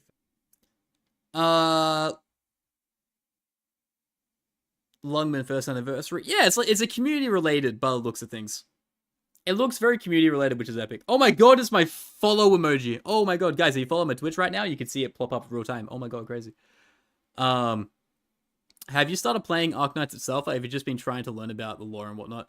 I played it when it came out. I haven't played it recently, not really, no. I played a couple IS runs on stream because I thought it'd be funny, but I feel like I played a lot of Arknights when it first came out. I'm a very casual gamer on the side of things. Turn him up. Yeah, he's got low volume. I can hear it already. I'd have to go like here, I think. You're trying to bang Akashi? What the hell, brother? Insane. The provision, or are you just going to speedrun? Okay. But yeah, we can watch this. This could be epic. We have a best of Arknights video. Hi YouTubes again. I feel kind of scummy, just like react to editing everything, but hey, people will enjoy watching it, so it's whatever, right? It's truly whatever. You can't T6, drop T5, and that's at least what the game says. Okay. But boys, hi YouTubes, get them locked, get them loaded. We are about to go nuclear, okay? As to Arknights, another 45-minute video. Oh, if you guys need a piss, do it now. It's gonna be a lot. It's gonna be a lot. Preferring for how YouTube. You thrive and watch people react to your current content creator station. Oh, that's good. That's good then. I also try to talk to the creators who make these videos. They all seem to be fine with me reacting to it, which is great. I'm probably gonna be known as the react guy on Arknights now, which is like a funny moniker to have. But yeah. Hi YouTube, welcome in. We're back again. Best of Arknights 2024 by plus minus. You'll see his link in the description below if you want to go check the video out yourself without me being in the corner, or if you want to follow him, subscribe, which I highly recommend you do. Plus minus makes banger content. All right, the community here is cooking, from what I have learned in my short time here. It's like Arknights week. We are on day 6 essentially. By the time you're watching this video, this might be the last Arknights consecutive video for a couple days. We've got Wuthering Waves, we've got Honkai Star 2.0, 3.0 live streams. There's a lot going on in gacha, but hey, in that dead spot, we joined Arknights and we had a good time, all right? So, without further ado, we're going to watch the video, we're going to enjoy it, and if you do want to watch it, please like, comment, and subscribe. I appreciate you, and without further ado, let's watch a 45-minute banger from Plus Minus, which should also give us an insight to more of the community, I would assume. Fellow netizens, Plus here. 2024 is finally coming to an end, and holy was this You're back, welcome back. year. We got the downfall of Mr. Beast before. Sorry. Me being here for Mr. Beast's downfall is ugh, I will never miss. I will never not miss an opportunity to be like, call it. Anyway, without further ado. Arknights Endfield, the whole exposure situation has become the absolute goldmine for a lot of content creators. Gonna hit the iron while it is hot. Man. A lot of people went to France to watch the summer games, not to embrace athleticism or sportsmanship. Nah. People simply wanted to see the hilarious failure of the Olympics in the flesh. On the other As an Australian, I'm insulted that she exists. side, what the fuck happened to the stock market? We just lost $6.4 trillion. Also, guys, I can't believe that Mark Max got re-elected again. Dude has been the president of the United Condolences. States of Colombia for nearly 250 years. Is there anyone who can replace this bird?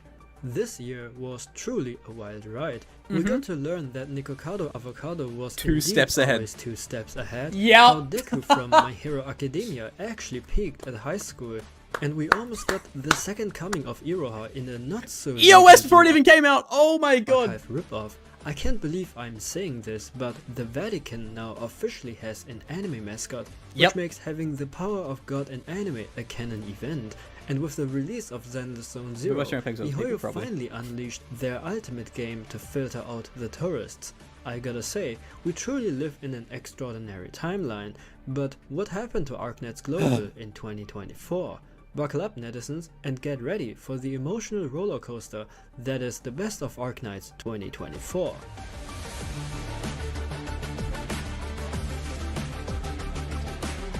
Lock in, boys. We are here. We are here for Mr. Beast's downfall. Character banners. Narratives by the community. ARGs. It is time.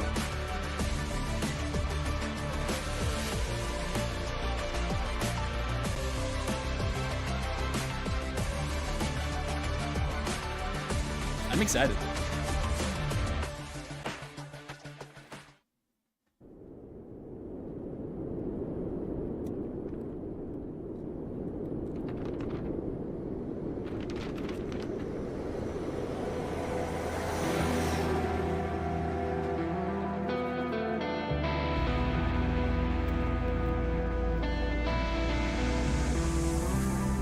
Borderlands 1 reference? I mean, actually kind of true. It's like a skag up front, right?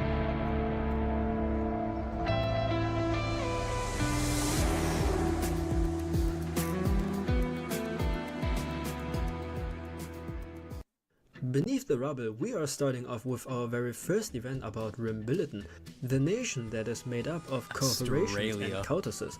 The Grinning Valley was basically a slice of life road movie turned into a visual novel. It happened me. pre-Londinium crisis, where the gang is trying to restore the Doctor's broken memories. And let me tell you, this is the build-up for the finale of this year. We got Wormy, Suzerain's biggest rival, and Makise from Steins Gate. Oh! Steins Gate reference. Back to back. In cinema. Is a good job, mate. Did you come here today? Nah, I came here yesterday. Not gonna lie, Hypergriff Australian really accent picked the plagiarism. perfect voice actor to fill in with the Australian representation. Her design is very peak. I mean, just look at her tummy. How can they reveal so little and still make her so hot? Sometimes I like to imagine Wormy under "My lawyer advised me not to finish this joke."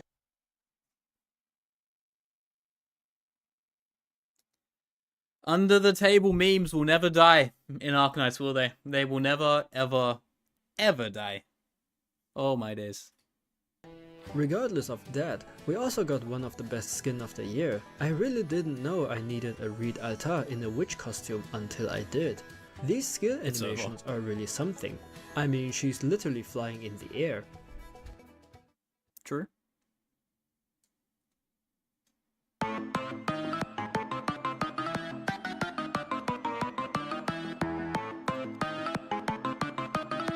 What the fuck? Eh? Oh!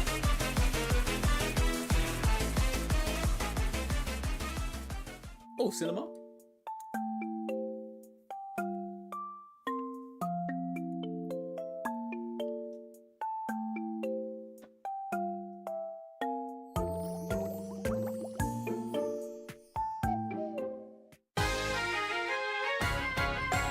Bean zoomies again. Welcome to the rice field, motherfucker. hap- We are so back in Yen, and Whoa! this time we Holy welcome shit! the other si- Whoa! Whoa! Whoa! Plus, I never felt so like intimidated. Holy! Out of nowhere, off the back of a bean montage. sister Welcome shoot to into the ri- landship. That is if you summoned her with the help of a rice cooker. She has the power to grow things, is perfectly level, and can become a particle accelerator in a What is he moment's talking- notice. We travel to Dahuan, where the That's land the is meme. I know, flat but that's still but crazy extremely the way you said fertile. Now I can assure you that flat and fertile is essential to the plot of land, that is. Shu not only prevented countless war crimes against Rise, she has transcended the term MILF to a new level simply by plowing the fields. Some people went so down bad for her, they wanted to travel to rural areas and start working on the fields too. Well, what can I say? We all did our fair share of hard labor. True. But can you stop fucking around and steal all my crops? Yosta has made an official creator event where we needed to cook. The more delicious the food looked, the better your chances are to win the event. Wait, nobody told me you can win by submitting a burned toast. There was also a fan animation contest, which was the perfect spotlight for a lot of smaller creators. Thanks Yosta for handling this perfect event, except for that time when the website crashed, and that other time when people had a time frame where they could vote for their submissions endlessly. Wait, I think something's broken. Wait. Well, all these things You can aside, spam it was it? an absolute banger event with very cool in-game Oh, no. mechanics too, which was all about the unfiltered water from which she stood in with her bare feet. We mostly drank it and occasionally used it to cleanse corrupted water on the fields.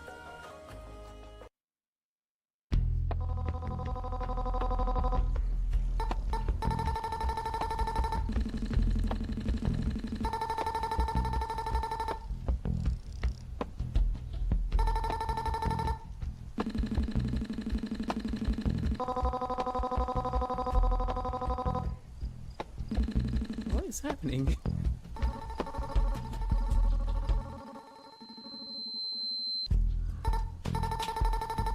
Is this Don't Starve? Wait. Don't Starve collab. Oh no, it's just reference. God damn it. That would have been so hype. Okay.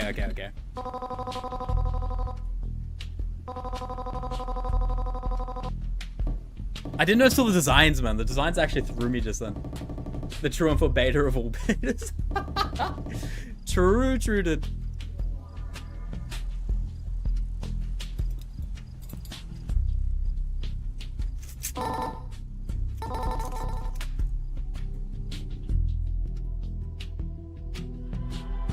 It's when the game trying to change its tower defense, yeah.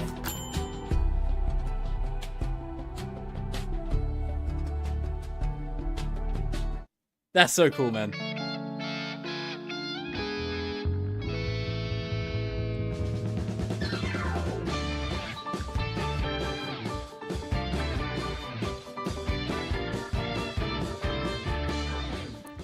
Catharsis finally did it. He made a cover of the Phenomenal Agents song by collaborating with his colleagues, Isaac Wolf, and the blessing from the myth, the legend, Adam Gubman himself. This collaborative project has been a long way coming, but it was absolutely worth the wait and effort. I mean, just look at the Miss Christine cosplay.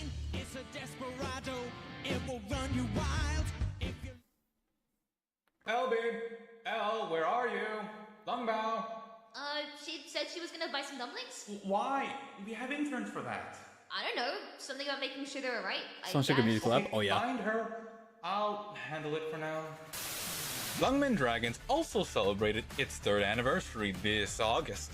While LD is mainly a strategy group focused on bringing hardcore gameplay to the EN landscape through showcasing runs of precise, difficult clears, and hosting different Arknights tournaments. It's also a group that focuses on making playing the game your own way accessible through community effort and activities. That's why this year we hosted a bunch of activities that focused on fostering this sense of community. The community put their thinking caps on as they worked to solve a cryptic crossword puzzle.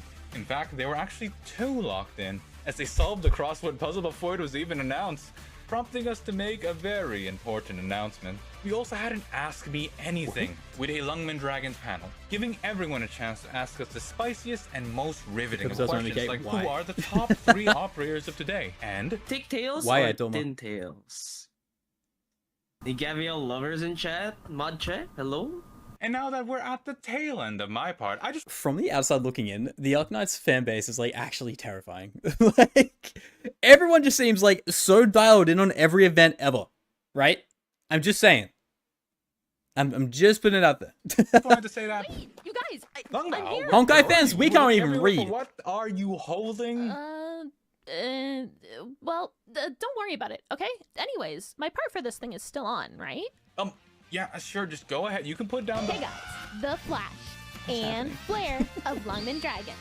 My name's Lung Bao, and I'm LD's resident Kung Fu Dragon. You'll be seeing more of me here at LD in the near future. It's nice to meet you all. Was that good? I mean, I think that was pretty good. Anyways, I'll be putting these down right over there. Great, so you're sharing those dumplings with everyone, right? No, fuck no. All her dumplings, brother. You're grinding ascension levels for randomized characters in HL so you can get single 4-star so you can get another tournament pool. Oh, Tama, at that point you just gotta spend money, right? This year's at that point, you're was cooked. something very special to me. I was invited by Hypergriff to visit their exhibition and Where's my... I wasn't here. Why can I pretend that I'm relevant even though we've been streaming Arknights for like, what, a week? Oh, that's so funny. Yeah, look, I would still like an invite even though you guys did know who I was 6 months ago. Both Arknights Endfield You're and broke? Popucom.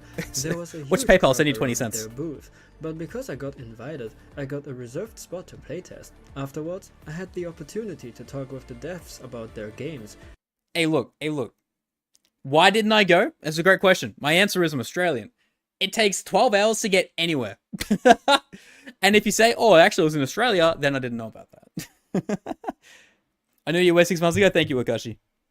Hey, look, no one knew who I was a week ago, most likely. It was barring a one of the very most select few memorable people. moments to me because I finally got to Now we're a meet foreign the viewer people Andy on behind YouTube. my How times have favorite changed. game. Also, thanks Hypergrip for giving me these amazing merch. My soul is officially bribed now, and there is no amount of goodwill I will show Just any go to other CN, gacha companies insane. in the future. Arknights Enfield finally decided to give us some crumbs of content again by going on a very Beta soon, boys! tour, attending many Let me in. conventions. Let me in. Being PAX West in Seattle, which I was fortunate enough to be invited to, and I got to talk to the team behind the game. For so long, the community has been believing that Enfield was just a mass hallucination. Who For the so fuck long, invited the community Wolverine? has been believing that Enfield was just a Who the fuck?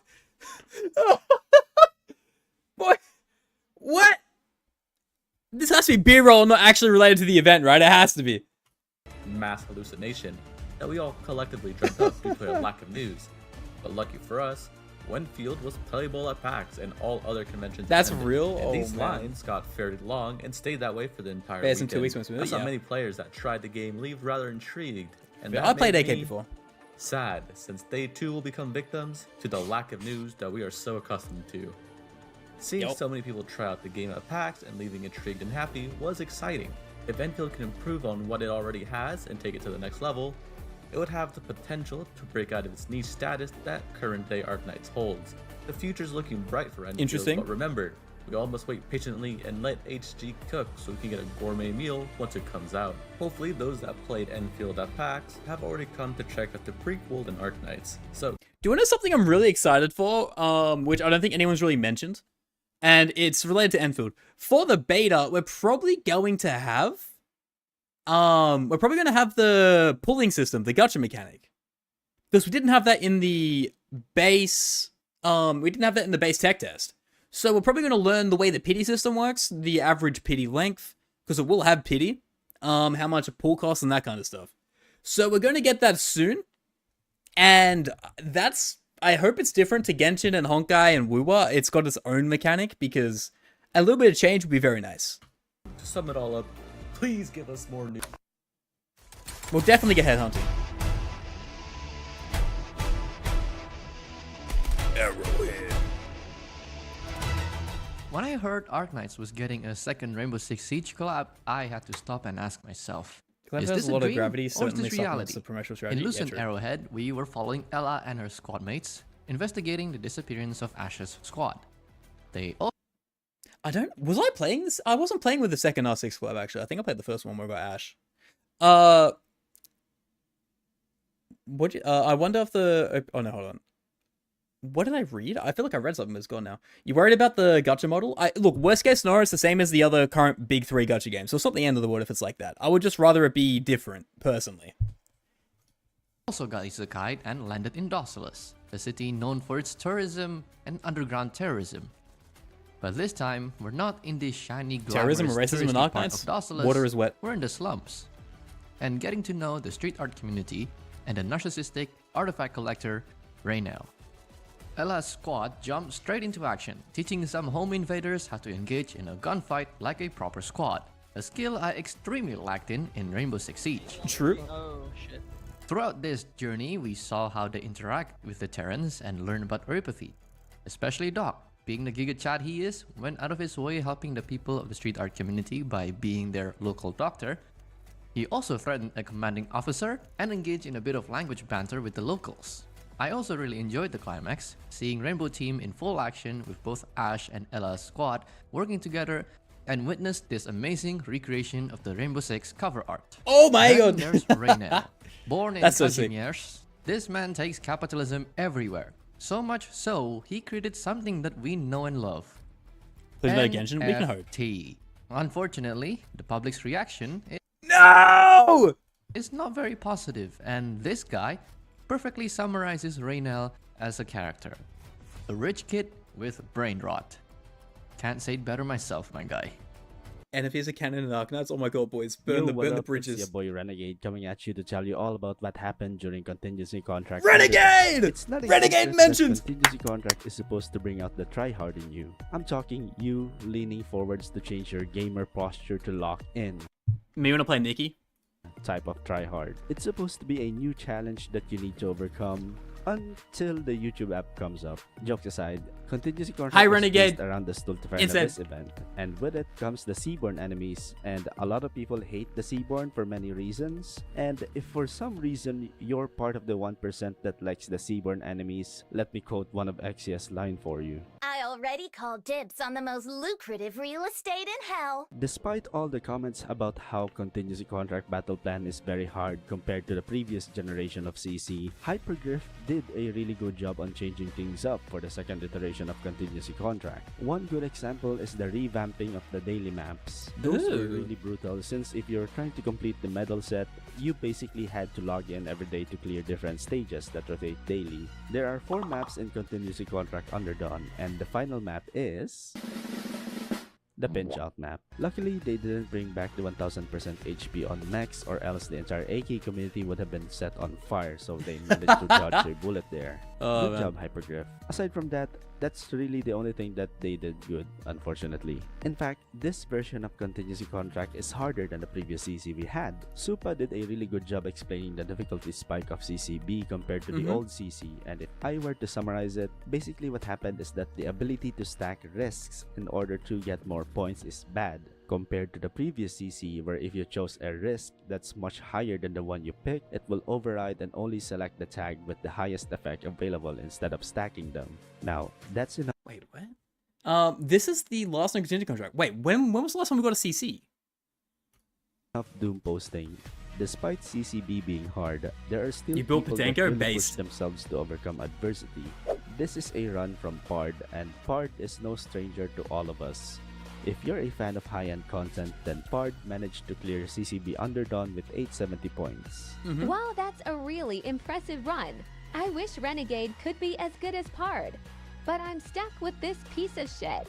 That's true, actually. But hey, I can hold my own, you know. Anyways, CL also managed to clear with 870 That's points, crazy. and one thing you notice is that once you slowly climb up the difficulty ladder, your options to choose which operator to bring is getting smaller and smaller. That's why you can see that CL's and Pard's lineup is almost similar. Seal is such a god gamer, and like Renegade here who has a smooth brain and can't clear high-end content even with meta operators.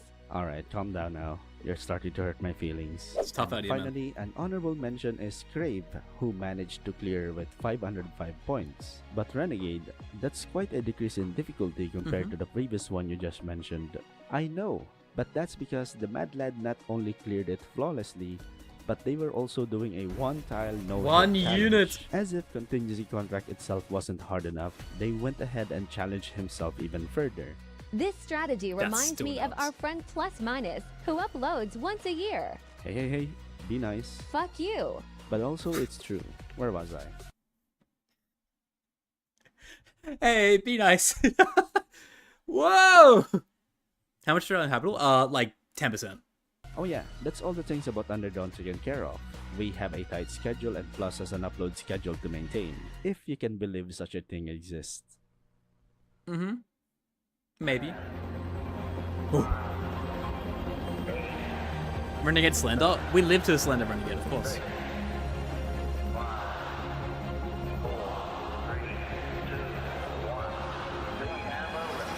The artistic culmination of Arknights multimedia, a concert showcasing the game's banger in-game soundtracks and operator themes, alongside a spectacle featuring our beloved characters and their rich stories. Ambience Synesthesia is a beloved annual event, and this year's iteration, Res Souvenance, did not miss a beat. That's not all though. This year's AS was particularly special, as it was the feature of Global's first international screenings and get-togethers. The Arknights Ambience Synesthesia 2024 offline screening in Toronto was an unofficial event that brought an experience once exclusive to CN to the global community. Yes, unofficial. That was a free entry grassroots event, brought to us by the community's sheer passion for the game, with support from various organizations and enthusiasts. It was basically one big get-together, with free food, drinks, and even souvenir bags for everyone. We even had a medal design like the in-game ones to commemorate the event for those who attended. The event was a huge success. Not only did everyone have fun, but this event was also a milestone for the global community, with Hypergriff now looking into bringing small-scale offline concerts to global, and event organizer Nomad Dikron planning for more Arknights events, unofficial or not. Bring him to Australia. Bring him to Australia. Maybe I can attend. Maybe I can attend in real time. Would be cinema, but I understand. AN community may have more in store for them in the near future. Before we jump into the most anticipated section of the year, let's revisit some of the art trends that happened. We started from 480 pixel and slowly went up to 1080 pixel. And how can I ignore Kita doing the Oshinoko dance? That became a new brain rot for us weebs. Not only were there all sorts of reiterated I don't know if I versions, could. there were plenty, and I mean Penguin! plenty of Arknights versions too. And on the less silly spectrum of things, Hypergriff hosted a campus recruitment course at the University of Southern California. I remember this. They showed all of their projects so far. Yeah, and this was really into weird. What makes up Arknights, which consists of fine art, terror, medical, nice plot, doom, suffering, and last but not least, furry. And yes, this is an official Hypergriff presentation. What was also quite interesting was the Chinese game industry from the perspective of the game developers. And I'm not gonna lie, just looking at this PowerPoint slide makes one really think. The Chinese game industry has really come far, with a closing end of everyone getting merchandise before leaving the presentation, and lastly a message from Hai Mao, 你是中国游戏的未来, which translates into you are the future of Chinese games. So, Babel. From October 10th to Halloween, we got the most anticipated events of the game. Everyone talks about Babel. I just breathe oxygen and someone says, Max, you need to learn Babel. You need to watch Babel. Babel is the way, the truth, and the light. So yeah, let's get a synopsis. Also the one with the most misinformation regarding its story. You guys wanted me to pay attention to this? Max, Babel is peak cinema. What the? We got a freak off? Gameplay-wise, it was simple, kind of. The chain mechanic isn't too hard to grasp, but every single stage Teresa's introduces a Diddy new freak off. enemy. Insane. Like, seriously, there are 10 new unique enemies in this event alone, all of which interact with the chains of friendship mechanic in different ways. We got 4 new operators, one of which was Oda, the first Earthshaker operator. He's fine, not great, but not bad either. Unlike Lutanada and Aroma, at least Oda is usable. The 6th star of the event was Ascalon, which would have made the game in year 1, but currently is just good. She's kind of a side grade to Mizuki, which already isn't meta. But none of that is important. Babel is about love. Not just love, but also heartbreak. Yep. Loving something that you have no right to love. Loving people that some might argue shouldn't be loved. I won't spoil much here, but when Babel came out in CN, a lot of people misunderstood what was actually going on. If you were around back then, you would think that the doctor's mother gave birth to a kid way worse than Dumber Blood and Saddam combined. In reality, the main 2 characters of the event, Doctor and Teresa, suffer solely because of their overwhelming empathy. But while they are both filled with love for Terra, the Doctor is indecisive while Teresa is almost naive and not really capable, which is why they both fail in the end. We learned quite a lot in this event, from Babel, of course, to the Doctor's civilization, to Casdo, and even Oripathy. But we're still missing a lot of info in regards to Terra. We still don't really know what Originium actually is. We don't know a lot about the Doctor's civilization. We barely even know who the priestess is. The story of Babel is a tragedy, but in tragedy, there is hope. Sure, Babel falls apart, Teresa dies, and Theresis starts his conquest of bloodshed. She deserved better. Even so, the will of Teresa gets passed on to Amia. She deserves so much better. Eventually, from Babel's ashes, we get Rhodes Island. And finally, the Doctor is freed of his biases. The Doctor can finally choose something by himself, strictly with the help of his own experience. Pre-Amnesia Doctor and post-Amnesia Doctor are the same person, but they wouldn't make the same decisions.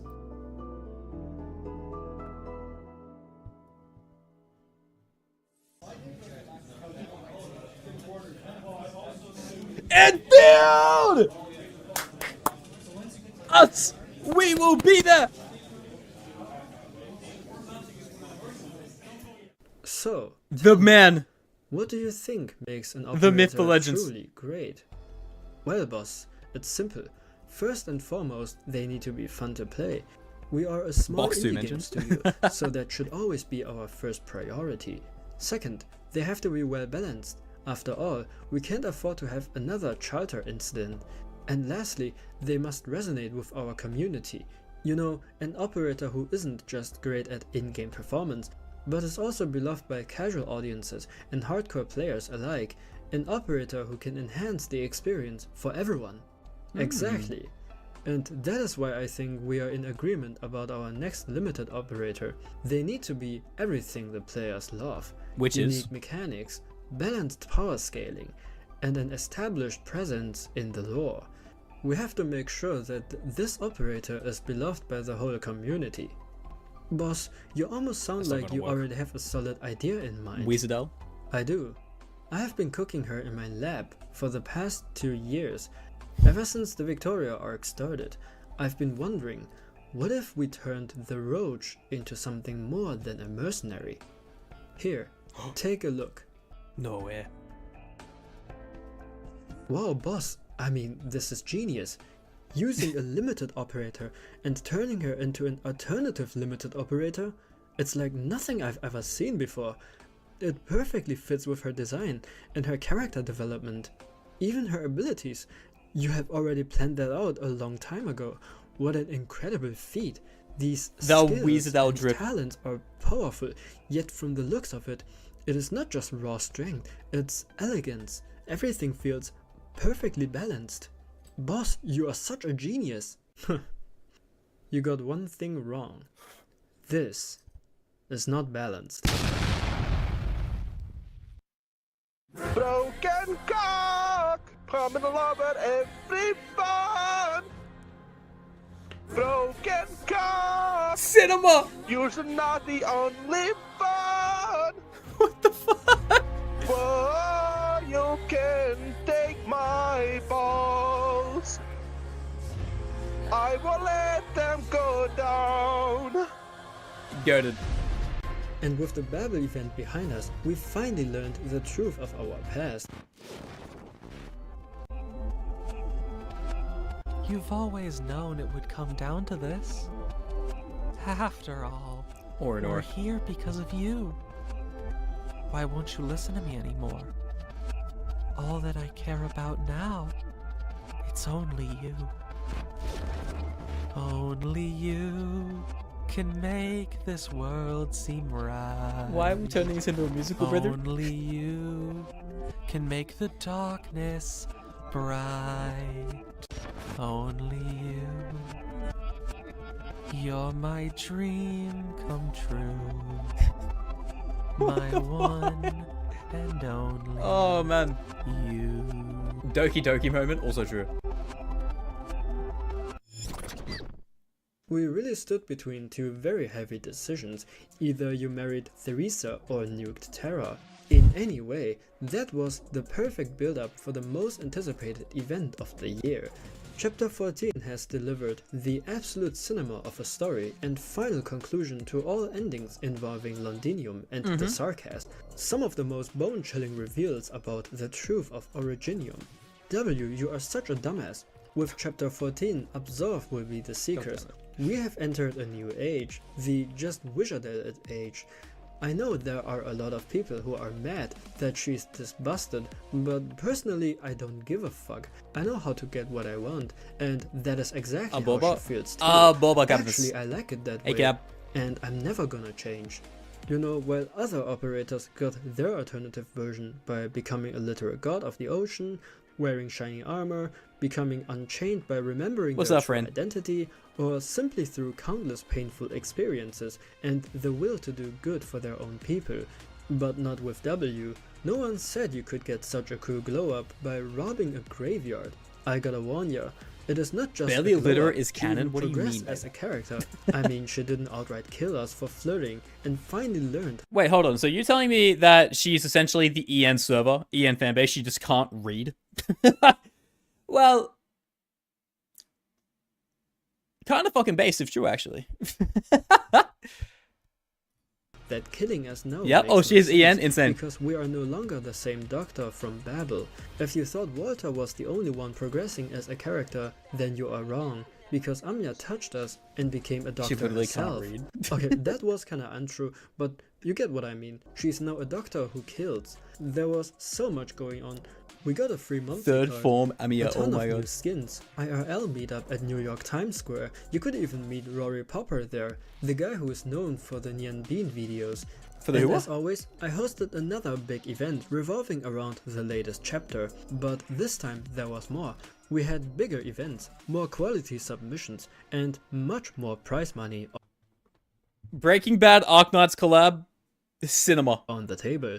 And dare I say, the events were a huge success.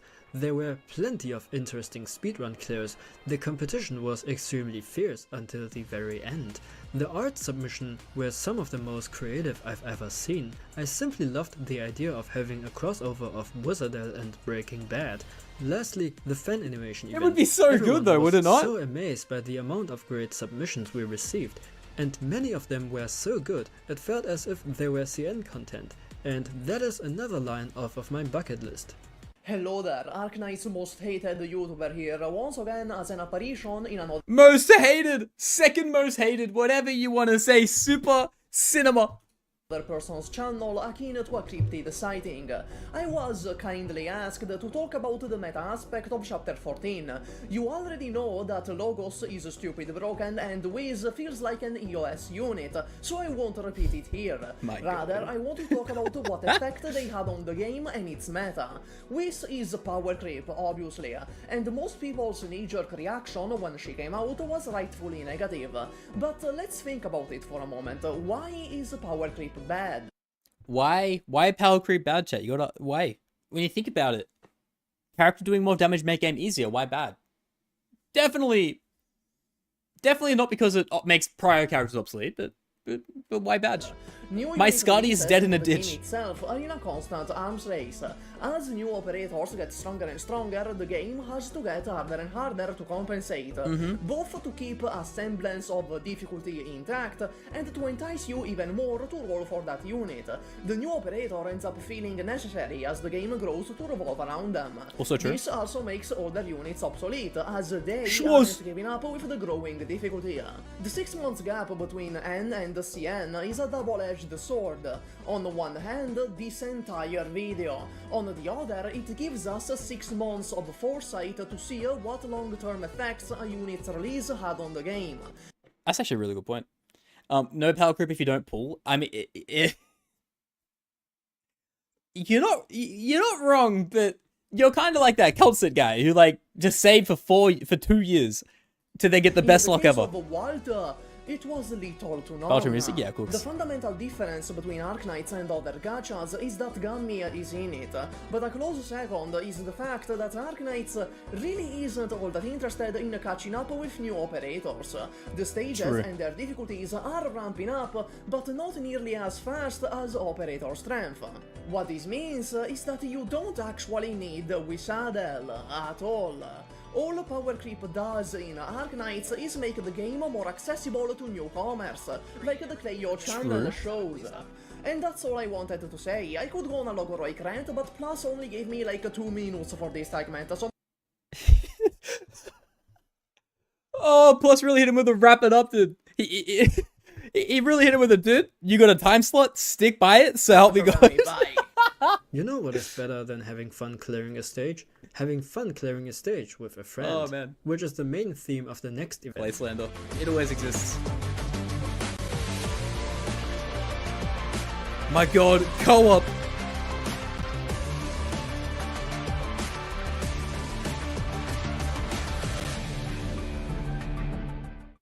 It all started with an old co-op event Mhm. that actually did not work as well as Hypergriff intended. But with the new Icebreaker games, they have exceeded our expectations. The 300 Beginners ping event, expected a yep. pure hell because of their difference in level, while the seasoned veterans were looking forward to cooking up the most obnoxious squads to ruin their partner's day.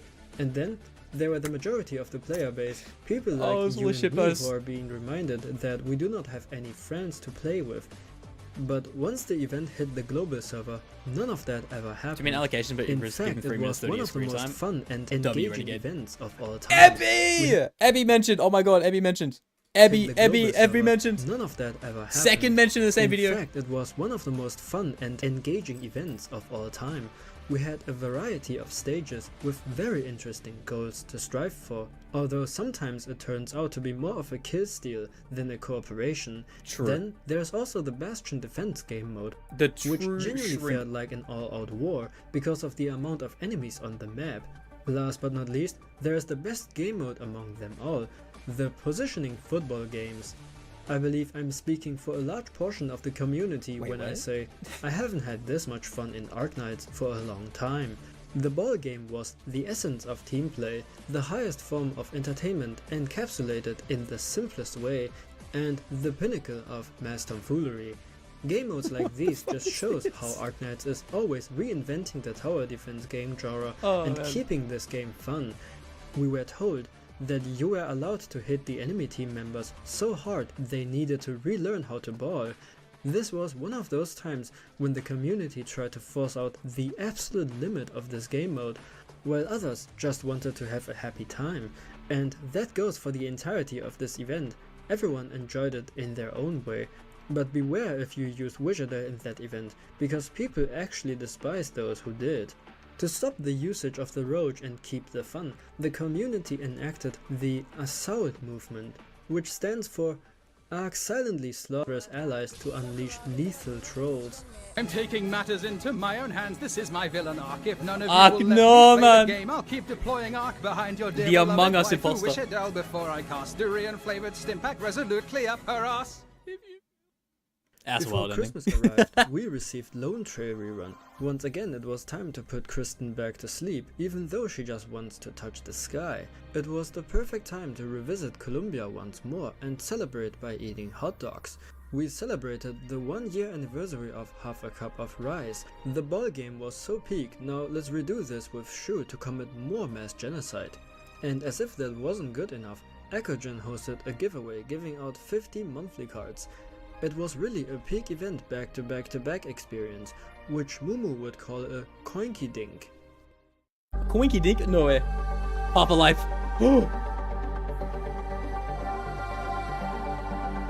Maestro. It's been a while, Doña Irene. Indeed it has. Those clothes suit you. Thank you. Right. There's been an emergency. The lighthouse. It just picked up signals of unknown origin. They seem to be coming from not the sea, but the sky. Jordi, I think we can already see them. Huh? Oh. Oh dear. People of Iberia, do not be alarmed. Ager greets you. We would like to invite you to our city. Hopefully by working together with Iberia and other terrestrial nations, we will be able to create a waterway that links directly Where to is Earth. John Bloodborne? That is all. Arrogance. Don't worry. The Abyssal Hunters aren't going to turn into Seaborn because of the auto-adaptive junction that Holy resists legs. the Seaborn genes. But there's a record of a failed auto-adaptive junction surgery in the Abyssal Hunter lab archives. That was, I'll be honest. Then how can we be sure he hasn't turned into a Seaborn yet? We should arrest him.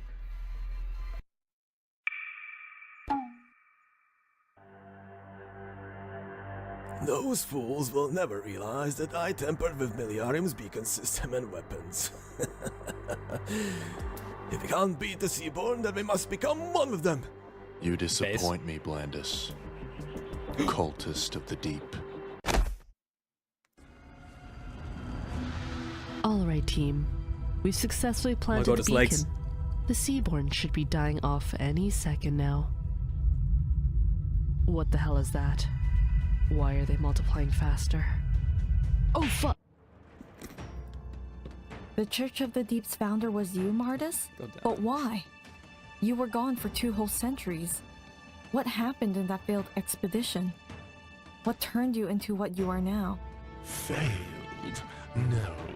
It was a success beyond our wildest dreams. You see, we penetrated into the mental ruins for the first time. The presence is carved in the rock into massive, maze-like composites reaching into the mental. We have never gone further than that, even after thousands of years of history. The mental ruins, the genesis of the civilization. We thought we'd find more notes, more secrets, more answers there. But all we had hoped for did not exist. All that was buried in those depths was a spark of hope. I was separated from my team along the way. I was the only one to make the end of the path. There, I saw a giant, some massive thing sitting in the shadows of the cerulean tree. I not see his entirety. A small part of his lid was enough to fill my time with him.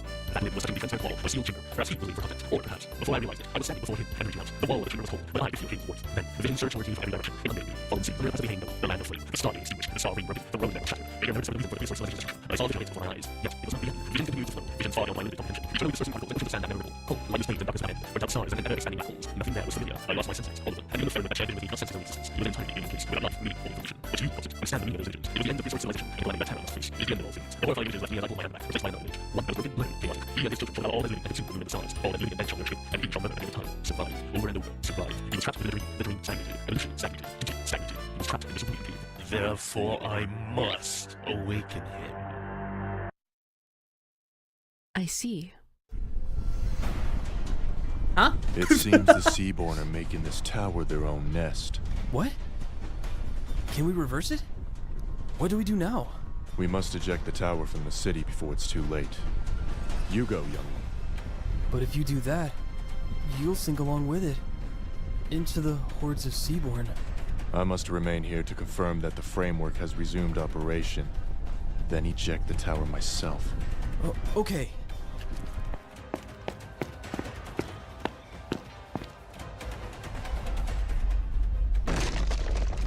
Goddamn.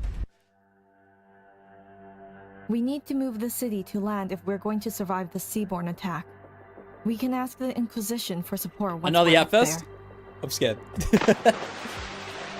Whale? Isharmala! Isharmala! Isharmala! Isharmala! Ishamla. Skadi. You are not nutrients to complete the cycle. You are its end. They await your transformation. Shamala, Scotty, no, very bad, don't do it. Don't do it. Return to us, Ishamla.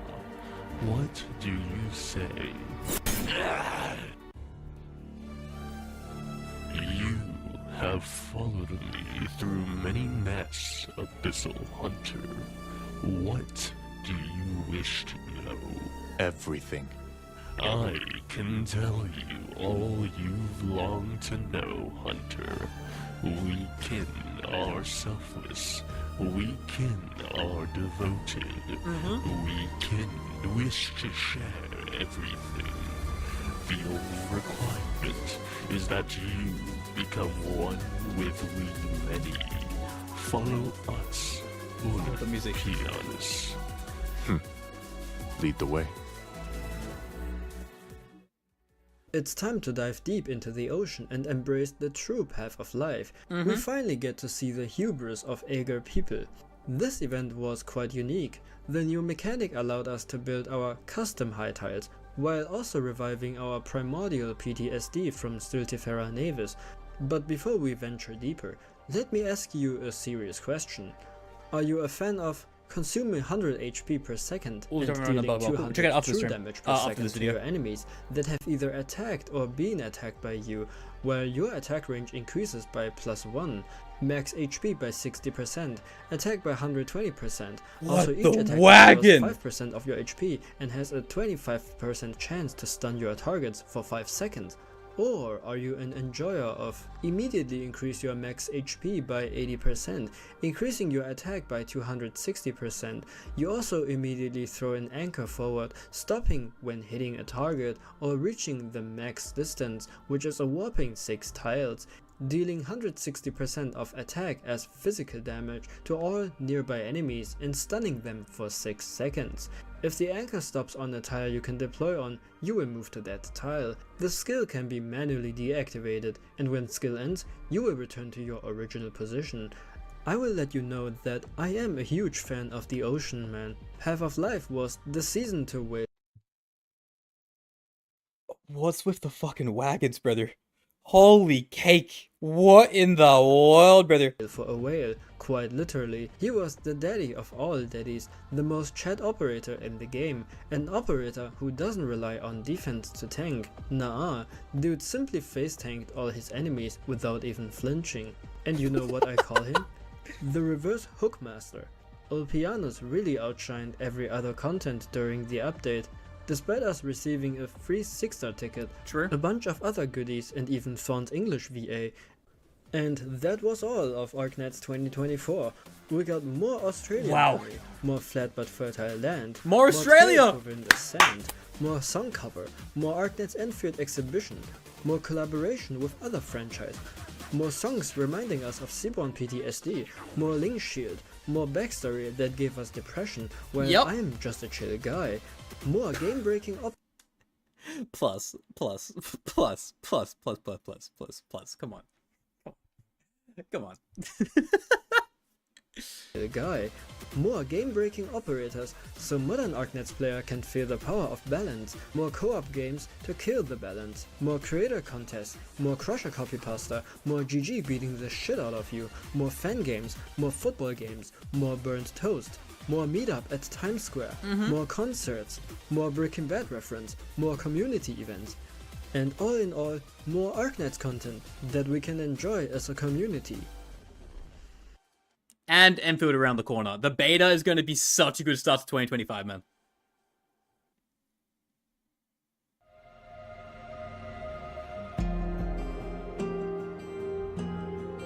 My goats, thank you for watching, but man, obviously, Plus is him. Please go like the video. Please go subscribe. Please watch it yourself, alright? Give the man the view.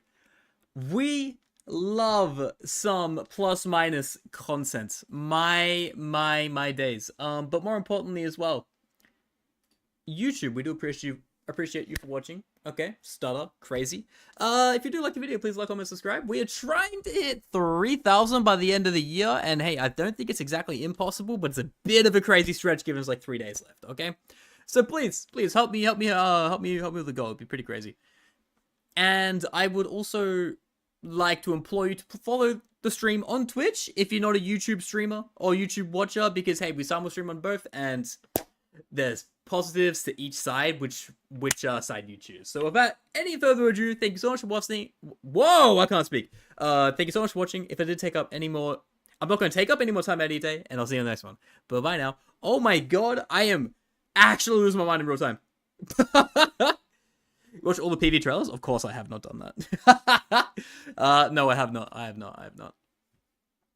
They also posted Arknights. Yes, we did see the Arclight drip. It looks so good. It looked so good. Alright, it really did. Vergon Dost. My guy, thank you for following. Appreciate you, brother. Appreciate you. Maybe that's really good. They are, but like that's not something like there's from what someone told me, there's 300 plus. So I don't know how I'd even go about doing that. That would legitimately be a 12-hour day. Yeah, it would be insane. But boys, I know a lot of you are Arknights enjoyers, and we have officially done the Arknights section of this stream. Okay. There's not, to be honest, I'm about to end the stream, but there is Honkai Star Rail drip marketing I want to address for the Honkai enjoyers, which is more often than not like the people who kind of knew me before the Arknights stuff. Okay. So if you are leaving now, I thank you so much for joining and hanging around for the ride. We're going to talk about this Honkai Star Rail drip, which will take probably 20 minutes, 15, 10 minutes. And then we might just say goodbye. Okay? So, yeah, bear that in mind. Have a good one. Yeah, appreciate you guys for watching. If you want to stay for Honkai and that kind of stuff, because let's face it, we're still an Arknights tourist. I implore you to stick around, and I'll thank you if you did. Not an 8-hour stream, SMH. Oh, no, I'm washed up. I am washed up. Thank you for the stream. Yeah, thank you. But, more importantly, boys, Honkai Star Rail drip marketing. So Val, you told me that they dropped a new character, right? Tribby? Oh my god, she has a thesis tied to her. Actually insane. Oh my days. There's gonna be a lot here. but it's gonna be fun. It's gonna be good. All right. Make sure you don't forget to change the title of the stream, pulling HLR players. Yeah, I probably should do that. I don't have a thumbnail though. It's 10 minutes. It's whatever. If people join and they get the wrong idea, it's fine. But hi YouTube again. Welcome in. We finally have drip marketing for 3.1. All right, 3.1 is not even out yet. We're eating good right now. Okay. Tribby is the next character that comes out first side of 3.1, and from what I've seen, there hasn't been anyone else, which is pretty, you know, it's standard, it's expected. A little bit of fan art's been retweeted. We have the live stream in a week's time. Please be here for that. We'll be live on YouTube and Twitch for it. And more importantly, we need to get into this character. So off rip, she is a quantum harmony. That is, we don't have one of those yet, do we? We really don't, do we? Okay, cooking. But without further ado, the design's nice, the path and everything's cool. My question is, does she have several characters at once because there are multiple of her in the actual sprite photo, right? Sparkle's dead in a ditch. Yeah, well, I forgot Sparkle existed. I can't do that, man! Oh, no, brother! Oh, no, brother! It's fine. But without further ado, let's read the synopsis, shall we? So, and for his saga hero is Tribby. We are Tribby, the messenger, delivering prophecy. We are Trion, so there is 3 of them. Oh, okay. The gatekeeper traversing the 100 worlds, and we are Trinon, the priest listening to the prophecy. We are Tribios, the holy maiden of Genesopolis. Please join us on our journey at the end of the West Wind, where flowers bloom. A 3-in-1 character. It sounds like a 3-in-1 character, which is super wild to me. But hey, it's very, very welcome. I like the idea of it. It seems like it could be really cool animation-wise. Yeah, so the triplets of fate, Tribios. The messenger departs from that holy land beloved by the apartheid prophecy, splitting herself into 1,000 pieces and setting off on a journey. O Tribios, holy maidens of Genesopolis, and Chrysos hair, who stole the passage's core flame, you shall toil for the masses, bringing the news of deliverance to all domains. Go find a children humanity with golden blood in their veins, shatter the dimmest dark in this world, and walk forward to tomorrow where the stars gleam. Absolute cinema. Absolute cinema. We love it. We absolutely love it. Now, my main question is who's going to be part 2? Because if we do go back to the Amphorius trailer that we originally had from the live stream for 2.7 from what I remember, let me quickly pull it up. From this trailer, it was the first 2 characters and then Tribby. So who would be tomorrow if we were to theorize?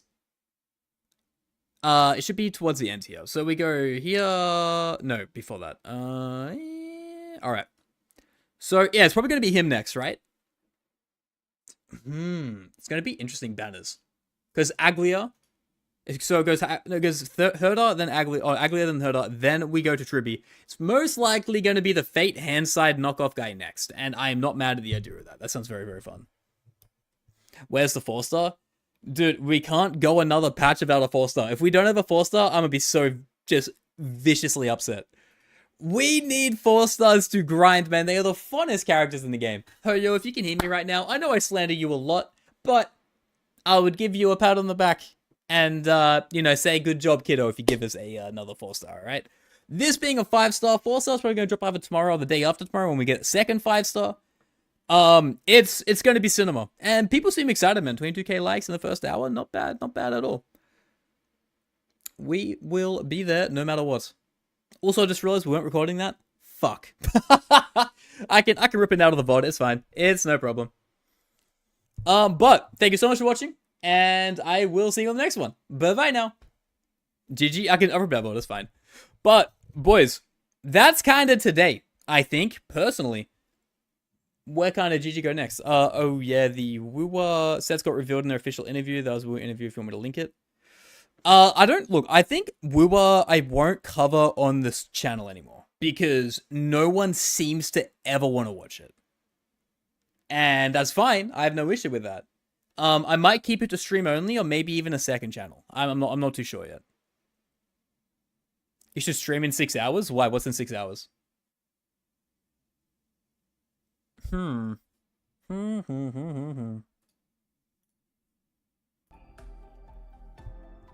But yeah, look, it was fun. It looks nice. If you read, it's not video-wise. And what is it? It's all about sets, correct? Here's the thing. I plan to stream Renacida the moment it comes out, and it's going to be absolute hype. So we can always check it then. We've still got how long until Renacida comes out? 2 weeks? Oh no, we've got like 5 days, right? Why not? You make a good point. I've got to go to the airport though to pick up a friend who is going home. So I can't be alive for too much longer. But the main thing I want to say, YouTube, I am so surprised at the numbers we are getting here, okay? I can't believe that on average during the actual lore dump, we had 400 people. Like, what the actual fuck is going on here? 2nd of Jan, I'm so excited. Guys, I know there's 165 of you here on the YouTube side of things. I will be streaming the Renacida 2.0 live, or the Renacida when it goes live. So be aware, it's not going to be Arknights content. Arknights content's kind of here to get us over to Endfield, then we're going to go back to honkai stuff. But hey, I'm not saying it's going away entirely, right? They still do Mave update every 6 months. Yeah, which is going to be fucking hype. Your friend could understand what, not picking them up. But yeah, more importantly, I want to say thank you. These numbers are fucked, quite frankly. I've been a 20 viewer Andy for as long as I can remember. And yeah, YouTube is telling me that people watch channels or watch content in live stream format, not actually only on Twitch, which is crazy to me. So I just want to say thank you for that. We will be live streaming all the other stuff, the honkai stuff, the honkai live stream that's in like a few days, right? Oh, it's at the end of this week, end of next week. I think it's end of next week, right? I think it's end of this week. So we're gonna stream the honkai 3.0 as well. Keep that in mind. And then obviously 2.0 Woowa. And not to mention, if I get into the Endfield beta, we're doing 12-hour days. I'm so fucking excited for that. You do not understand. It's 1st of Jan. Yeah, it's also a few days away. It's the end of the week. Oh, next week. It's a week from. No, wait. What? It's not on a Friday. Wait, what the fuck? It's not on a Friday.